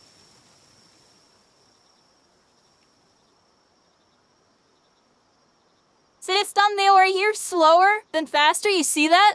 Third-person aiming is cursed. This is why. It's a video made a year ago. Thing in different. But basically, here, he's gonna explain it right here.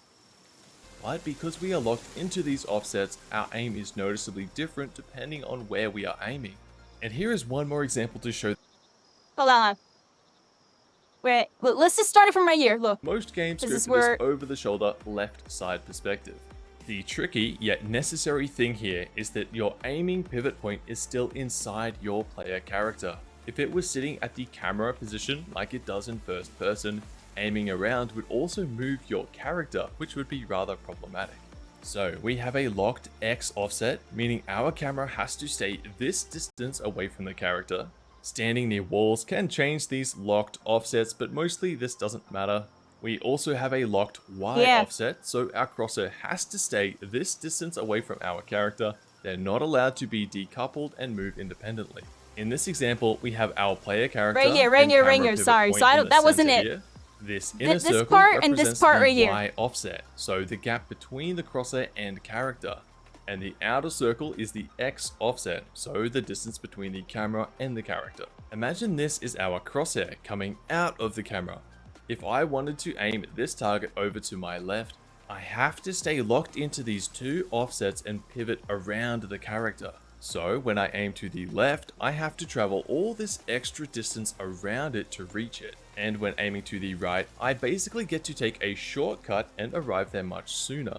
if I was See playing that? first person. But the measuring with the stick, that's literally turning, right? That's the turning. You seeing it, and he's gonna show it even more. Same 90-degree Look at this. angle both ways. But because we are locked into these offsets, our aim is noticeably different depending on where we are aiming. And here is one more example to show this off in-game. If I hold down A to strafe left and track this target, I start to move further and further away. And overall, this doesn't take much mouse movement to do. If I hold down D to strafe right and track them, I move in a tight spiral, meaning I have to use significantly more mouse movement. Both examples are simply doing the same thing in different directions, yet the aiming experience is completely different. To sum this point up for how it impacts our actual gameplay, aiming at targets to our left feels slower, aiming at targets to our right feels faster. And one caveat here is that this Right here, this is it. Pay attention, these numbers are here. These numbers, this is what told this, when I saw this, that's when I was like, oh my gosh, that's what's happening? And now that's why I play first persons, because when I play first person, this offset's built into my muscle memory. I can't aim properly. Isn't as when I play noticeable first at persons. longer ranges, the effect becomes much more pronounced the closer they get to your sides. Ultimately, there isn't too much So more. y'all follow that? Look at the numbers again. So over here, he's going to the left. 4,424. You had to do it that way. Now look at it this way. The closer they get to your side. 3,905. That's how many units he had to turn from the exact same angle. So 300 whatever units is the differential because of the third person offset. 500 hours of Kovac just fix that. I'm telling you right now, yo. You want to see my story with aim training? I did aim training one time ever. Well, technically a little bit more than that, like 1.5. I'm joking, but it gave me headaches. It gave me really bad headaches. Hold on, let me try to find it real quick.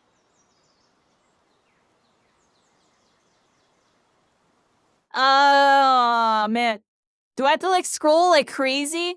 I can't find it, yo. There's a picture on my Instagram, but it's so freaking old, I don't think I can find it. If I go to my dashboard, can I, like, scroll down infinitely?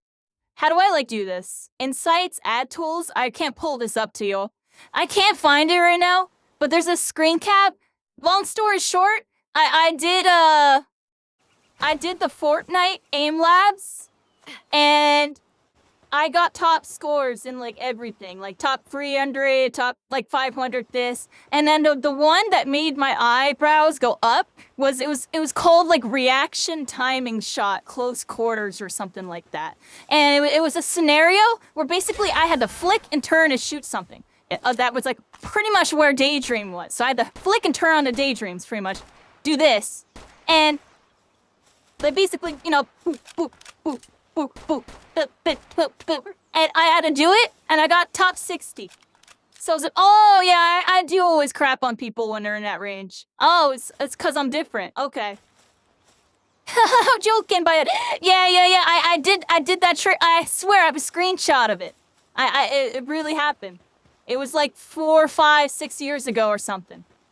And that was it. I'm not gonna lie, I was good. I didn't feel like doing anyone. But that's good. I don't usually train this. It's giving me headaches, and I'm not gonna lie, it kind of bores me, yo. I'll be honest, it kind of bores me. I had you see me, dude? I had so much ADD, ADHD, and all the Ds. I can't do aim training for more than 10 minutes. I'm joking, I'm serious. Y'all see me, though. Y'all see me on Celeste. Stop playing some crazy movement. Like, hit a bunch of buttons. Now I'm entertained. I'm joking, but I'm serious. I hope y'all having a good one with that. But that's my aim training arc in a nutshell. Will I ever do it again? Probably not. And if I do, I probably won't score as good. Oh, and that's the other fun fact. So I did the first person shooter once, and I got like kind of like average-ish scores, like top 30% and stuff. Like nothing crazy. Like I was trashed. You know what I mean? But I was getting top scores on all the Fortnite third person ones. I just thought it was really funny. It's like, dang, I really am different on freaking third person. Yo, why is this like not locking? My bad, everybody? We're like attacking stuff. Oh, I opened Spellbreak and forgot about it.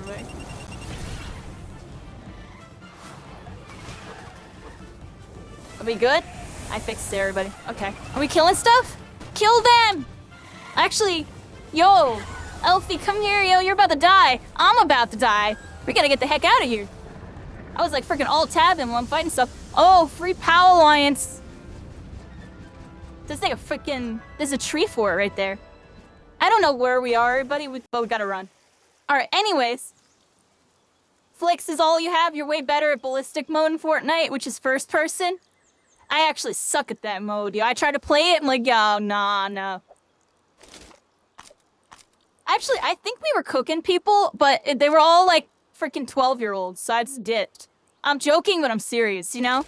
That's half the reason why I don't play Fortnite. It unfortunately just has a really young audience. And people seem to grow out of it. That's one thing I noticed is like, you know, they'll grow out of it and start playing Valorant or Apex or something. Like, it has a younger audience. And I feel like as time goes on, it's still doing that. Like, I feel like it's already had like it's about to have like a generational change. Because the games have been around for so long. And there are some people that have been on it the whole time, but there's a lot of people that were on it for like 5 years that are playing other stuff now, which I find interesting. But yeah, Fortnite be like a young audience thing. It's like, it's hard to find people there like my age / you know, just like, you know, mature. I would like queue into matchmaking and have like, you know, a squeaker on my team. And I'm good on that. You know what I mean? I got pretty deep in ballistic. You got top rank one of the seasons? Really? You were up in a mix? That's lit. You know, up in the mix on ballistic? I just did the arena trios. I have the thing in my description, top whatever 0 builds. That was in arena trios. It was arena trio 0 build. It was the very first type of ranked mode Fortnite had for 0 builds. And I thought it was really fun. I'm not gonna lie. I was dropping, my strat was I dropped Coney Crossroads and I just killed everybody. That was my strat. I solo queued, I dropped Coney Crossroads, and I just killed everybody. And it was like the sweaty location a Tfue landed at and stuff. And I fought Tfue. That's a fun fact. I fought Tfue, everybody. I almost beat him. Twice. I joined his custom game, he told everybody to queue in. And he put the code in, I got into the lobby. I got second place in both lobbies. And I lost to him. I beat everybody else. Free-for-alls on Coney Crossroads. That was back in 2022 or something. That's my claim of fame with Fortnite, everybody. I almost beat Tfue. But I didn't. I almost beat him, though. I almost beat him, yeah. I almost beat him. I have the freaking... I have it. I have the screenshots for that somewhere. That was a good time. That's my claim to fame Fortnite, everybody. I did one of those open cups and I got like top 500, top 600 doing the open cups. I did like 2 of them. I didn't like doing it because like my teammates, you get random teammates, dude. At like, I don't know. They're throwers. I'll just leave it at that. They were throwers, y'all. So I'm trying to tell y'all how we win. Dude just like it blatant like ignores me and goes on and dies. And they're like, that's my teammate. Now we're two-person squad and freaking trios or something. Yeah, Fortnite's something we'll hop on eventually. Its story with me in Fortnite's always woulda, shoulda, coulda, but didn't. I just didn't do anything with it. Even when I was good at the game and I was doing really well, that was before I had this version of my VTuber, everybody. I had a different voice and a different model and stuff. And honestly, it was a barrier that kept me from doing well as a creator. It wasn't until I got the upgraded tech that my channel started doing a lot better. And that's right before My Hero. I popped off on My Hero because of various factors. One of them being that I relaunched my VTuber 3 weeks before that game came out. Oh. How are you with building in Fortnite? Honestly, I am not that good. In 2018 and stuff, I like did a couple lands for it and stuff, and I did like kind of decent. I got like second, and I won like a small one, but like I wasn't like actually good. Like I could just tunnel decently in 90 and stuff. get like a couple quick window edits. I can't do like all the like cone blocking, zoning, and all the stuff they're doing now. I watch the stream. I understand what they're doing, but it would take a lot of practice. Also, fun fact, I bought my Razor Tartarus for Fortnite. And honestly, my muscle memory is on the Tartarus. Like, I don't know. I haven't played it with this new version, with like the mouse. I would have to learn everything all over again. I would have to learn how to do it with the half controller, half mouse. Because most of my builds were on my Tartarus. Like, I had floor was here. Was like floor here, and like rooftop was like another one of these buttons or something, and then I had the other two on my mouse or something. I don't know. I would have to really I would have to practice.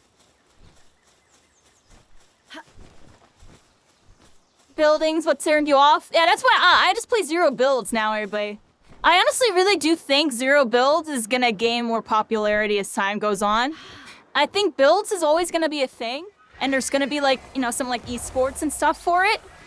But I have this weird feelings, odd suspicion that zero build is gonna end up more popular as time goes on. It was more popular for a point, and then it wasn't, and now I think it is again.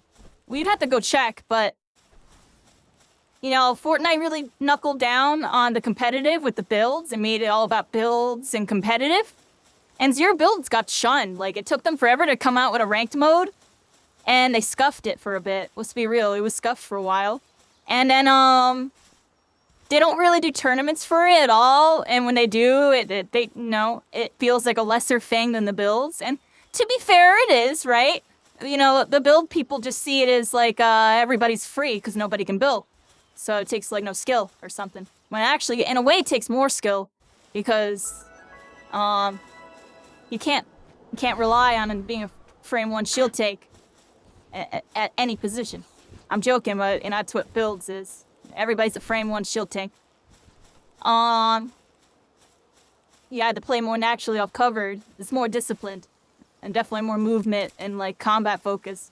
You know, builds, like your movement and your combat can be decent as long as you have insanely good build fundies and like, you know, do all the stuff and things that have the build control, like you can crap on somebody's like half as good as you. And that's like an interesting dynamic in the game. But yeah, like, you know, builds is like in a weird spot where, you know, the esports isn't really as big as it used to be. And I do feel like the casual audience more plays zero build. So it's just like a bold prediction that as time goes on, they're still gonna have builds be like esports and like try to like be like the main thing. But they might even split it, so like zero builds really gets a moment to shine. Just because there's more people playing it, and maybe the interest will be higher. But we'll see. Honestly, Fortnite, I think it's gonna change soon. I don't even think it's gonna be a battle royale for that much longer. I think it's gonna change again. I don't know when, but that's just my bold prediction with Fortnite is like, you know, they were BR, and that was like the main thing for a while, and still technically is, but you know, Reload came in, a lot of people really like the reload and the action and stuff.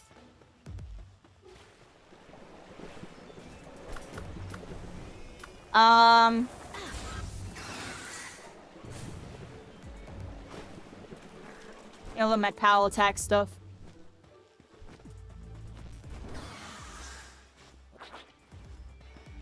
I don't know, do you? Fortnite's in a weird spot, everybody, where it's always, it goes down, but it's not out, and then it just bounces back. Ballistic has potential. It's like baby Counter-Strike. I know, and honestly, that's like the main issue with Fortnite. If you want me to be honest, you're kind of talking about it, is like the UI setup is just garbage. It is so bad. Can we talk about that? Like, you open up the game, and you just have a bunch of windows popping up at you of all these different playlists you can play, and there's just too many. There's just too many. There's like hundreds of them. And it's like, it kind of buries some of the other modes. It should be like more streamlined, I feel like. Like, this is too many. Like, all the customs, all the this, all the rat. Like, you open it up. Did they permanently remove it? When did they get rid of it? That's what I'm saying, dude. The reason why it's not even doing good, because, like, you couldn't even find it. You had to, like, scroll past, like, 50 freaking tabs to find it. I'm joking, but I'm serious. I really hope one day they realize that, like, they gotta clean it up. You know, it's so messy. I'll just leave it at that. I don't want to complain too much about it, but y'all know, if y'all play it, y'all see what I'm talking about. It's just, there's so many freaking things you can be clicking on. All those custom games just don't need to be there. They just didn't need to be on another tab. Like, just tab over to a custom game freaking browser and then clean that up. Like, why is the custom game browser built into the matchmaking? Like, it's just way too much stuff, way too convoluted. It's like,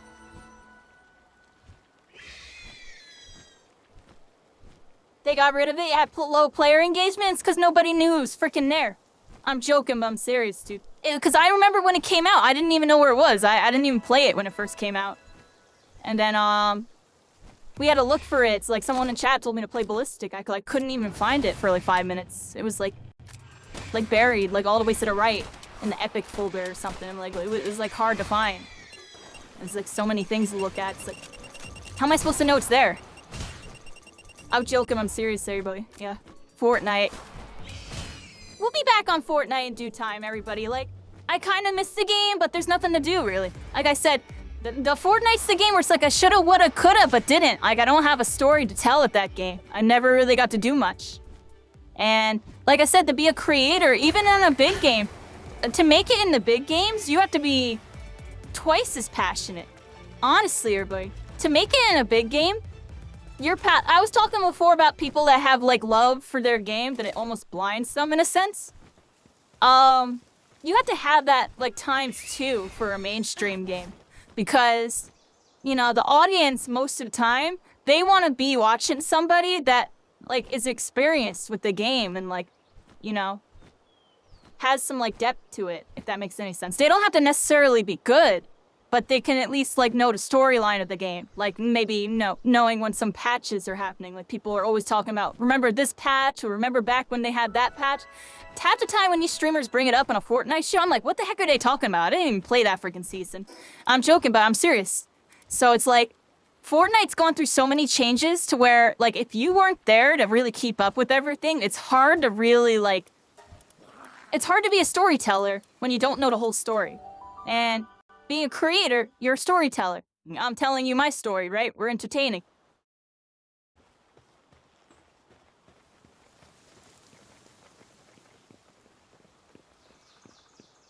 That's why Fortnite, I just hop on when there's the anime collab and some vibes around it, and we just do some community games, and it happens once in a blue moon.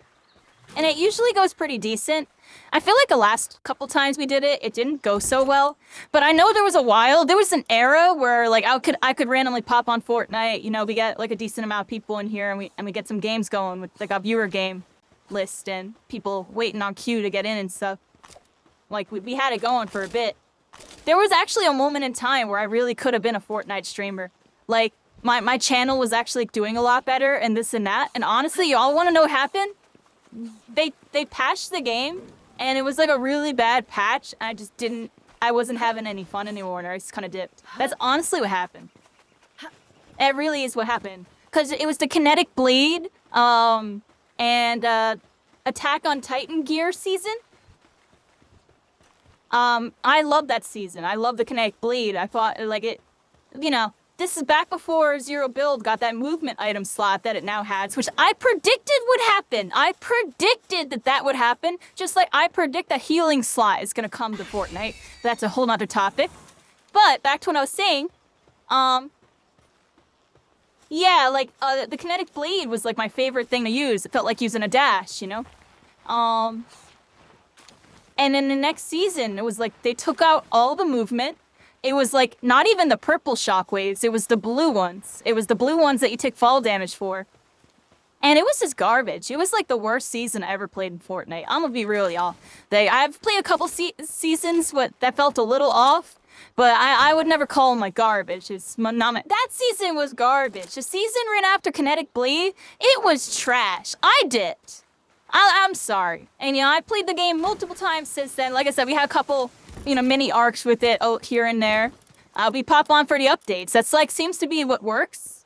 And then, after a while, it's like I say, if you don't have a story to tell, it's really hard to keep doing stuff with it. Like, people, that's why, community games is pretty good, because you can be active, and it's always engaging. But it can get kind of repetitive. And, like I said, these creators, they'll be a little bit more involved. They'll, host their own events or enter other events, a lot of events. And some of these events are competitive.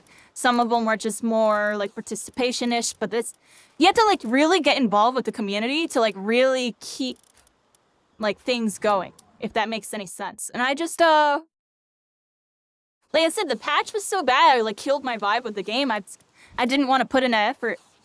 I don't remember what we did after that. That's the worst part. What did we do after that, Drewblay? I have to look. I don't remember. What did I do after Fortnite? Well, look, everybody, look. This is how I remember. This is why I had the blog, because I can't even remember what I've done. What have I done, everybody? Nothing. Let's see, we did My Hero for a bit. No, it was before My Hero, though. Yeah, it was, look, Fortnite Redemption arc right here.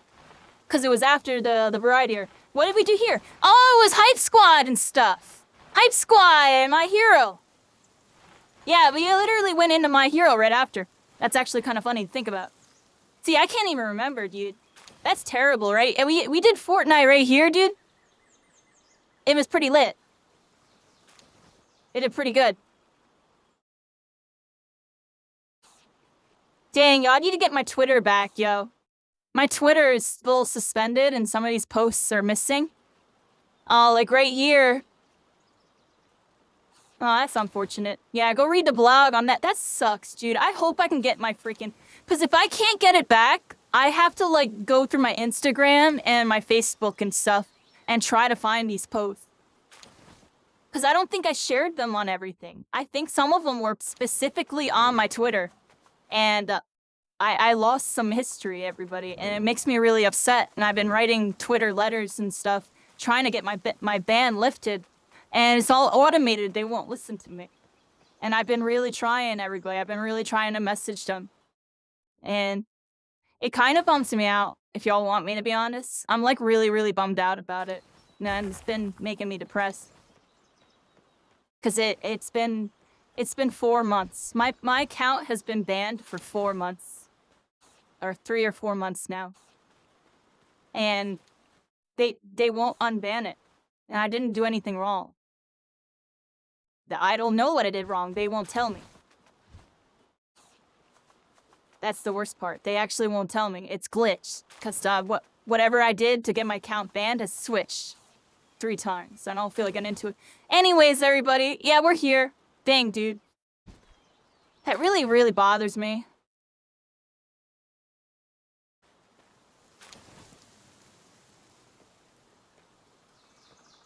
Here, I'm actually gonna show y'all the DMs, everybody. Y'all wanna see the DMs? Just so y'all can understand. I actually kind of want to show y'all. Because there's something wrong with Twitter, everybody. Long story short, it's all automated. The AI is pretending to be a human. This is not a human. They're saying this spree. It's not a human. It's actually AI. I'm gonna scroll just quickly through it. Anybody that actually wants to pause and read what I've been going through to try to get my account back. And this has been going on for 3 months. I have not talked to a human yet. I have not talked to a human. And I even called it out right here that they are doing it. And they can't provide any help. They just close the ticket. That's always what happens, by the way. Every time I ask about what's wrong, I'm sending them literal emails telling them that this link won't show me what happened. Because, by the way, X-Legal says that there is no freaking thing on my account. It's unrelated to copyright. What do you mean? I got DMCA'd. It says it right here that I'm DMCA'd. I'm lost, everybody. I might have to, file some legal paperwork or something. If anybody has any suggestions on what I should do, I literally bought blue on my alt account. My old account, which is my esports account, right here, TO_Kyrie Caitlin. I've been using that because this is suspended. I've also been adding them and posting and sharing what's going on actively over the last couple months. And there's just no response. I don't know what to do. And it's really making me upset because, like I said, I just tried to show y'all something. I wanted to show y'all a clip, and that clip was on Twitter. My Twitter is banned. I can't show you something, which I don't even know if I have that clip anywhere else. So it kind of makes me realize that it's on me, though. I should have this stuff preserved better. But I always figured that my Twitter would just be like one of those things that nothing ever goes wrong and could be like, you know, a memorabilia plateau, whatever the word I'm looking for is. But y'all get what I'm saying? So that's what's happening with that, everybody. I've literally been in DMs and constantly on top of them for the last couple months trying to get my account unbanned, and it still is banned. For an unknown reason. As you just saw, I showed you all the email. They said it's copyright for this and that. And then I submitted a DMCA notice, whatever the heck. I got no response, by the way, when I submitted that. I got no response from them. And then I addressed it again. And then they told me that there is not a copyright issue on my account. That's literally what the other email said. Y'all just saw that. And then, now they say it's inauthentic behavior. But then I went to go appeal, and then it's saying it's DMCA again. And then guess what? It wasn't DMCA, and now it's something else. And I don't even think it's specified, but I remember saying it didn't say there was copyright. So the system is bugged. That's the long story short. The system is bugged. I think I got false reported on some BS. And the system will unban me. And it's been months. And I'm not going to stop. I will literally every single day I log into Twitter and appeal. And then I've had that appeal tell me, here's the other crazy part, everybody. I've had the appeal tell me that my, there was no violation and you have your account full functionality. Restored your account to full functionality. Are you sure? Because this is the 10th email I have received saying that I am still suspended. This was over a month ago.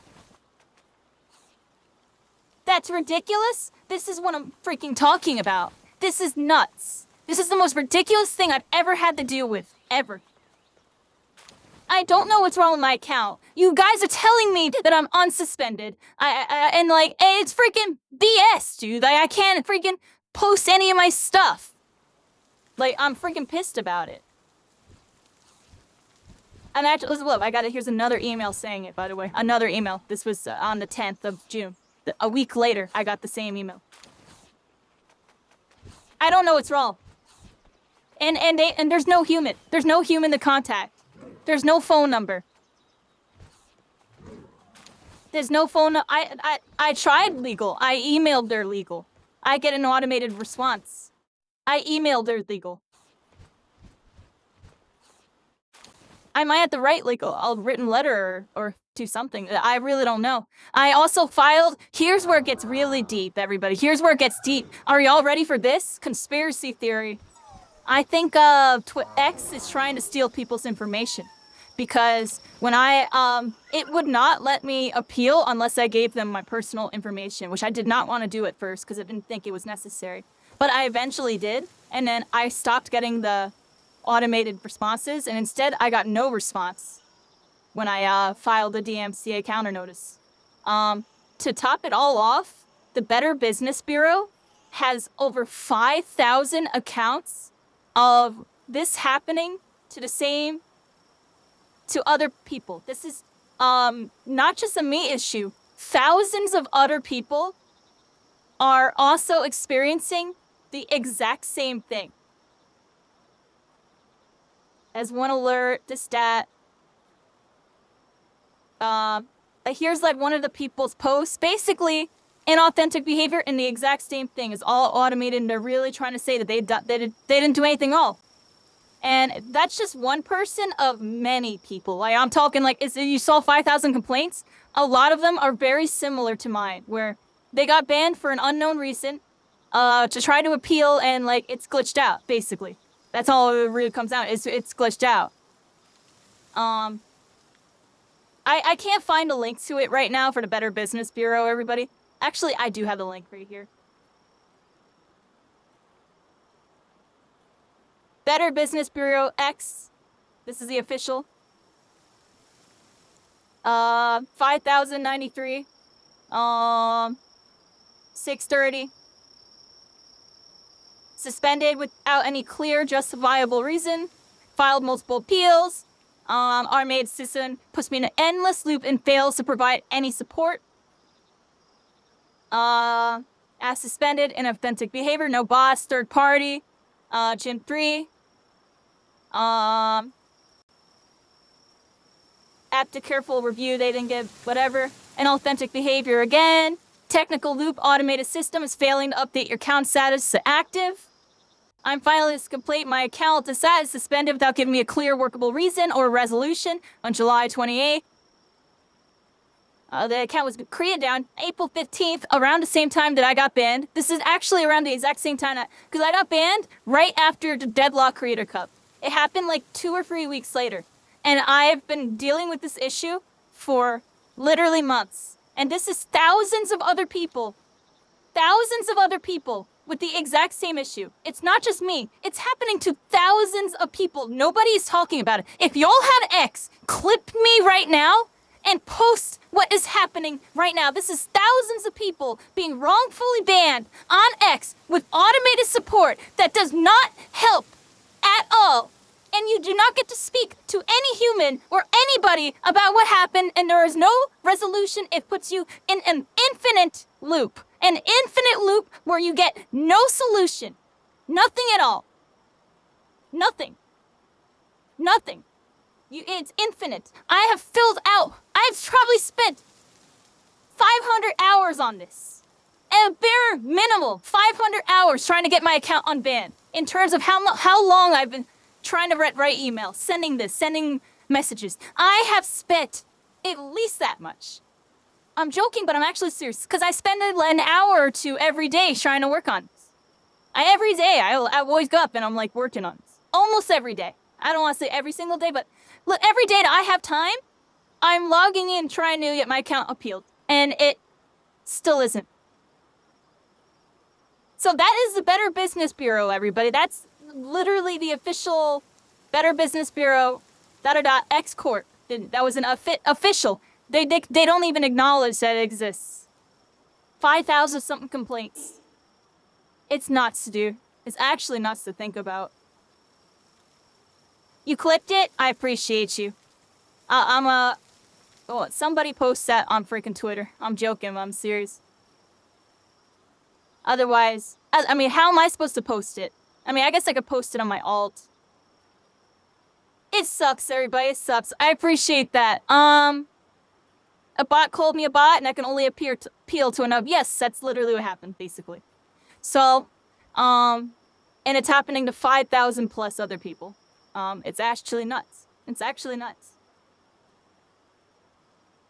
It's actually nuts, dude. I'm hoping I can get it fixed, dude. Like, there's a lot of history that's on that account that's lost. And the second that I get that account back, the first thing I'm doing is downloading all of my data. I'm downloading everything. And I'm backing it all up on YouTube, Google Docs, whatever. I'm backing everything up. Because I don't trust them at all anymore. I'm gonna put everything on my Google and my YouTube and pray nothing goes wrong there. Little ramble, everybody. Really off topic. Sorry, I just kind of went a huge tangent there. It's just like, I mean, y'all just saw what happened. You can't even believe that, right? That's what's happening. And so, what? I got banned. I don't even know what I did wrong. They changed their mind like 4 times. A+ ramble. I rambled so much I need to chug water, so. A Pokemon. I forget the name of both minutes, I'm chugging. You see what I'm talking about? I forget the name of it, but I know y'all know what I'm talking about, kinda. But it's clearly a unique monster. Definitely some sneaky stuff they did here. Very unique. Get these friggin' rascals. I need to capture a bunch of them. Oh, you want more? Here. Gimme. I need to capture you so I can get the bonus. I hope you understand. Thank you. Oh, they don't look happy about it. I picked up my pal, but they don't look happy about it. You can pick up a pal in Palworld, but they might not be very happy about it. They're like, put me down, please. Put me down. Please. Okay, I'll put you down here. How do I put them down? Oh, throw? I don't want to throw them. Oh, I put them down. I put them down. There you go. They're happy again. They're happy again. This time on TTV, we're back. Temp free. A bunch of fire types and fire arrows for this grass type pal. And we're shredding them. We're shredding them. Yeah, that health board's going down. They have a lot of health too, everybody. Gotta be careful. And a lot of health. Messed them up. Our pal's doing good. Our pal is down though. Cast out another one. Swap it in and get some dodge rolls in. We gotta get out. They were trying to hit us up. Get a bunch of dodges. And we're looking decent. We're looking decent. We need to do a bunch more damage here though. Go on a win. Go, go, go. Nice. Oh, the fire's burning. They're burning. They're burning. It seems like you get an immediate acceleration boost upon entering the animation, which is kind of interesting. You don't really see that in modern day games as much. Usually there's some type of acceleration involved. Which is kind of cool. Let me look at something really quick. We're testing physics right now, everybody. In real time, I found a waveland tech on flat ground, and I'm trying to see if you can apply it to sliding while going really fast, but it doesn't look like you can do it. You can do it on flat ground. Like, I could probably do it right here. Yeah, but I can't do it going up like a mountain or something. Something seems to be weird. I'm just trying to change it a couple degrees. I want to see if you can kind of like, turn like 15 around and like really like adjust your momentum, because it seems like you really have strict momentum when using the slide jumps. So, low. I got distracted. I was supposed to go to the dungeon, everybody, but oh, this like forerunner structure just like attracted me. This reminds me of something I would see in like freaking Halo 2, Halo 3.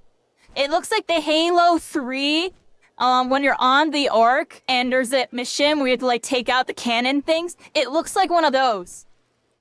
Tell me it doesn't. But no, seriously. No, shout outs to Halo. We'll check that out next week. I'm back, everybody. I freaking hit the wrong button. Hello. So that was my ramble with that. I don't even know what led me to there, but that's what I was talking about. Yeah, hopefully it gets fixed in, everybody. Otherwise, I'm gonna find a way to rework my whole website soon. I'm gonna try to work on that. Maybe this week, even. I might just, freaking...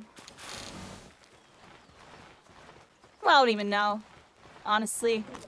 It's such a long project. That's the worst part. I just figured I would have got it fixed by now, man. Like, it should be fixed already. But I might have to prepare for the possibility of it never gets fixed. And it just stays permanently banned for forever. For no reason at all. Ba-ba-bum. What do we do, Larry, buddy?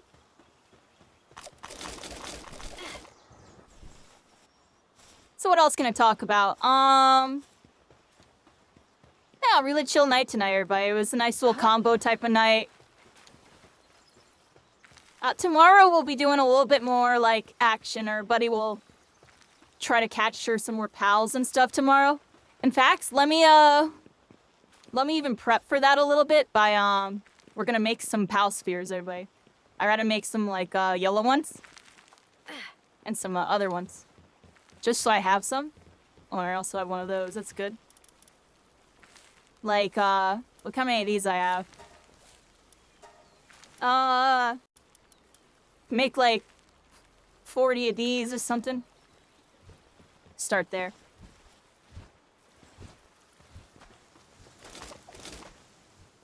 How's the music, everybody? Can we hear it? I can't hear it at all.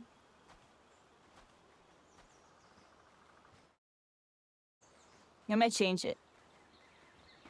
It's like way too quiet. Next, random.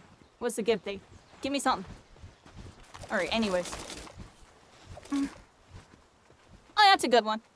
Oh, it's all loud now. Yada, yada, yada. Alright, there it is. I think we're still farming whatever the heck this is.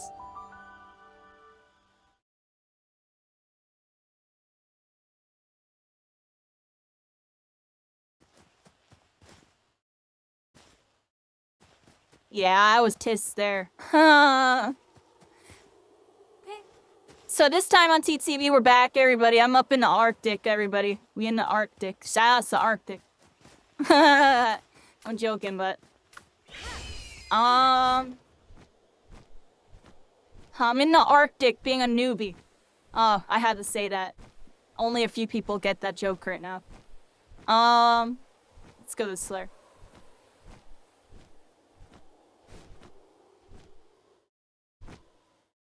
Like, on the tower, everybody. Never been to this tower. Our stuff up here, too. We're exploring a little bit, everybody, just because we've never been over here. It's like a whole area. Seems like this is like a city or something. Or was a city, who knows? That's crazy, yo. There's a lot of height here.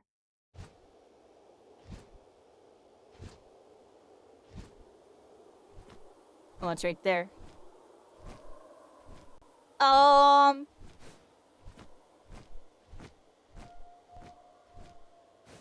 this Palworld stuff's been nice, early. Well, the good news is, I haven't had that many head pains today, everybody. Being on knock on wood, but today, I've had the least amount of head pains I've had in a while. It's pretty good. Yeah, because I'm not gonna lie, I've been dealing with something it kind of feels serious, everybody. I'm still trying to figure out what's going on at the doctor's. And I'm still having a problem when I go to bed, honestly. Going to bed's very scary. It's painful. Like, it's like painful head pain. Explosion. But no, like, honestly, the last couple sessions I've been streaming, everybody. For the last, like, 2 weeks, they've been kind of, like, happening. I don't even say anything. Maybe I mention it lightly here or there. It's been getting bad, honestly. That's why I'm bringing it up randomly, because it's not bad tonight.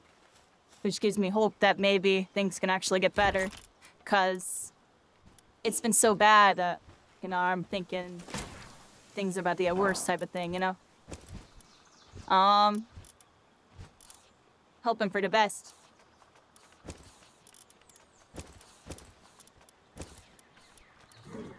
Bunch of crap in here and it shouldn't be in here.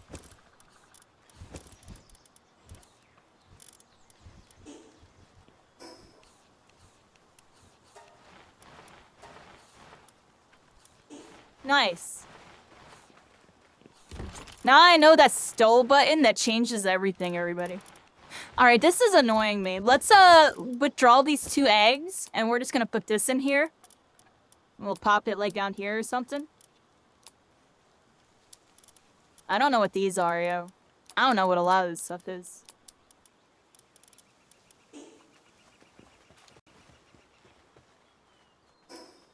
Let's hatch some eggs real quick. Just because I have too many of them. But yeah, things are good. I gotta talk to my doctor. They've been prescribing me some medicine supposed to help.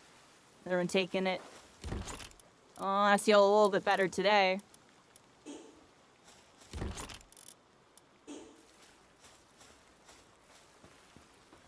My ear will start ringing, too. It's like another thing has been going on with it. I'm here to hatch eggs, everybody.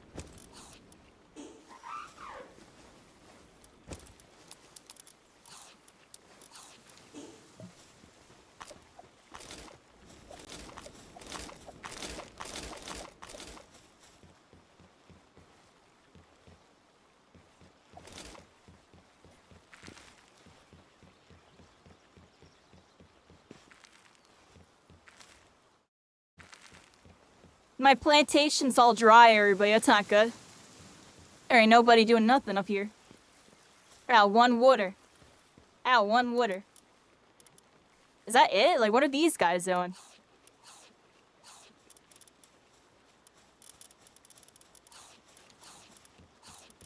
I don't even know, everybody. What's this dude doing?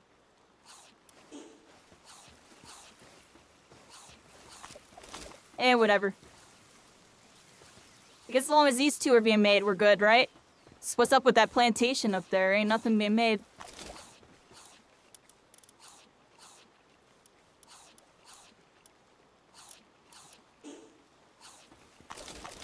Now it's the Palworld, everybody. Still doing your thing, Mole Valley? It seemed like the multiplayer was being a little weird for us, right? I wonder what they're gonna do with the multiplayer, everybody. I think the multiplayer's still very new, and I'll just say that. You know what I mean? I'm curious to see what they do with it.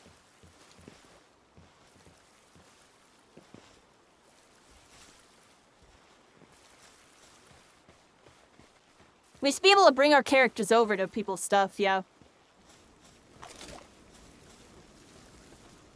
You plan to revisit? Yeah, honestly, it's a game that's like, it's in your library. You could pop it on anytime, just continue where you left off, and just kind of vibe out. Yeah, we're playing it right now, because, you know, launch hype, I'm here, baby! You know, but, this is definitely one that's like, it sits in your catalog and kind of pop on. Kind of just do some stuff.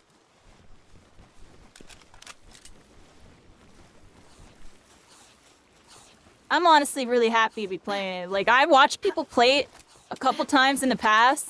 It looked really fun, but I just didn't own the game, and honestly, the streaming it aspect, it's just like, you know, it was on the down. Not much I can do.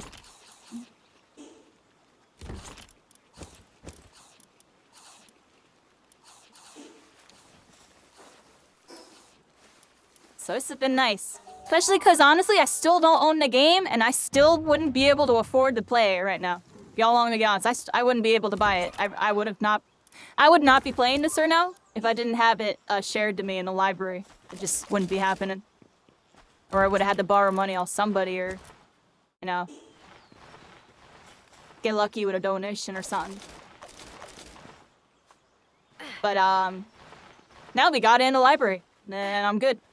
The person that plays it hasn't even hopped on it during the 1.0. It works for me.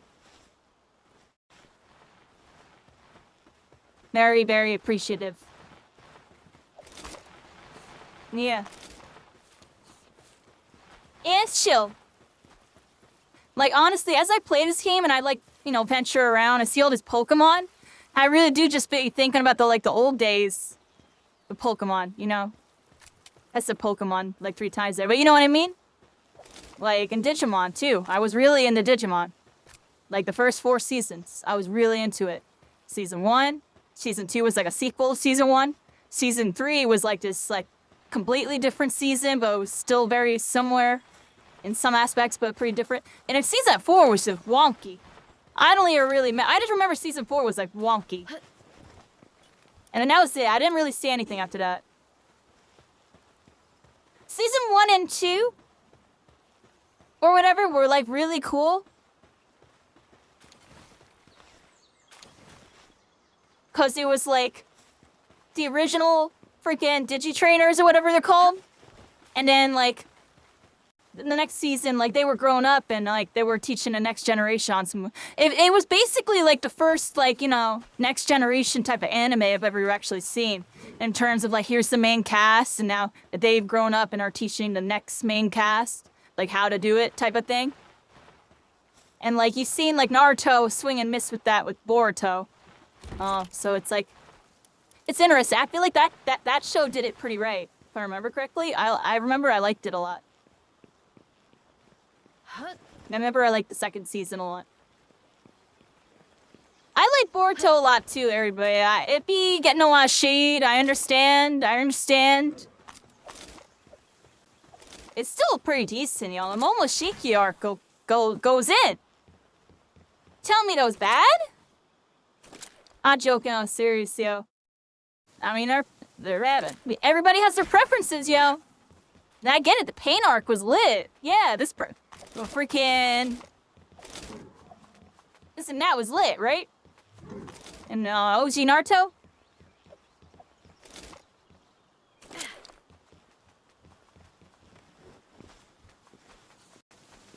Darn apples or oranges.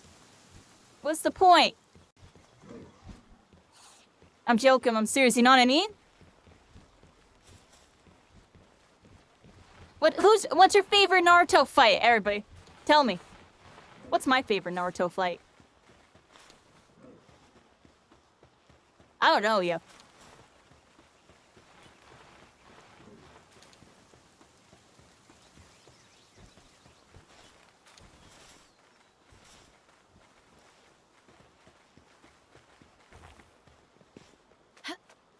I actually don't know.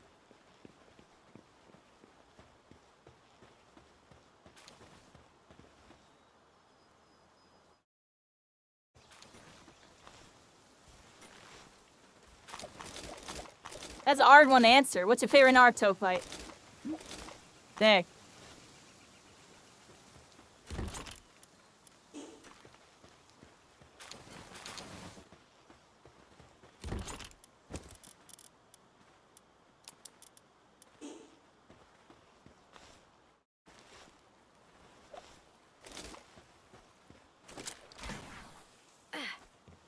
I actually don't know. Never seen it? Oh, you need to go see it. Naruto put me on a path to come to Hokage of Stubbery. I'm joking, I'm serious. If you knew me back then, that's actually what I said.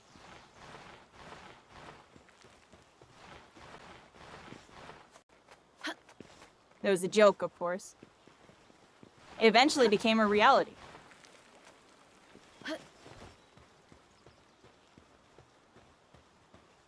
It was only a short moment, though. I was looking like freaking Lord Fourth. I was looking like Lord Fourth. Aw, snap. I'm joking, I'm serious. That's actually what it was. That's the time frame of my time as Hokage. Because the developers announced the game's freaking shutting down freaking like a month later. Ha, joking, I'm serious. Gaming and anime? Yeah. Like, you can even, like, you know, lurk me and, like, you know, pop in during the commercial breaks and watch some Naruto. I would not be opposed to you doing that. I'm joking, but Naruto be my #1, everybody. And I have relate to Naruto a lot. He became no Hokage. So did I, but I was looking like his dad, unfortunately. I was looking like his dad, and I'm not gonna spoil that.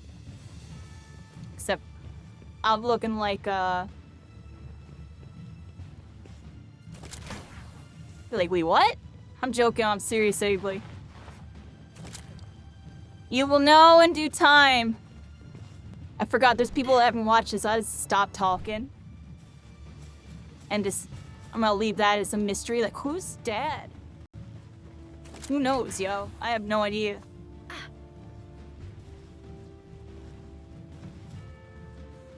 We ain't gonna have a clue for a minute.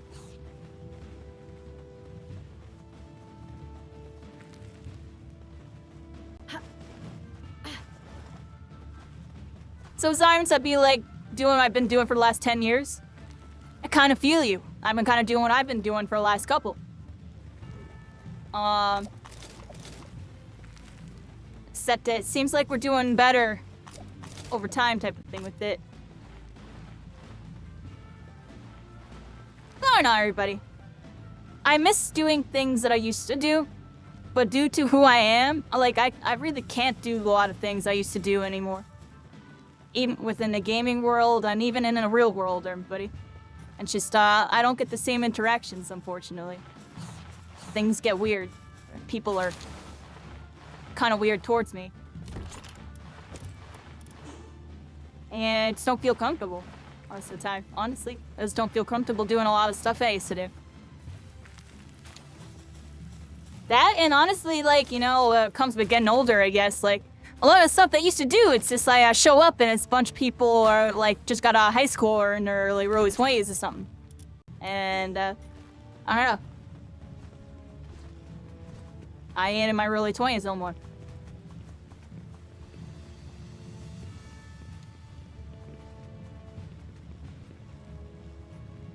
What the heck could I just dick up? Oh yeah. I forgot, yeah.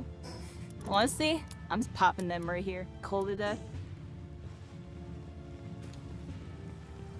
There's a wave coming in? Where?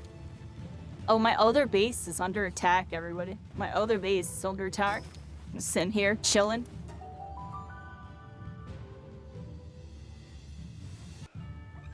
What else, everybody? I don't know, dude. The journey continues. We're here in Palworld tonight. It's been a really chill night. It's a bunch of combos and stuff. Oh, these are level 15. All right, let me bust out something. Yeah, somebody go in. Yeah, let's go get him. There we go, wave clean.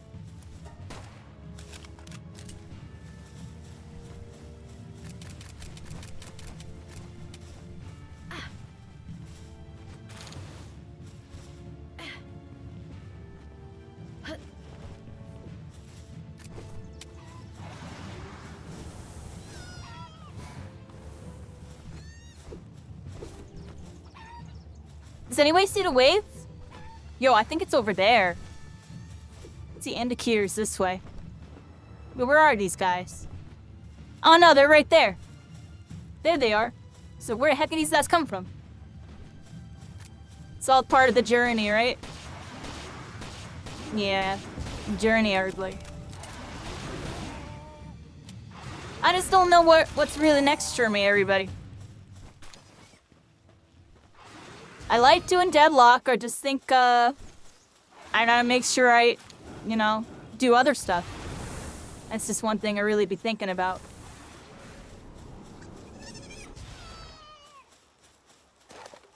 And this Palworld thing's been really nice. It really has. It has a lot going for it, everybody.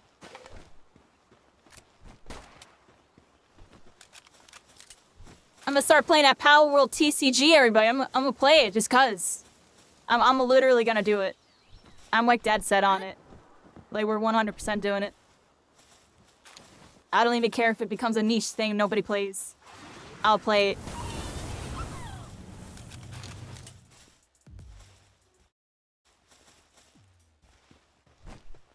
You never know, it could be like getting into Pokemon when it first came out all over again. Remember how like the Charizard is worth like $1 jillion? I had that Charizard, everybody. That Charizard, it's worth like a crap ton right now. I had it when I was like in like, what grade was I in? 4th or 5th grade. I was in like 4th or 5th grade in elementary school.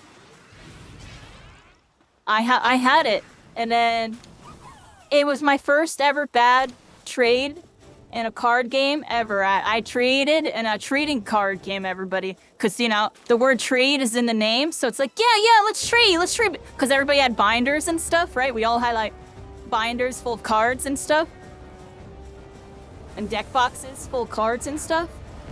I was collecting the legendary birds, everybody.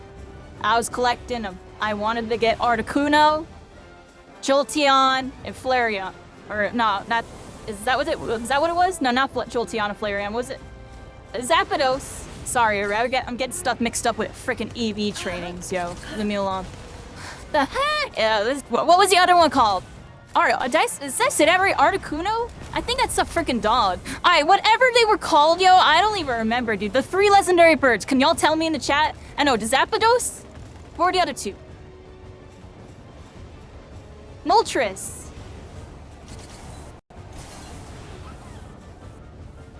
I just know I traded for Zapdos.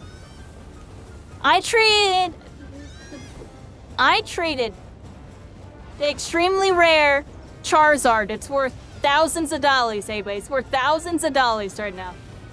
I traded it for a Zapdos. And then the worst part is, I found out later on that I made a bad trade. Like, my friends were telling me that that's a really bad trade and that Charizard's much rarer than the thing. And that I should try to trade for it back. And I tried to, and the kid wouldn't trade back with me. He played for keeps on that. It was keeps. We traded. I got freaking juiced. That's my first time ever getting juiced in a card game, everybody. I got freaking juiced.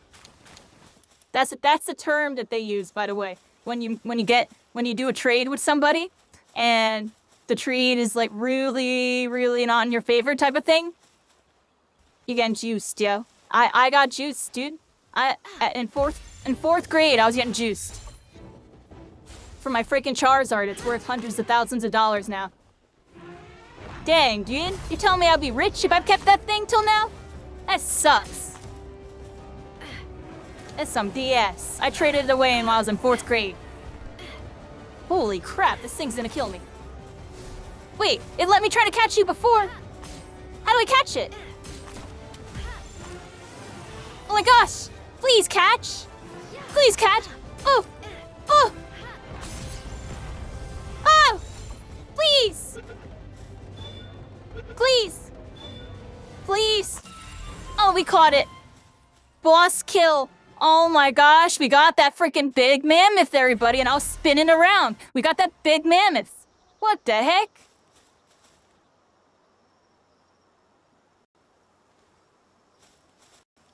Okay. They unlocked my screen. My neighbor stole my best card, so I smashed his Game Boy and burned it. Oh my gosh, dude, that sounds crazy. I kind of had something similar happen in my life, actually. A friend of mine, I forget exactly what happened.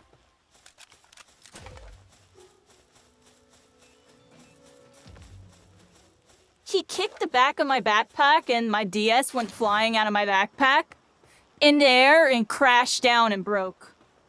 And I don't remember exactly what I did, but I got him back for it. And I think I got him in trouble with his parents or something. Not related to the DS, but just like in general.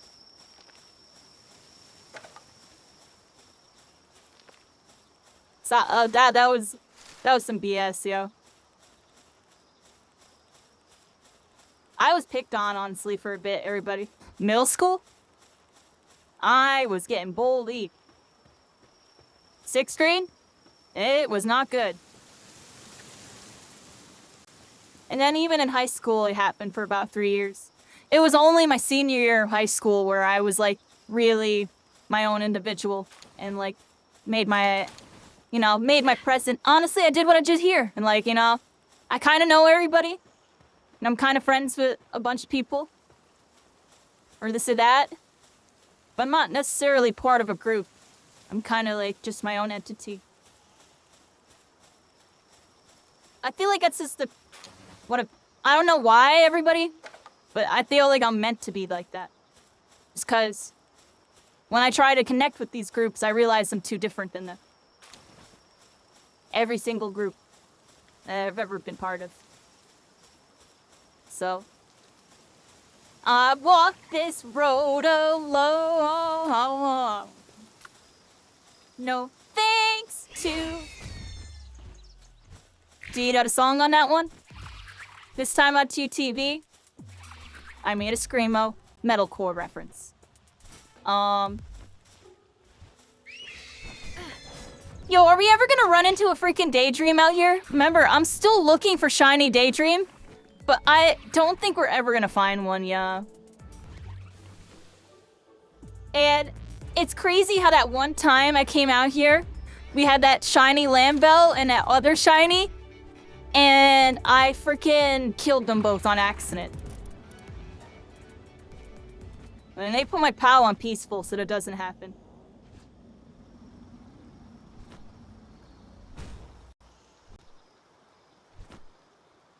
Yeah, that life was crazy, honestly.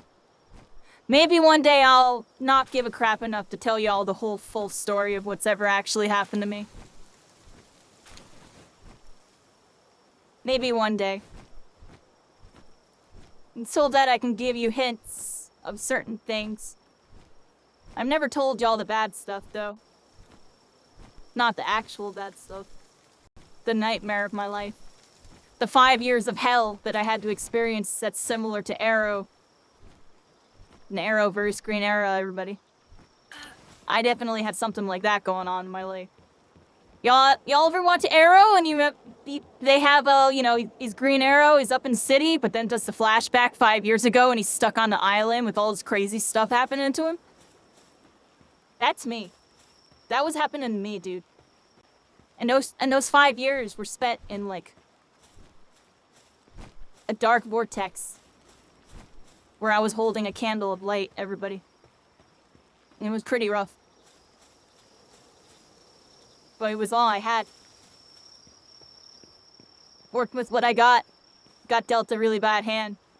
Didn't know how to play the game either. A lot going on in my life at that point. I wasn't really prepared for real world after high school, everybody. I honestly, I'm gonna be honest, my family didn't do a good job preparing me for it. Like they did, but they didn't at all. Like there were so many things I never knew even existed that I found out way later about. Like I didn't know, for example, I didn't know food stamps existed, everybody. I thought you had to like be disabled or something. I didn't know food stamps existed for a long time. That's random, right? But at that time, like, you know, obviously I applied, I ended up getting it and all that because we were in a tight spot with everything. I didn't know this. I could have been having that the whole time, practically.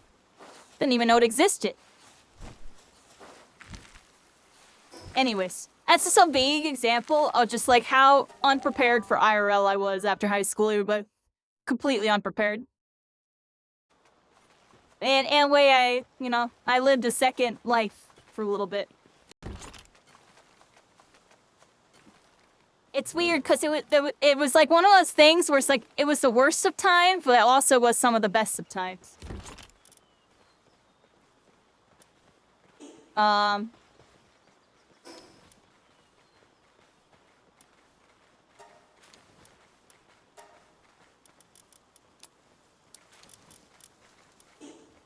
Whatever.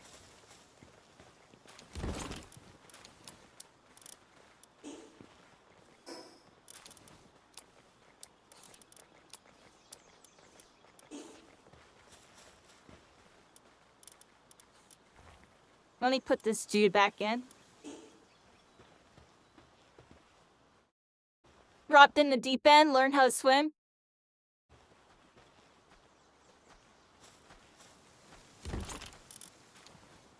Yeah, it was pretty bad, Mole Valley Rat.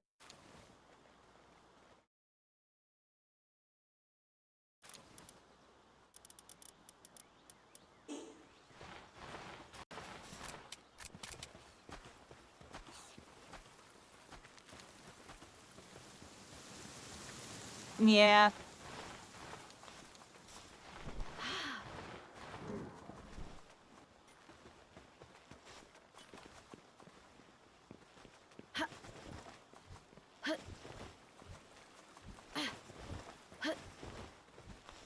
For me, like, the main thing is, everybody, you know, I lived in a nice town, like, sea town type of area. And I liked it a lot.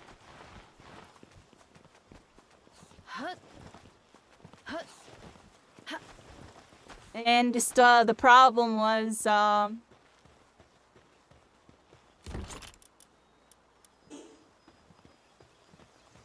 didn't really have a lot of avenues for what I wanted to do at the time. There. It's kinda... A lot of things made me end up coming to Philly. Coming to Philly was like a beautiful accident that was like meant to be type of thing. Because ironically, I always did want to try to go to the city. But now after being here for a while, like, I don't know. It's really cool having all this stuff happening around and stuff. But a lot of it isn't really for me. And even the things that might be designed to be for me aren't. Like, I already talked about, like, the one time I went to this one hobby shop because it was like a special night or whatever. where I figured it would be like a good spot for me to like hang out, meet some people and stuff, or like find some friends or play some games and stuff. And it's long story short, yeah, it was just like, I know, bunch of people kind of doing their thing, and I didn't know where to. And I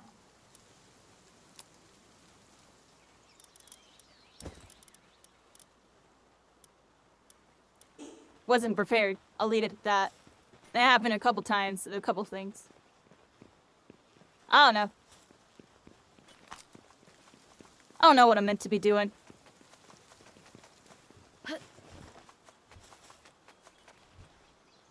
That's cool. I rolled onto this.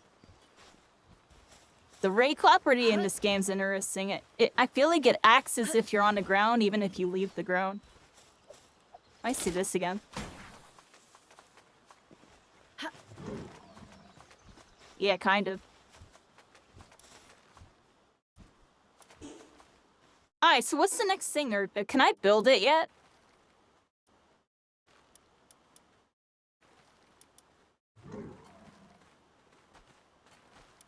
I'm really close, actually, everybody.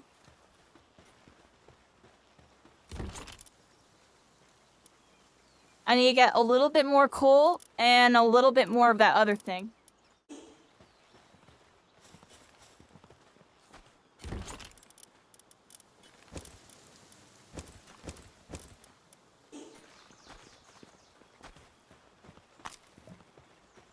Let's go this way. We'll just get the other thing real quick.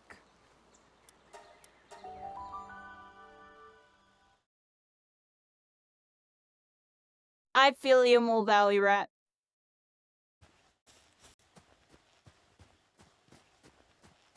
We're different from the pack. I'm definitely, a little bit whack.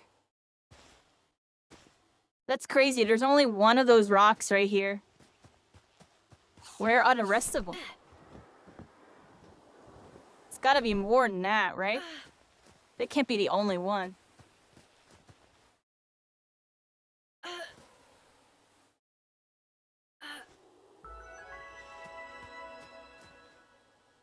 These have gotta be it, right?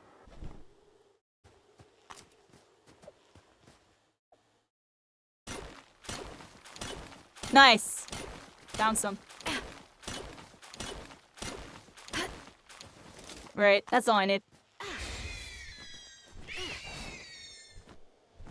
Up we go. There's only one mate? Yeah, honestly, dude. Nobody's done my path. It's not possible to do my path. My path was a one-time thing. People might have experienced similar stuff.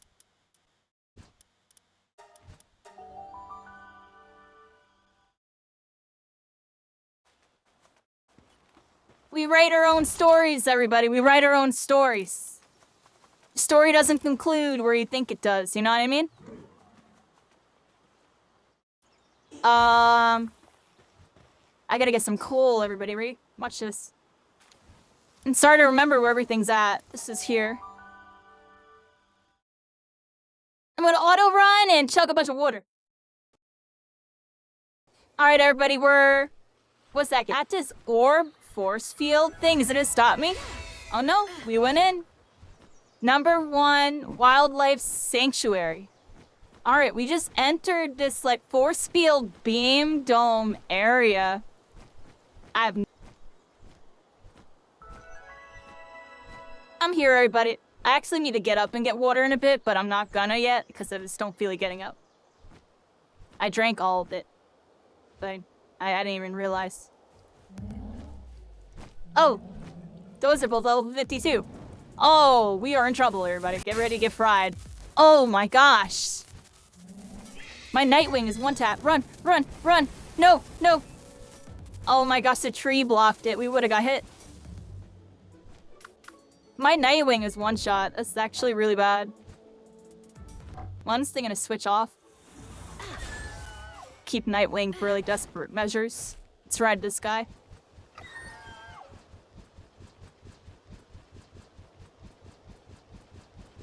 I love this mount. It's so happy. Cute.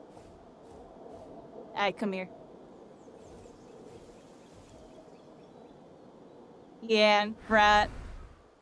The one thing that bothers me about my life is, like, I had some, like, really good friends. And, like, I don't know. Things just kind of got weird. Like, I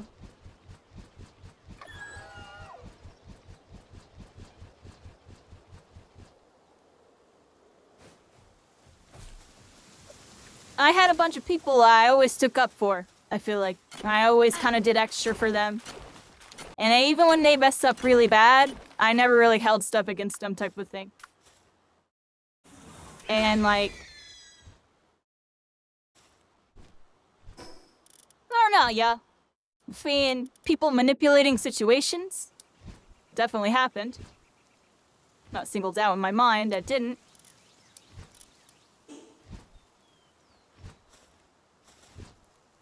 Dang, really? I gotta put this all out? One.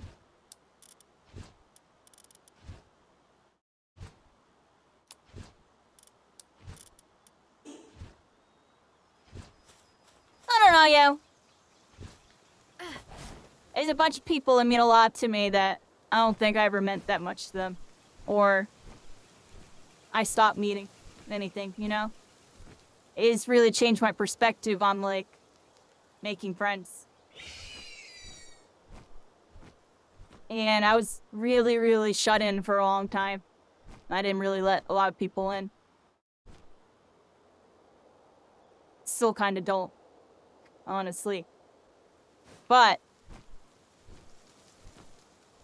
I don't know. I still remembered it good. I still remembered it good. I try not to think about the bad or somebody literally manipulating everybody.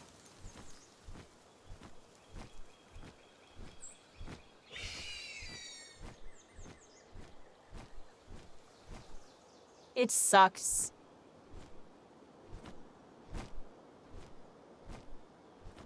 But at the end of the day, like I said, everybody.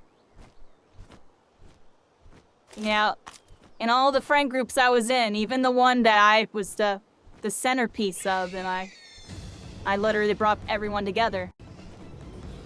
I was always different. There was always just a couple things that just made me different. That maybe not exactly fit in.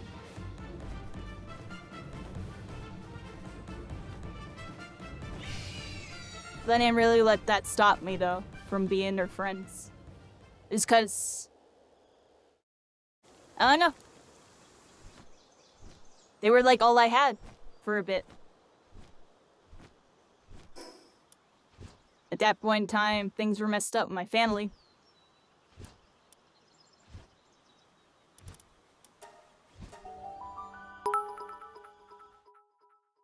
Thanks to the 2 bits, Kachan!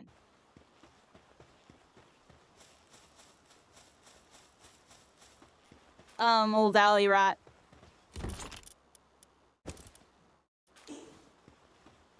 I guess, things happen. Some things can happen.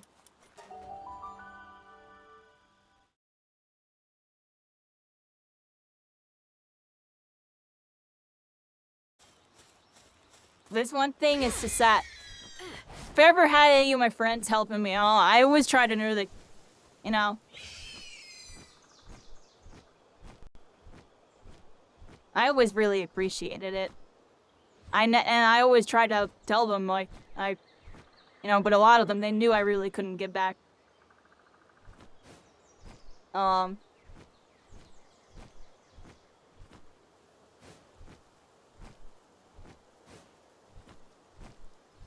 don't know.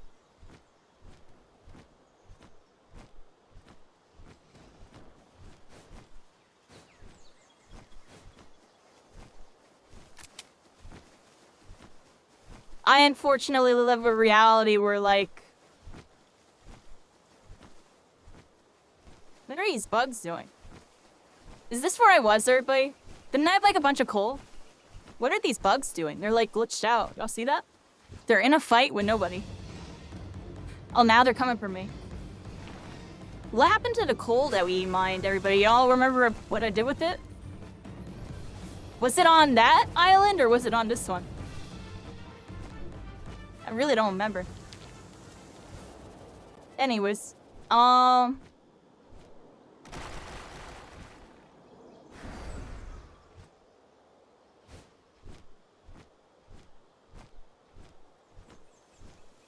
don't know, yeah.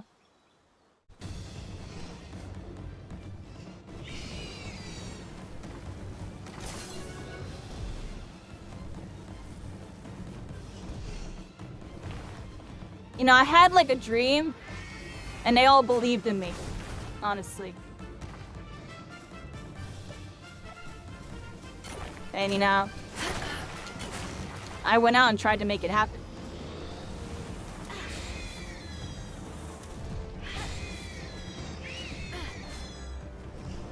But I have no idea what happened. Oh look, there's the coal that I dropped earlier. I found it. Oh. I died. No, if I die, do I get all the stuff?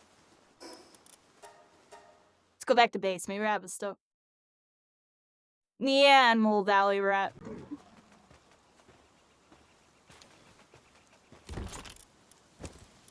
You know, things change and you know, life goes on. It just sucks because, like,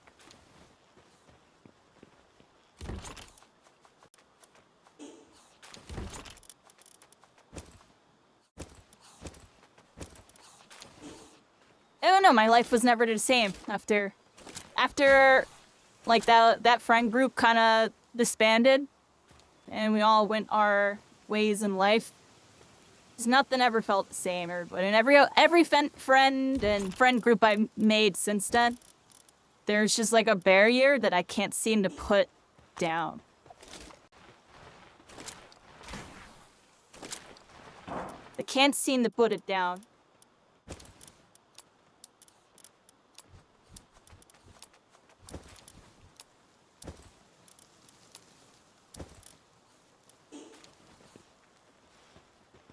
Hey, don't want to talk about too much of that.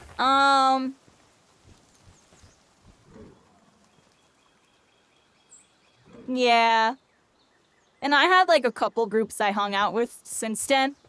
It just feels completely different and I feel so out of place and I'm just kind of being inserted in. The friend group that I'm talking about, I was like the centerpiece. So like I met everybody in different ways and times and we all were brought together through Smash and Yu-Gi-Oh! And stuff. And I was pretty much the forefront of it all. I was the Smash person.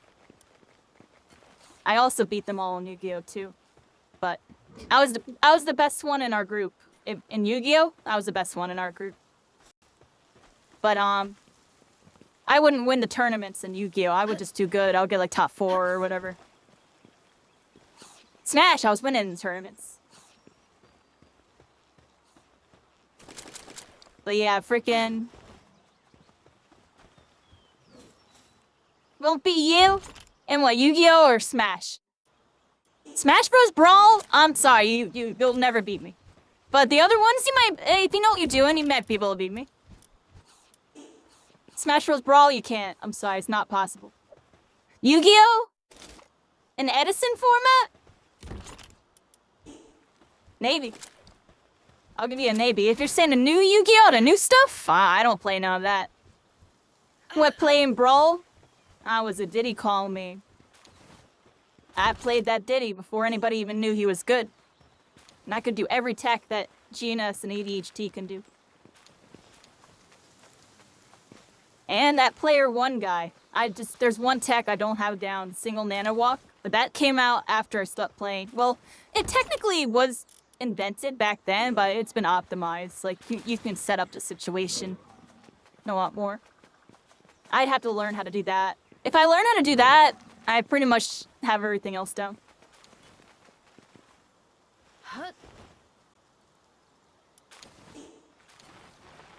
I play Diddy and Brawl, and then I used them in PM and Smash 4. And I didn't do as good, but I was good at the games just because my Diddy Kong was just like kind of good. Even if I didn't understand the game as much. You as a Pikachu main? Good luck. I had to fight. I had to fight the best Pikachu in my area. For a while, he was winning the tournaments.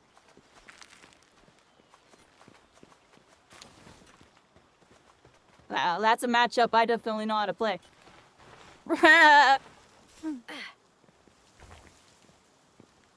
You're betting you might be able. I'm telling you right now, if you've never topped the tournament or anything like that, or anything, it's literally impossible to beat me. You won't beat me. I could jump off the map twice and probably 3-stock. I'm joking, but I actually can do that to like a regular player or even like a decent comp player. I was 3-stocking like everybody else. It was like kind of not fair. It was only like 2 dudes that can like really like fight me. Until like top people from North Jersey came down. But I never got to get full experience in the Brawl, man. I never got to go to all the regionals and the stat. That's one thing I really bothers me about Brawl. Is like I was a local hero and I saw my potential and I talked about my peak before, right? With like that one tournament. And I never got to go to the tournament ever again, like while like in that form. Like it was years later I got the I played like one and it was a side event while there was 2 other Smash games going on. No Espanol, Inglés, yeah. No Spanish. No Españols. No hablas. And if you say you played Meta Knight, I was a Meta Knight Slayer. Don't tell me, oh, I played Meta Knights. Like, oh, good. So I automatically beat you, probably. I'm joking. Lucario and Mario? Nah, you probably can't beat me. I'm sorry. There's like only a couple characters that probably I would struggle against, like a comp player, and that's Rob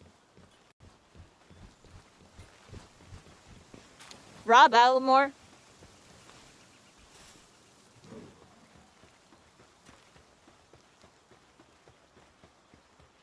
Try to think, like, who else I really struggle against? I had to fight Ices all the time, but I had that matchup down. I was a Meta Knight Slayer. Morph lost to me. Snake lost to me. I was really good against Wario, who was also another high top tier. The one dude that came down.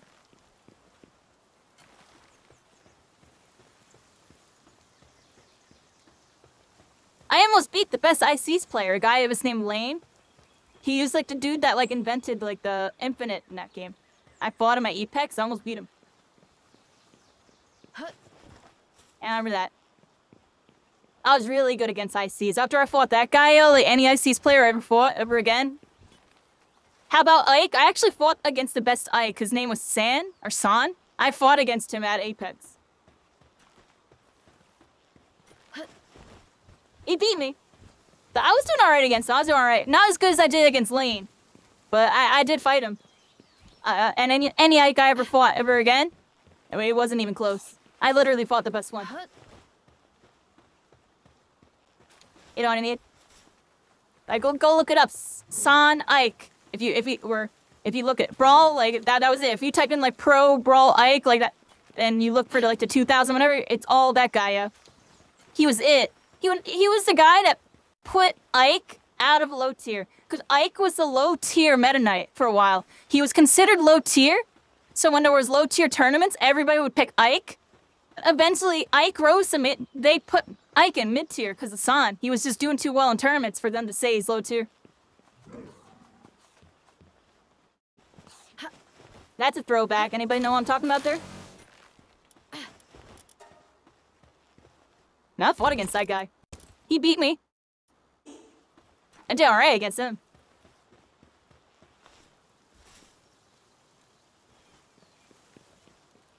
The only time I ever got really destroyed in Brawl was when I fought, like, Chibo Chia.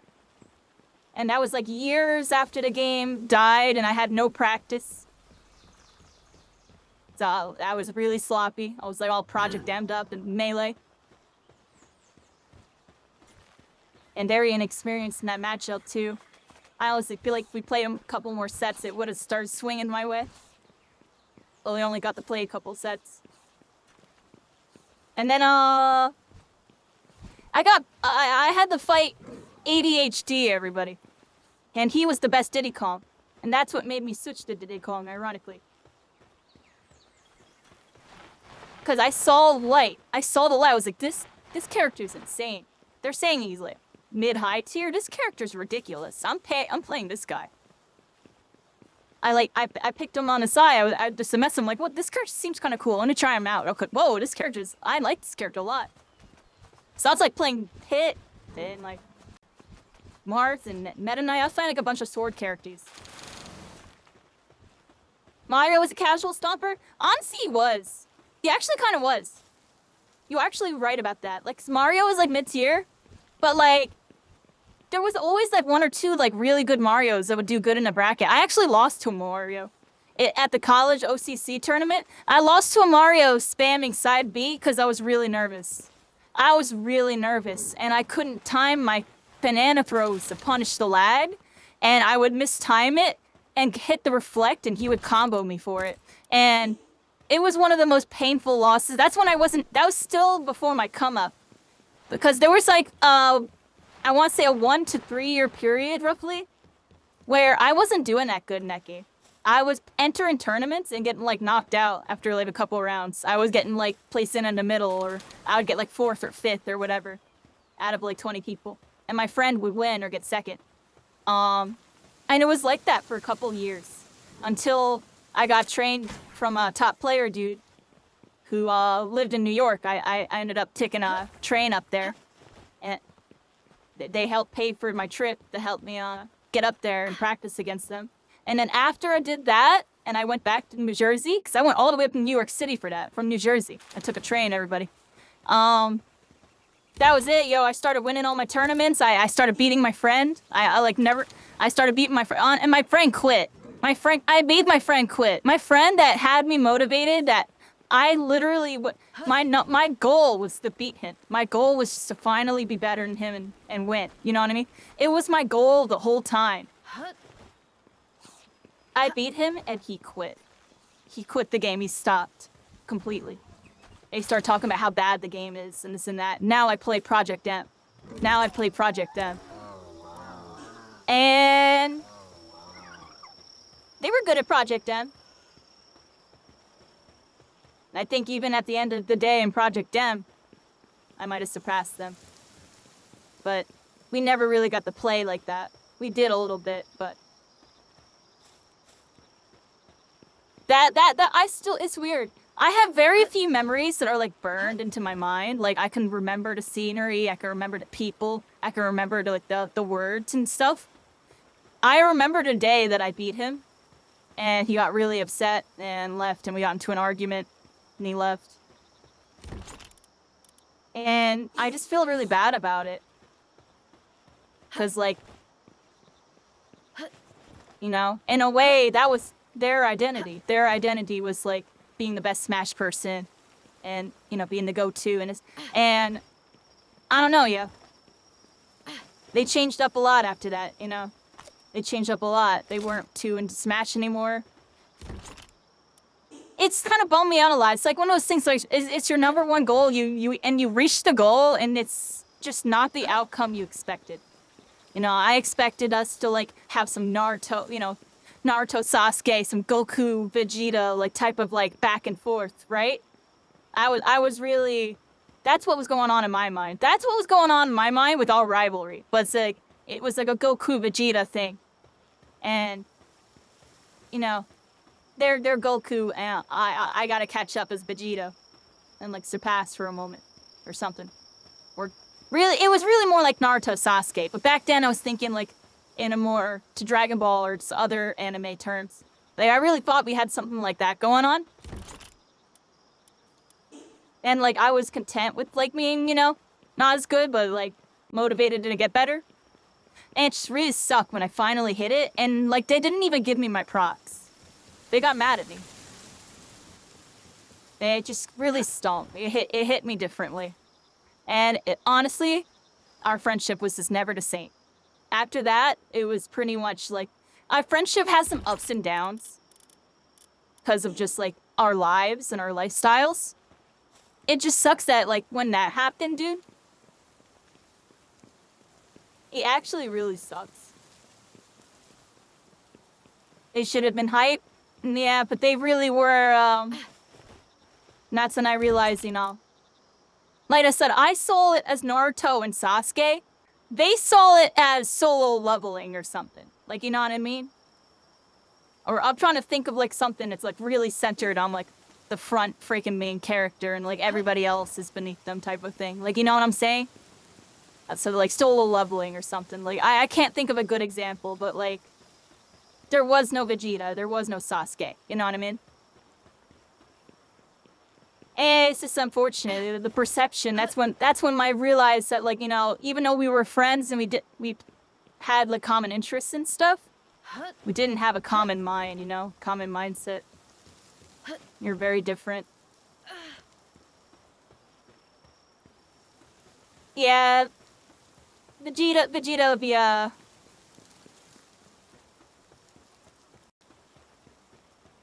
yeah, Vegeta be like on the up, and then Goku just takes the wheel for a moment. Naruto and Sasuke be pretty even. That's why I'd be saying those two. So they were pretty much dead even, right? At least once they start getting deep into it, right? Yeah, but that's my story with that. I've told that story a couple of times, I feel like, but like, it's like more perspective for y'all. It's just like, I've had some really, really close friends. I still have some that I'm really close with now. And it's just, I'm a lot more careful when I'm with them now, because I just don't want anything to go wrong. And I care too much to let something go wrong over a freaking video game.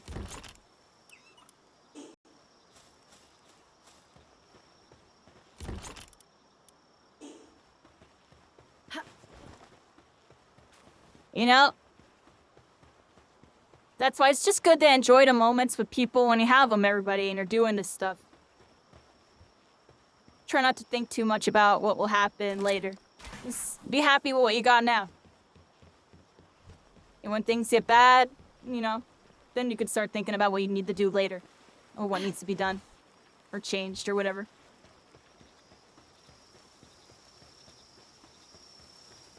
I don't know what the moral of my story was with all this, everybody. I hope you're all having a good one.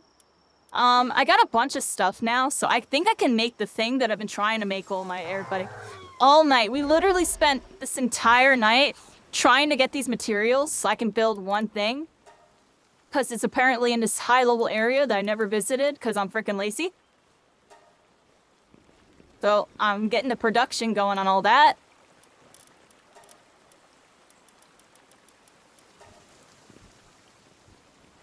Let's go over here. Do a couple things for my thing.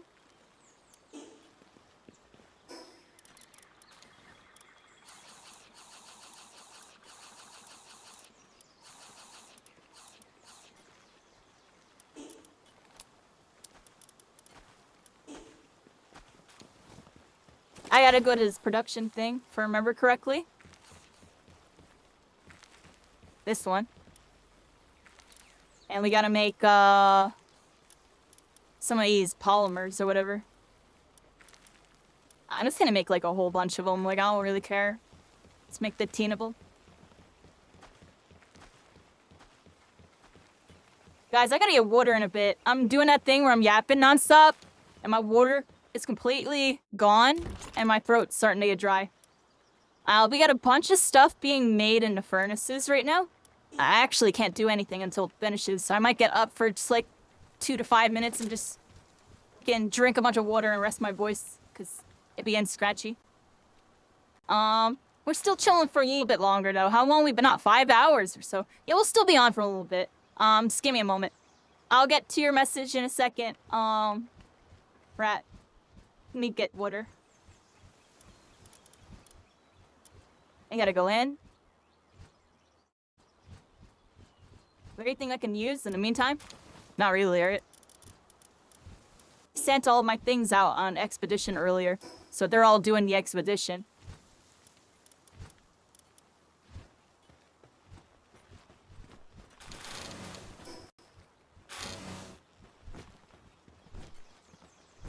What do I do, everybody? What do I do? Okay, I was making my hawk go in circles. Yeah, everybody, my base is looking really good. Look at all these materials. There's just like a billion of them here. Oh, let's scoop it up, everybody. Scoop it all up. Gimme, gimme, gimme. Gimme, gimme, gimme. Hey, better at that, everybody. Gimme, gimme, gimme. Give me all that. Okay. It's taking, like, no damage. I actually don't think I could fight that thing or enough. Maybe up here? Oh, nope, nope, nope.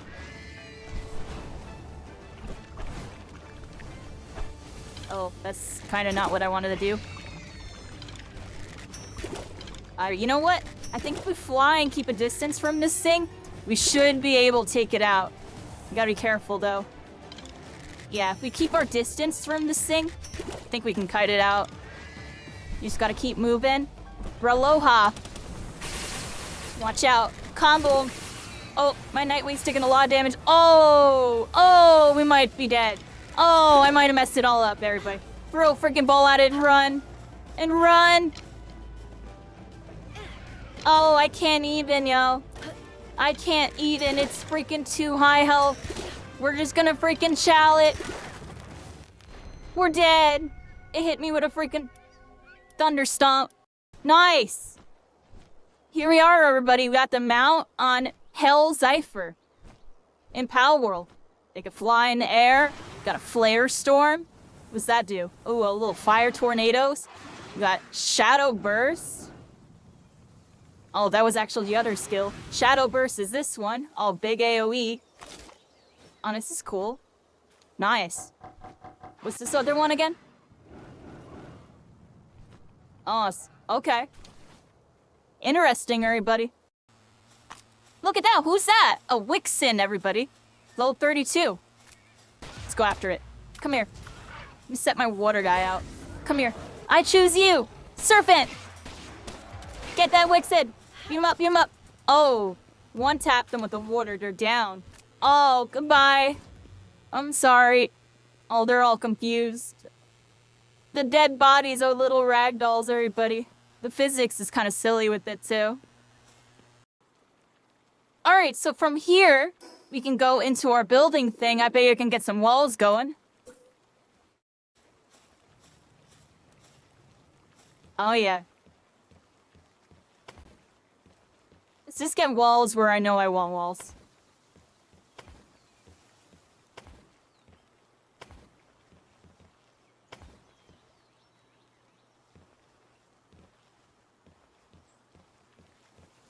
We'll figure something out for that later.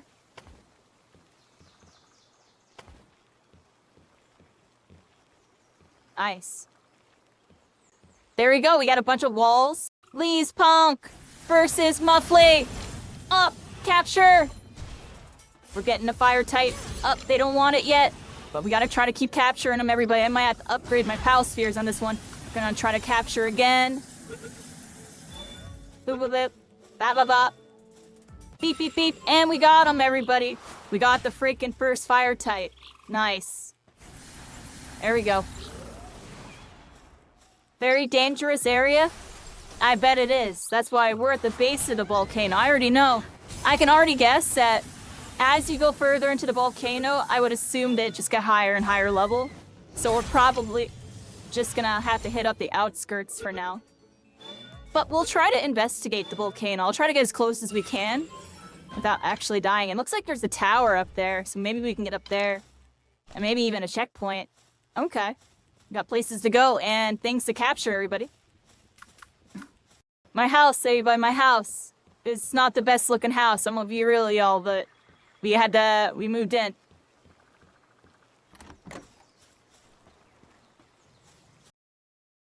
Yeah, everybody, we're back. Hello. A lot of fields. I've already gotten some deep fields, everybody. It's just I've been through a lot. You know, there's a lot of people that mean a lot to me that have all affected my life in one way or another. And I kind of just lightly talked about some of it. That just aren't in my life anymore at all. And some of them I don't think ever will be. And some of them I still think there's a chance, but it'll never be the same type of thing. It sucks. Well, life moves forward, everybody. Just remember the good. Try to forget about the bad. And, do what you can, work what you got, etc., etc. Right now, streaming and doing this with y'all.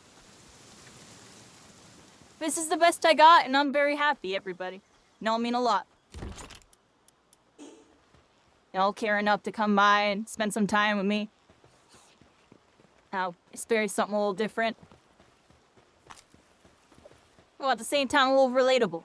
Is that I talk about I'm so different to everybody. At the same time, I'm kind of just like everybody. But maybe, the derpiest form.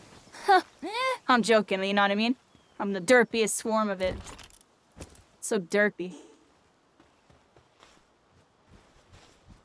I'm really excited, everybody. I think my stuff's done. Wish I...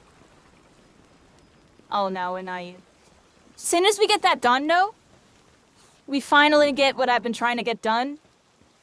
Done this session, everybody. And we can move on to the next part of the thing.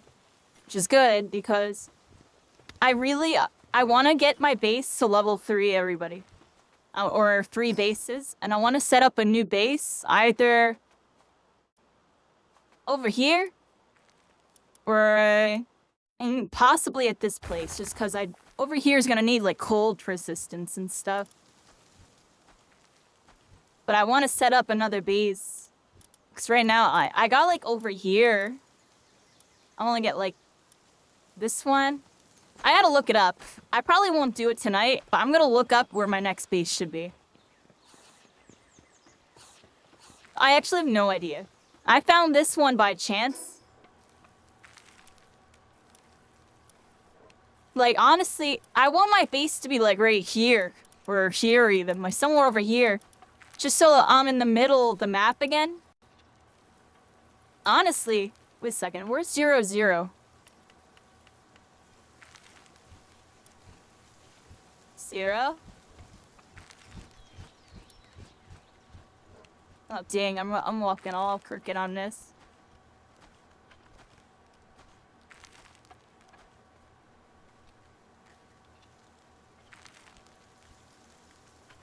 So 0, 0 is like right there somewhere. I'm not gonna freaking zoom in all the way on that.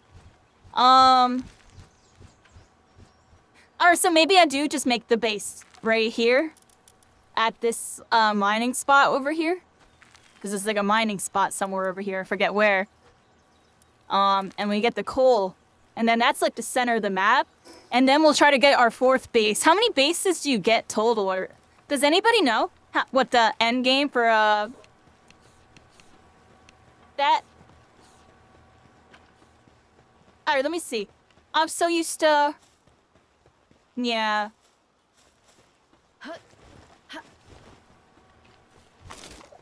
I don't think you're that. Then... Yeah.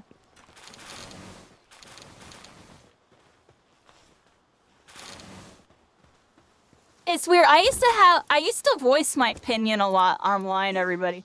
Like, I used to, like, be really, really vocal on, like, Facebook and, X and stuff.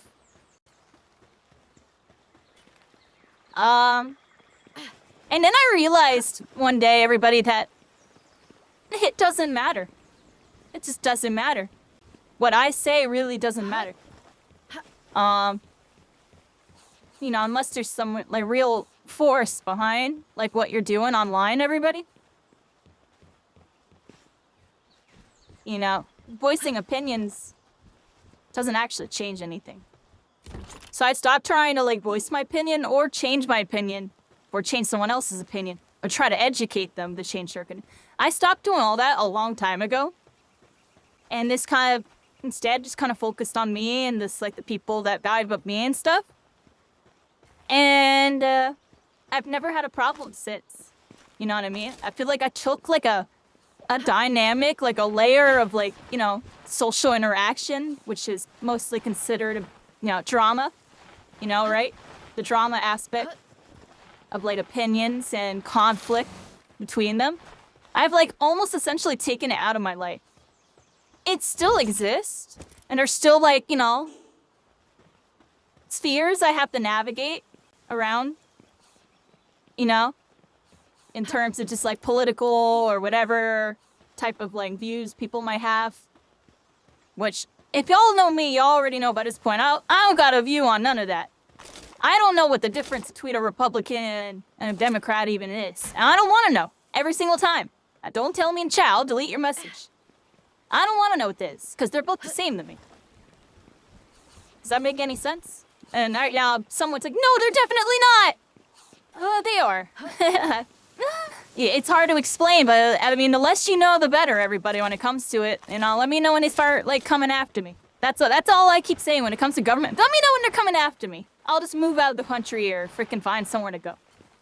Let me know when they're coming after me. Otherwise, I'm just not gonna worry about it. I have no power over that. Unless you're a rich, you know, extremely influential person, like, you know, a certain somebody that bought all of X, for example. Your word isn't really gonna do much. You're working at power when there's influence behind it. But even then, it can't ever truly change those that differ from you. That deter from that way of thinking, if that makes any sense. And that's just like a loose example that y'all get what I'm saying with, like, everything. So that's why I just took that whole element out of my life. Like, I won't have to worry about it anymore. And then, you know, when it comes to the video game stuff over here, y'all see I'm pretty decent when it comes to, like, my criticisms on stuff and stuff. I try to be really proper. I try not to highlight the negatives in anything. I've always been like that. I'll acknowledge it's there. I won't highlight it. I'll avoid talking about it if I can. You know? It's just better. You know? Why worry about something you can't change when you can just embrace what you have in front of you? And the answer to that is sometimes you can only do that to a certain degree before experience shifts. You know, it's like another loose example of, like, you know, I don't know, like My Year Ultra Rumble for me, for example. Like, I love the game, but there are certain factors that have made the experience not fun for me to play. That I wish could be changed. And, you know, my voice as a creator, I feel like it was heard to a point, but really wasn't when it comes to that developer. I swear, dude, they made some changes that I literally was, like, predicting. Like, I wish we can actually have a list and go through. Like, maybe one day I watch all my Ultra Rumble freaking VODs and I just freaking timestamp every time I predicted something. I really want to do that one day. Because I swear I predicted so much stuff, yo. I stopped playing it a while ago, honestly. Ultra Rumble. It's been a minute. Like, when we came off a hiatus for, like, 2 or 3 months or so, earlier this year for a little bit, but before that, it was a while. Like, I pretty much stopped playing after Season 4. I stopped playing actively after that, and then, like, played, like, a tiny bit in between that and, like, Season 13. And then I played for, like, you know, 2-3 months or so. Ultra Rumble? Maybe a little more. When it had its anniversary. And then I dipped out. I've been doing other stuff again. We're doing Deadlock for a while. Deadlock's kind of one of my things I'd be doing now. And we doing Palworld right now, because it's freaking Palworld. I want to do Gears of War also. It's something I kind of want to really do. But we'll see what happens. I wanted to do Halo, but I don't want the money for it. And honestly, I don't think I really need to stream it, everybody. Like, I was watching the streams a little bit, and like, it's the story mode and this and that. Oh no, I don't think I'll do a really good job at that. I think that's just something I freaking do on my own time.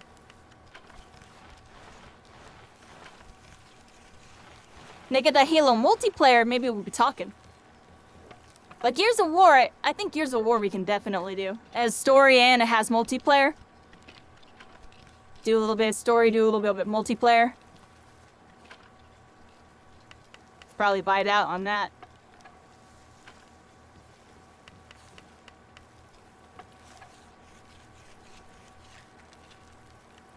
Let me see, Yoka. I feel like I missed something you said. At this point, you voice your opinion. Yeah. You're just like kind of hoping someday maybe it gets to the right person, right? And maybe it actually does do something type of thing. Otherwise, it just feels good to say it. And in a way, I used to be like that.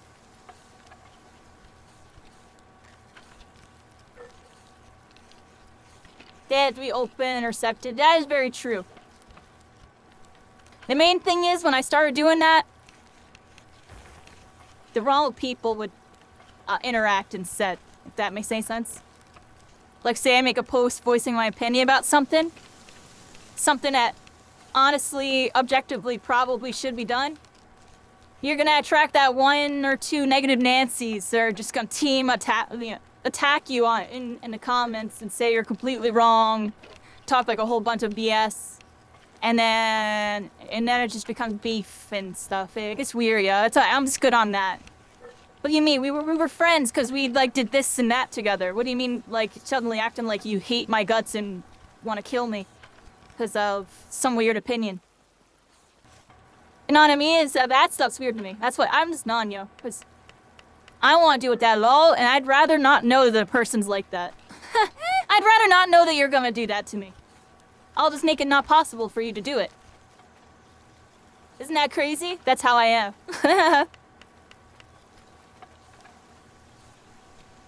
I'll just make it not possible for them to do it. They can't possibly talk crap about me in the comments over a ridiculous opinion if I just don't post my opinion. I'm joking, but I just really don't like confrontation, everybody. I don't want to argue with people. If I'm arguing with somebody, 99% tie the person's wrong. I'll be honest. And I'm not trying to say that from like an ego standpoint. It's just like I literally don't try to argue with people unless I know I'm absolutely right or have like the highest probability on a planet type of vibe of being right.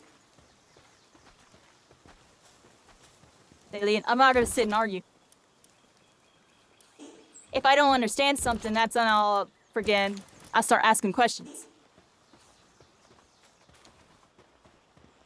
You know what I mean? I really don't try to argue with people. If it's something that's statistically proven, I will argue. Because I know I'm right. It's literally, I could pull up the information. When it's opinion-based stuff, I just don't even, I'm like, alright, whatever. There's pros and cons, just, half empty, half full. I can show them the half full as much as they want. They just want to talk about that half empty, dude. The half full don't mean nothing to them. You know what I mean? That's literally some arguments with people. You know what I mean? That's like, well, that's an interesting example, right? Have you all ever had that type of argument? You're talking all about the half full, they're talking all about the half empty. And whatever you're talking about, right? Whatever subject. Definitely had those, and those conversations feel pointless, dude. We ain't getting nowhere. I get it, you're looking at half empty. Here's the half full. Can you look at this? No, half empty's more important. Dog shit. I'm joking. I'm serious, right? That's what they're like. It's crazy. Anyway, sorry, I got a little flustered with myself thinking about those people. See, it pisses me off to think about these people, because it's like, people are actually like this, and it's just like, dang, dude. That makes me mad. Y'all being mad, I'm mad at you for being mad at me. Like, what? I'm joking, but you get what I'm saying?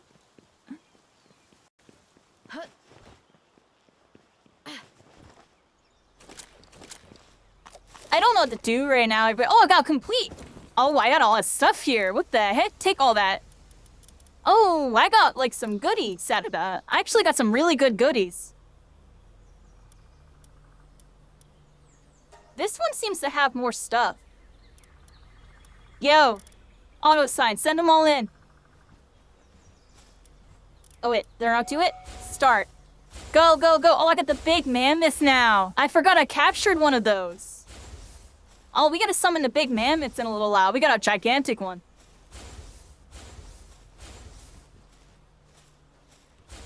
Alright, they're all going that way, everybody. They're all going that way.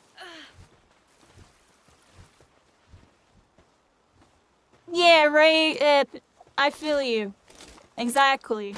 That's why I'm telling you, you avoid the entire situation by just not posting your opinion online. It's like being the bigger person, if that makes any sense. You ever heard that like expression, be the bigger person and just do this, right? Be the bigger person, do that. Just be the bigger person, just don't post your freaking opinion. I'm joking, but I'm actually serious. You don't have to show them your opinion. They might not even be worth showing it to. I'm joking, but I'm serious. Like, that's literally what's going on. Crazy, but it's reality, everybody. I'm telling you. That's the way I've been doing it, and it's been working out for me pretty well.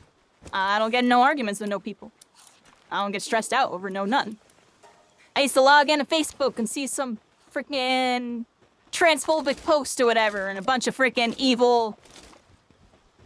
evildoers being evil, claiming that is evil. And then we got evil versus evil in the comments. They're all going in on each other. It's just like, dang, yeah. That's a random example, right? But there's like an example.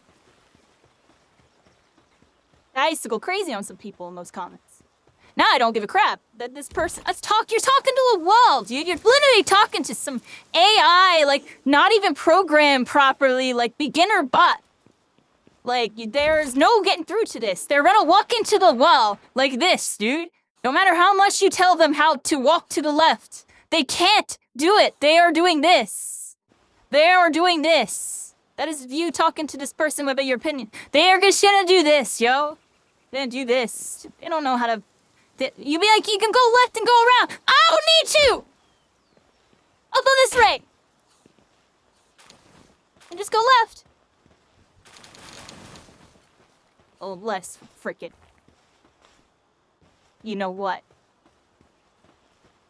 Get what I'm saying, everybody? The non-conflict approach, I'm telling you, yo. I've embraced it.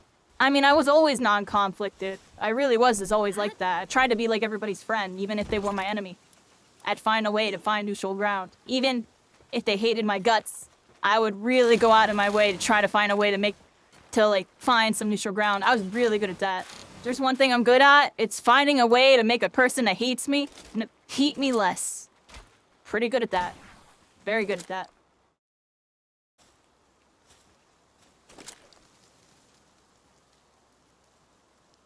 I'm joking. I only ran into a couple of rascals like that in my life. Just pure, like, hate in their heart. Like, there's just something wrong with them. I'm joking, but you know what I mean? Gotta walk on them eggshells a little bit, everybody. I don't like walking on eggshells, but sometimes gotta be done. Otherwise, might have to throw hands. You know what I'm saying? I'm joking. But yeah, what I'm saying, like, it might get like that. You gotta be careful. They might be like that, because they just that angry. So, joking, but there you go. Online discourse?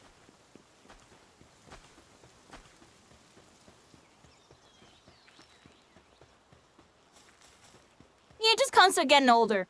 Like, I don't know how old you are. I'm just saying, as somebody in their 30s. I don't know, my whole vision's changed. The whole world is freaking been warped. Everything I thought was true is a lie. Almost. And then everything I thought that was a lie might have actually been true. I'm joking, but kind of. And, it just seems like the odds are always against me, and I'll leave it at that. That's my life. That's my life right now. I'm just like, whatever, yo. I really do think a lot of the people that are very successful on this platform are all cheating. If you understand what I'm talking about when I say that, you know what I'm talking about. You know, they've been on some beep and bop. Beep boop pop. I think a lot of them are on some beep boop pops. I'm like almost certain of it. And Twitch just lets it happen. And it's crazy because some of these people were cheating the whole time. I did some research on some stuff, everybody. Some of these people I looked up to, or should be looking up to as a streamer, right? They were cheating the whole time. There's only a couple of them that are legit. And even then, they're getting cheated by... They're all cheating. That's the crazy part, is they're all cheating. This is how much? How much of it is them? How much of it is the viewer supporting? It's kind of crazy. Y'all know what I'm talking about? I don't really want to talk about it. I'm not going to say the word, but you understand what I'm saying. It's big streamers with, I don't know, a couple hundred or 1,000 people in chat, but the chat's moving about as fast as it is right now for me. I'm joking, you get what I'm saying? Crazy. How would I get away with that? It's actually insane. They're live every single day. 4 to 10 hours or something. I'd have about the same amount of activity in my chat. Joking, but you get what I'm saying? Crazy, dude. Actually crazy to me. That's why I like this whole Twitch thing. I don't even know what I'm doing with it anymore. I'm just doing it because I like doing it. And we'll just see what happens. I don't give a crap. Maybe someday all of them will get hit, and then maybe that's my opening. Who knows? Who cares? Streaming, yeah, it's like... It's just been a roller coaster. Because like I already explained what it takes to be a community streamer for like a dedicated game. And those dedicated games, they gotta be like the A to S tier, and you gotta be deeply involved to get anything done. And then you got new games that you can kind of forge your path on. There's, you know, you can be part of the establishment. Because a lot of these bigger games, the S tier, you know, there's a lot of pre-establishment involved. All the people that are big now were big when the game came out. Or made their mark and were big ever since. You know what I mean? And it's very hard to make your mark when there isn't a lot of opportunities. In most of these games, there's very few opportunities that you really get nowadays to really get out there. Like, for example, you know, like... I'm trying to think of a good example. I guess a more recent example is like the Creator Cup with me, for example. It's like just because you're playing with whoever, right? Doesn't mean you're gonna immediately have their type of level success or that much traction coming in or something like that. Like, you know? Because from their point of view or just that viewer or whatever, you know, it's just another person, another creator. It's like kind of a mystery, right? Like, most people are just watching their people for their people nowadays. You know, you tune into your friend, and you really like to stream, and they're in a Discord call with a bunch of their friends. You don't even know who most of them are. Or maybe you're really there all the time to where you do know who some of them are and stuff. But you get what I'm saying? Like, stuff like that. Like, you know, people are tuning in for the creator. But that's a recent example. I'm trying to think of, like, a more further away or a better example, like a bigger example. But yeah. Just like the opportunities really are very small right now. Not a lot of opportunity. And like I said, I'm dead serious when I'm saying I think a lot of the people that are succeeding on this platform are cheating. And I'm almost certain of it. And I feel like something's going to happen with it soon. Or nothing's going to happen at all because Twitch is making bank off of it and it's all conspiracy. I'm joking, but I'm serious. You get what I'm saying? In regards to the ad revenue and cause of beat boops and bops. You get what I'm saying? And they could be just looking the other way. Because they're just making bank off these other corporates. Isn't it crazy to think about? I think that's what's happening now. I'm almost certain that's what's happening. And I know because I'm certain... Almost certain, like, I don't have a way to prove it. It's just I understand metrics and stuff. I'm certain it happened to me at one point. Actually, 2 to 3 times. Via somebody else doing it. Not me, obviously. It's just really obvious. And it happened specifically with a couple new game launches. which I have a weird suspicion that the developers actually endorse it. But this is all, what am I talking about? You'd have to really read between the lines. What am I talking about? Beep boop pops. Twitch. What's going on with it? It's clearly happening. No, I'm not stupid. But I'm here for the ride, everybody. I'm trying to do it legit. I've been legit. And I know we had some really big moments that were legit, which is what I really think about. Most of them were. Couple of them put under a magnifying glass on the whole category, not me, but the category itself, which I found very interesting. I'm not gonna name which games, everybody. It's just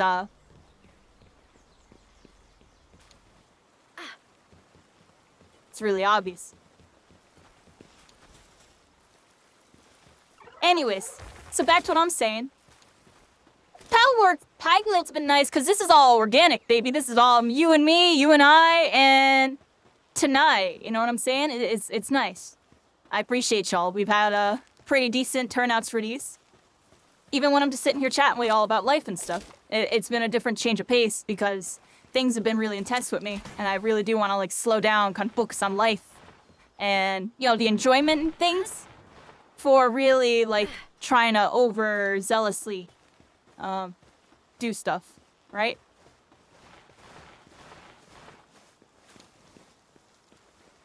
Yeah, it's only an issue. Yeah, that's the thing. They don't know what's happening. That's why I'm saying that, Mole Valley Rat. They don't know what's happening. How could they know? They don't actually watch. They don't actually understand. They think those people, they think it's all real. You know what I mean? That's the crazy illusion behind it all. It's all smoke screens and mirrors. And I have a feeling it's all gonna get exposed one day. It'll be very interesting when it does. And if it does, I think it'll benefit people like me. So maybe it does happen. I kind of want it to happen. Because it would give me a chance. Because I truly believe right now, I don't think it's possible to do anything without substantial support from a network, which I'm not part of any network, because I kind of just explained why. I don't know, too different from everybody. You know how many times I've been offered a sponsorship or to join a VTuber team or something? I always decline. Not here to freaking...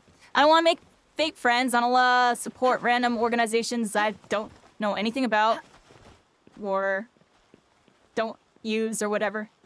It just sounds weird.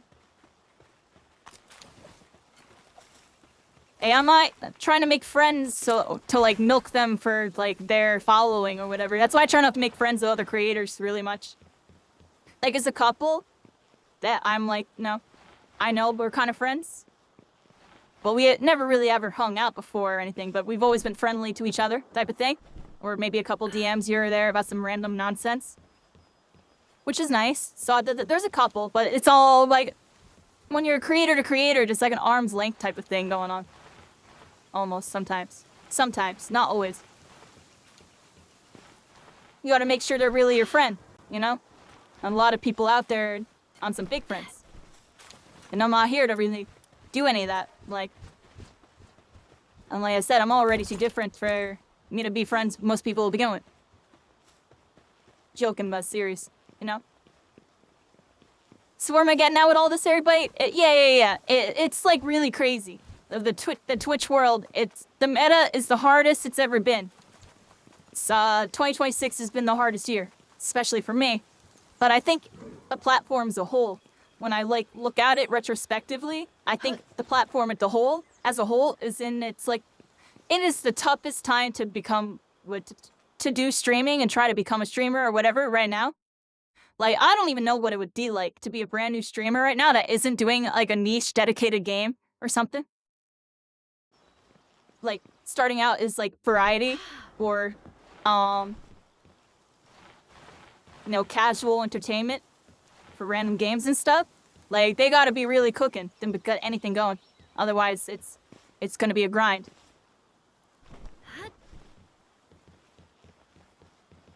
Content creation in general is brutal. It really is.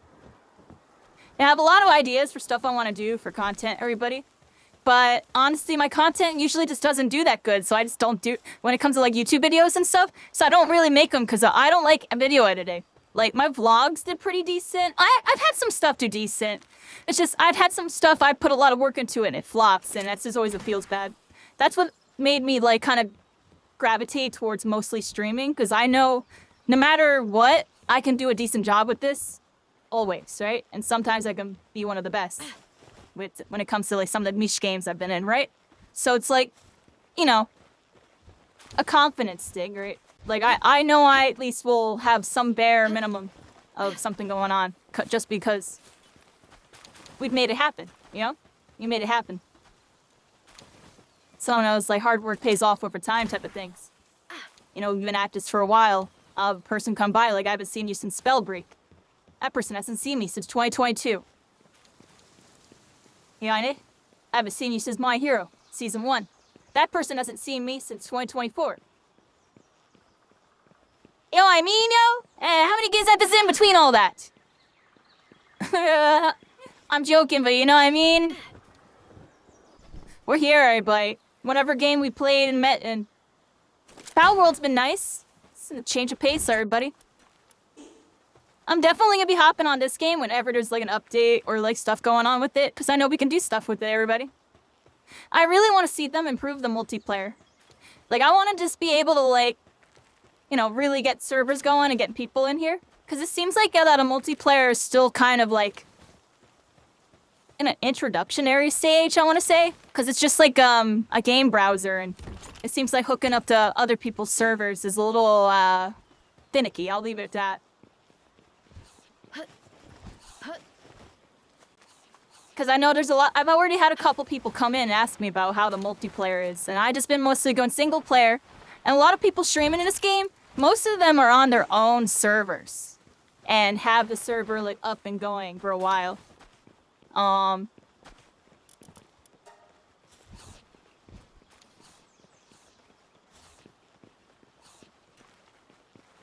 Yeah, that is very true, Husky. You know, I call it new game syndrome. That thing that you just described. It's basically when a game comes out nowadays, it will have like a peak from 2 weeks to 2 months, roughly, of like viewership and player count before having any type of reduction.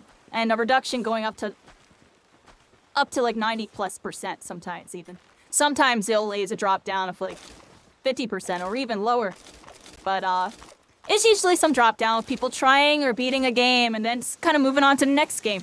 Since this is more single player focused with a little bit of multiplayer, you know, people that are really committed to the game are gonna have to do stuff with the community servers and stuff to really keep themselves entertained after they beat the whole end game.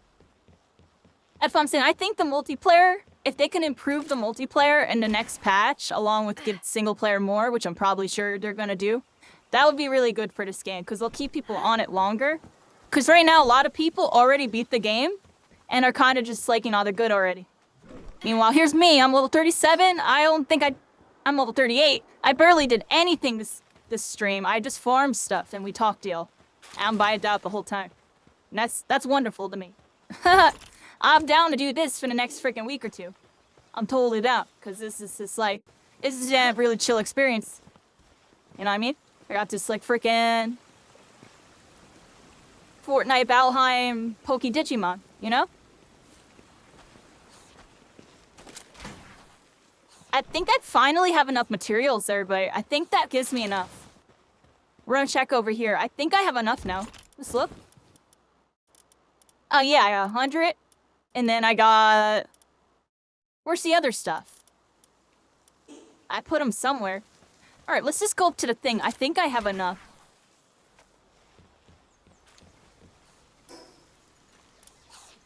No, I don't. I'm missing circuit boards. How do I make a circuit board again?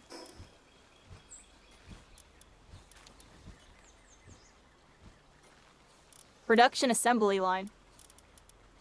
And I need to make 9 of them. I hear everybody?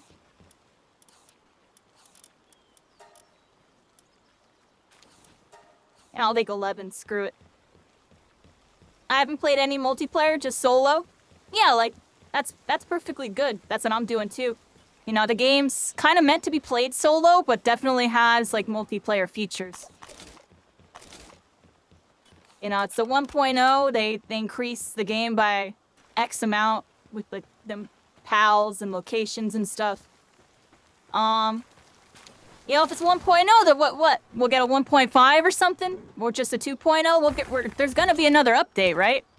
Whatever it is, I'm sure it's gonna pull a lot of people back onto the game, give people more stuff to do, and this game's gonna be a game that I think, you know, literally develops over time.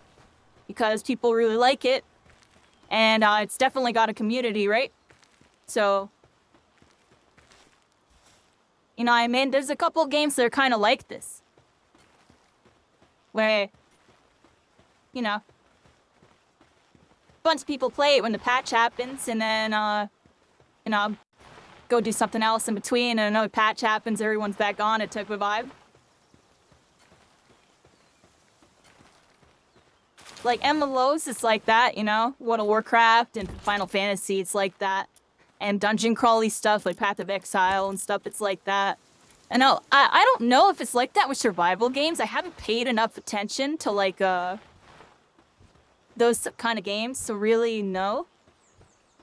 But I'm assuming it's like that with them too, right? Is it like that with them too? I'd assume so.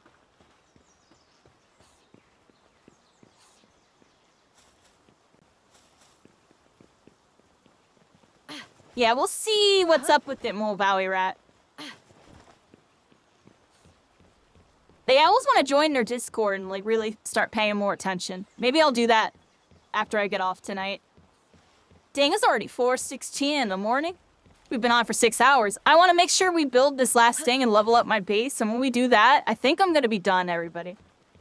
But we still got a little bit to go, because we got to get these circuit boards made. And we also need to, something else.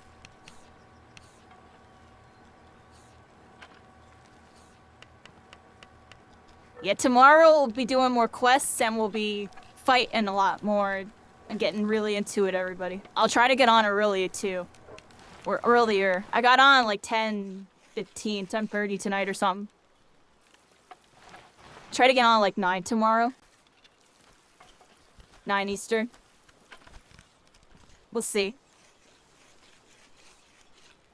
I just kind of planned for tonight to be like this. Like, I knew I was gonna do base stuff and chat with y'all. Try to get, like, some type of objective done. And honestly, it ended up taking a lot more time than I thought it would to get this one freaking thing done. But, no, I don't know, I'm dumb. Probably was an easier way to do it. Didn't notice. A lot of streamers stream it to the void. It do be kind of like that, Yoka. Even for me, at the tough points where I was getting the ball rolling, you know? I just had a strong niche and a dedicated game going on. That's what allowed me to build momentum and then sustain stuff. Type of thing. Like, you know, appreciate y'all. This is nice. I know I can hop on this or hop on, like, you know, a couple of different games and do pretty decent. We're not doing as good as we used to, I'll admit, but it's still pretty decent. I'm thankful for that, you know, and I'm sure things will get better. At the end of the day, like, it just comes down to how good are you at talking to yourself. I'll talking to others, if that makes any sense. I'm pretty good at talking to myself, so that's why, I don't think we're ever gonna necessarily be, really, out of the running for what we're doing over here, because I can sit and talk to the void, or I can load up a game that I know how to play and just get really hype and play, and I know people will show up. You know what I mean? It just works. But sometimes you have to do that into the void to get started. That's how some people get started. That's how I got started, kinda. I just did it into the void. The people came, and it's, like, kind of built over time, you know?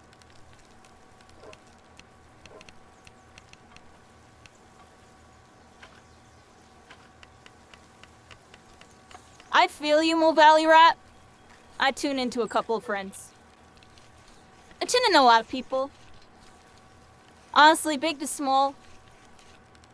I'm always kind of gauging what the world is like, or what the perspectives are on a game. That's just me, though. I always like seeing different perspectives.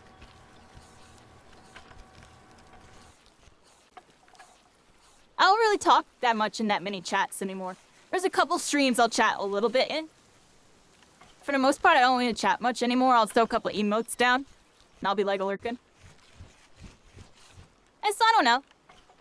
It's their stream. I'm not trying to make. Honestly, I'll go on someone's stream, and like they'll like immediately shout me out and stuff, and I feel really awkward. I'm a BMs. I feel awkward sometimes. Cause I just want to be there and hang out. Like you know, you're cool, and you're cool with me. You don't have to tell them I'm cool. It's okay. You don't have to tell them I'm cool. I appreciate that y'all want to tell them I'm cool. You don't have to tell them. You know, we can just be cool with each other. I'm joking, but that's my point of view on it. You know, I try to be humble about it. I'd be walking in some chats and some people, you know, back in the, no, it still kind of happens, but it was more so like last year and the year before that. I'd be popping in chats, people that getting all hyped on there. So usually I'll just lurk and not say anything. Cause there definitely have been some streams where like, you know, everything was going normal for them, and I like said one thing, and I swear they changed up like their whole demeanor. They changed up their whole demeanor like the second they saw that I was in the stream, you know? And it was cute. I'll leave it at that. I appreciate the attempt. You know what I mean? It's just like, dang, yo, you could have kept doing you, yo. You didn't need that change up at all, yo. You didn't need to change up at all. Why are you to change the vibe? I'm here to vibe.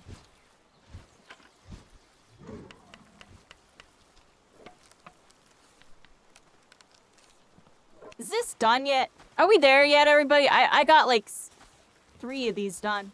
I wish I had more pals doing this. You know what? We're being dumb, everybody. Let's make our pals do this. Hello, how do I like 1.0? I like it. It's pretty cool. Oh, look, they're all doing happy relurk.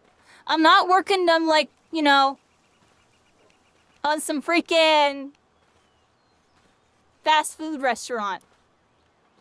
I'm working them like they working at like a nice happy like freaking salon or something with a bunch of cushions and they have to sit on them.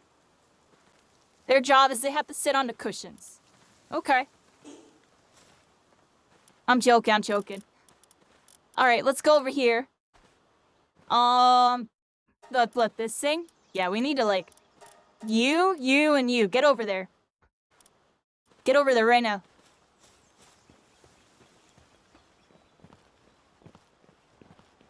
Braids can. They definitely can. They definitely can. That's why I try to keep it brief, yo. Mine. I really try to keep it brief. And that's why I have all the commands, yo. I think you like that, right? You like that I keep it brief and I got all the commands and then just let people read. Here's a shout out to them, here's everything about me, and here we are doing this. Or that's what I do almost every time, right? Unless I like really know the person, things are really hyping. But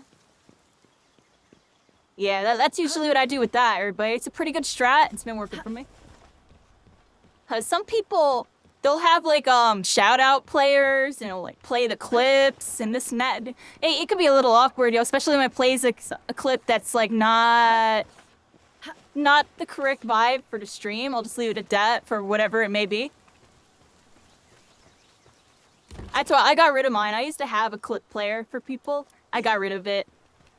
It would just it's just a little weird.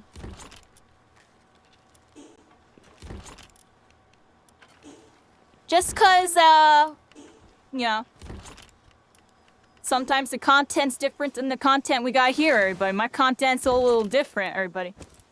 I definitely got some open-minded folks over here that don't just look at me and immediately think some weird crazy shit. It's crazy stuff, everybody. I'm joking, but you know what I mean? And then, yeah, things are good.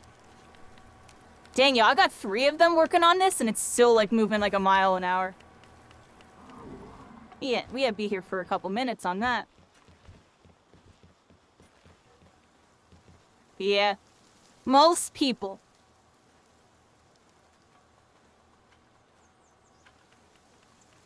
Luckily, I'm not like most people, everybody.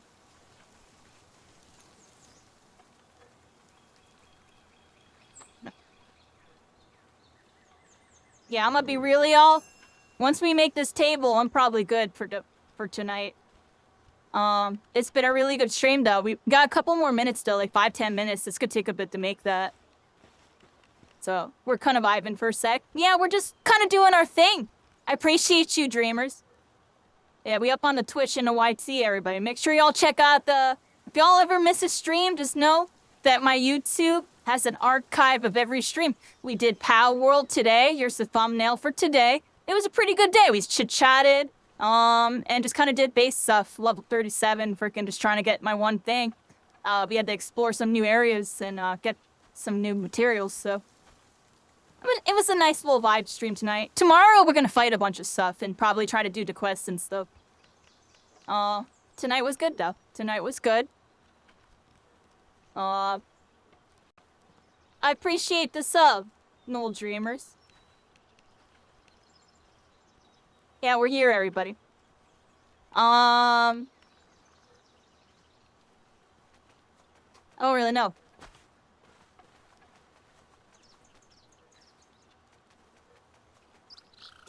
Do.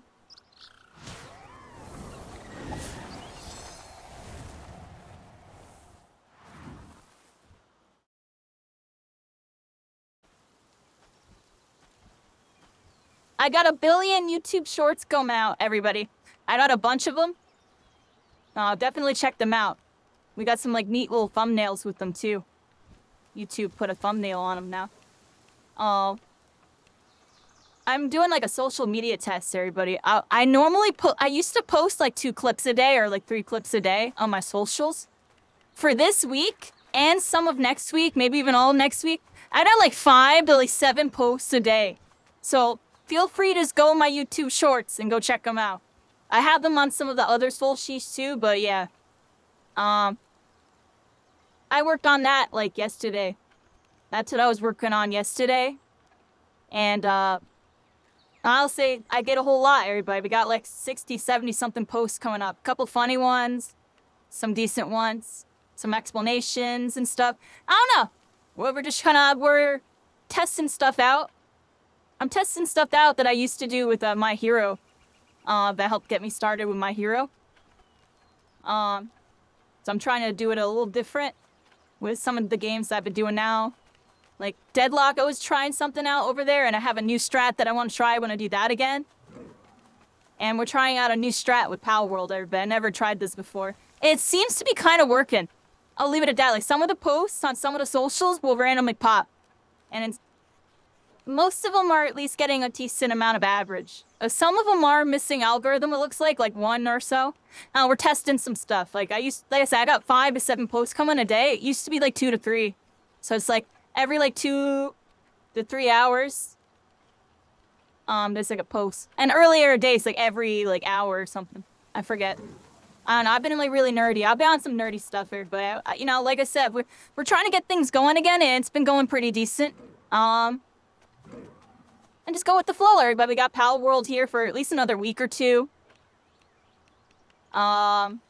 Before we like get to do some other stuff. But I think I'll still hop on Palworld every once in a while. I don't know. We'll just figure it out, everybody. It's been nice, though. Thank you so much, Yoka. Thank you so much. You have a good night. Yeah. We're pretty much almost done anyways. We really are towards the end of the stream, everybody. Like, I'm honestly kind of out of energy. It's why I got us on this screen for a sec. And we're just kind of chilling. I just kind of want this production thing to get done. We're going to make our bench and we'll be out.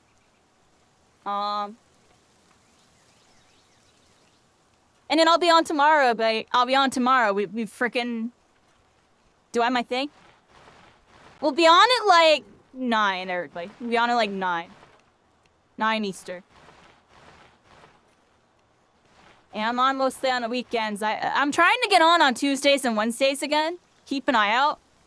We tried them out this week. The one stream didn't go too good, but the other one was pretty decent. I mean, I'm trying to get active again, everybody. I haven't really been streaming as much, and you know, I kind of talked about it tonight. It's been a tough year. It's been a tough year. And this thing I've been doing with Palworld's it's been a really nice and chill little break from, just everything in general, everybody. Me not knowing what day it is? I believe today is Friday, well, now it's Saturday, actually. Yeah. It was a good night, everybody. We'll be frickin' back tomorrow.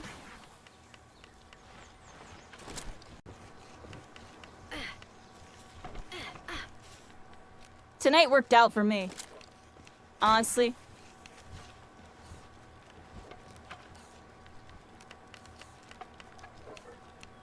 We're almost done, everybody. How many of these do I have?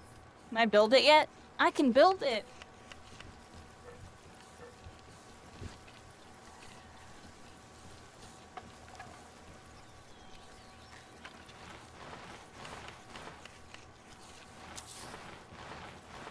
I'll just make it there. Screw it.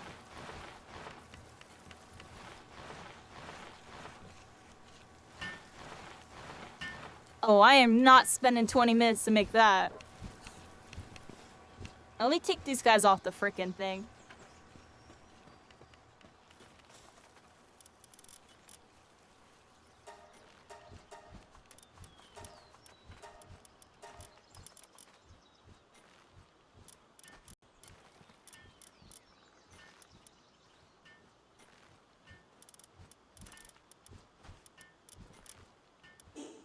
Oh, baby kitty's here. He's giving me the signal, everybody.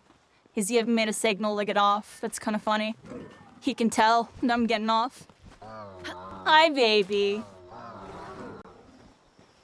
It's my baby. You want food? You want to go sleep sound? Yeah, he's giving me the look, everybody. Y'all want to see him? Let's get a baby kitty in before the end of the night, everybody. Baby! Show them. Come here. Show us. Baby! Oh, there he is. Baby! You want me to get off the game? He's like, Mommy, please. I want to go lay down. I want you to feed me before I go lay down. Oh, his little paws, everybody. His little paws. His little feet. Baby! That's my baby. Tell them how cute you are. He's cute, everybody. Alright, I gotta take care of my cat, everybody. I appreciate y'all. I'm probably dipping out, everybody. I got the thing building, and I'm just too lazy to wait for it. That face, yeah.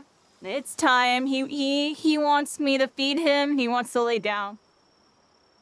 So I gotta go do that. I'm gonna dip out, everybody. I'll send this over to somebody. Oh my gosh, I opened Spellbreak and forgot and never closed it, everybody. It's kind of funny. Because we were talking about it, I was gonna show y'all something there. Completely forgot. Alright, let's close that, close this, open this. Close all that.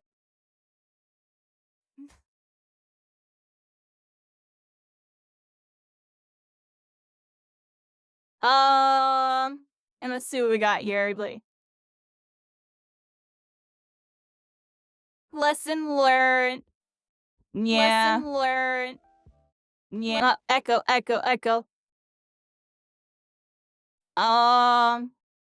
Opened up freaking Twitch.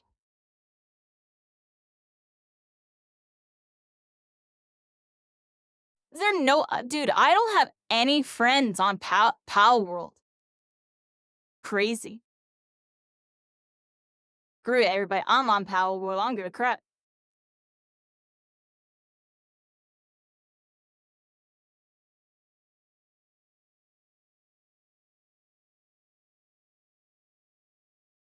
I don't know who to raid.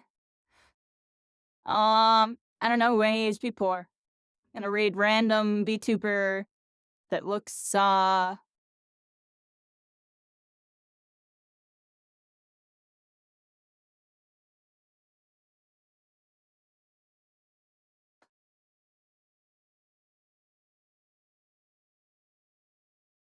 Here, this person is an official Palworld creator. There's a creator program for this game?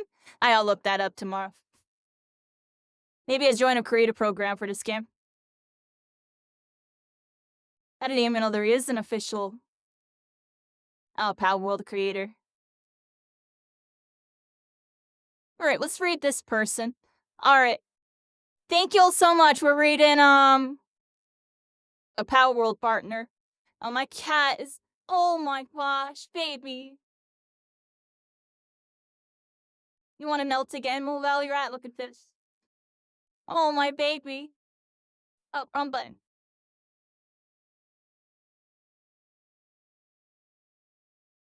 Oh. Hi, baby. Well, I'm giving that wire a little hug, because you know it has bombed me. Well, it unplugged or something. Baby. Where he is. Baby. The baby. Hi. And he's up. Oh my gosh, he's tired. And stretchy. Yeah, he's laying all over the keyboard.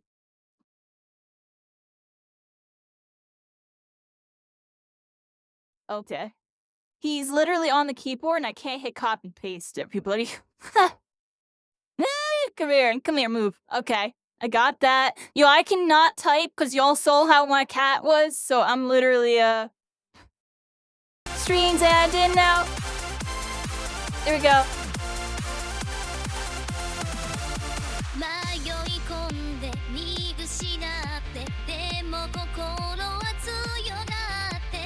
Thank y'all.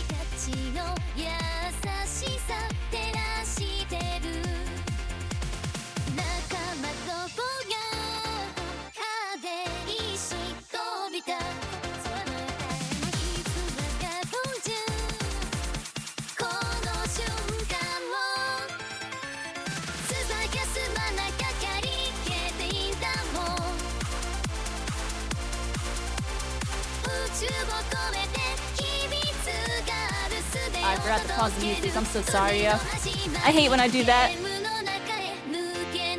Have a good night, everybody. Thank y'all so much for tuning in. We're gonna raid this person, Mythic Duo. They're Palworld creator. So let's see what they got going on. I'm freaking out of here, everybody. Good night. Oh, and shouts to the subscriptions, Dragon Master, Kachan with the bits, and someone with the follow. My brain's fried, everybody. Retro? I don't even know. Good night, everybody.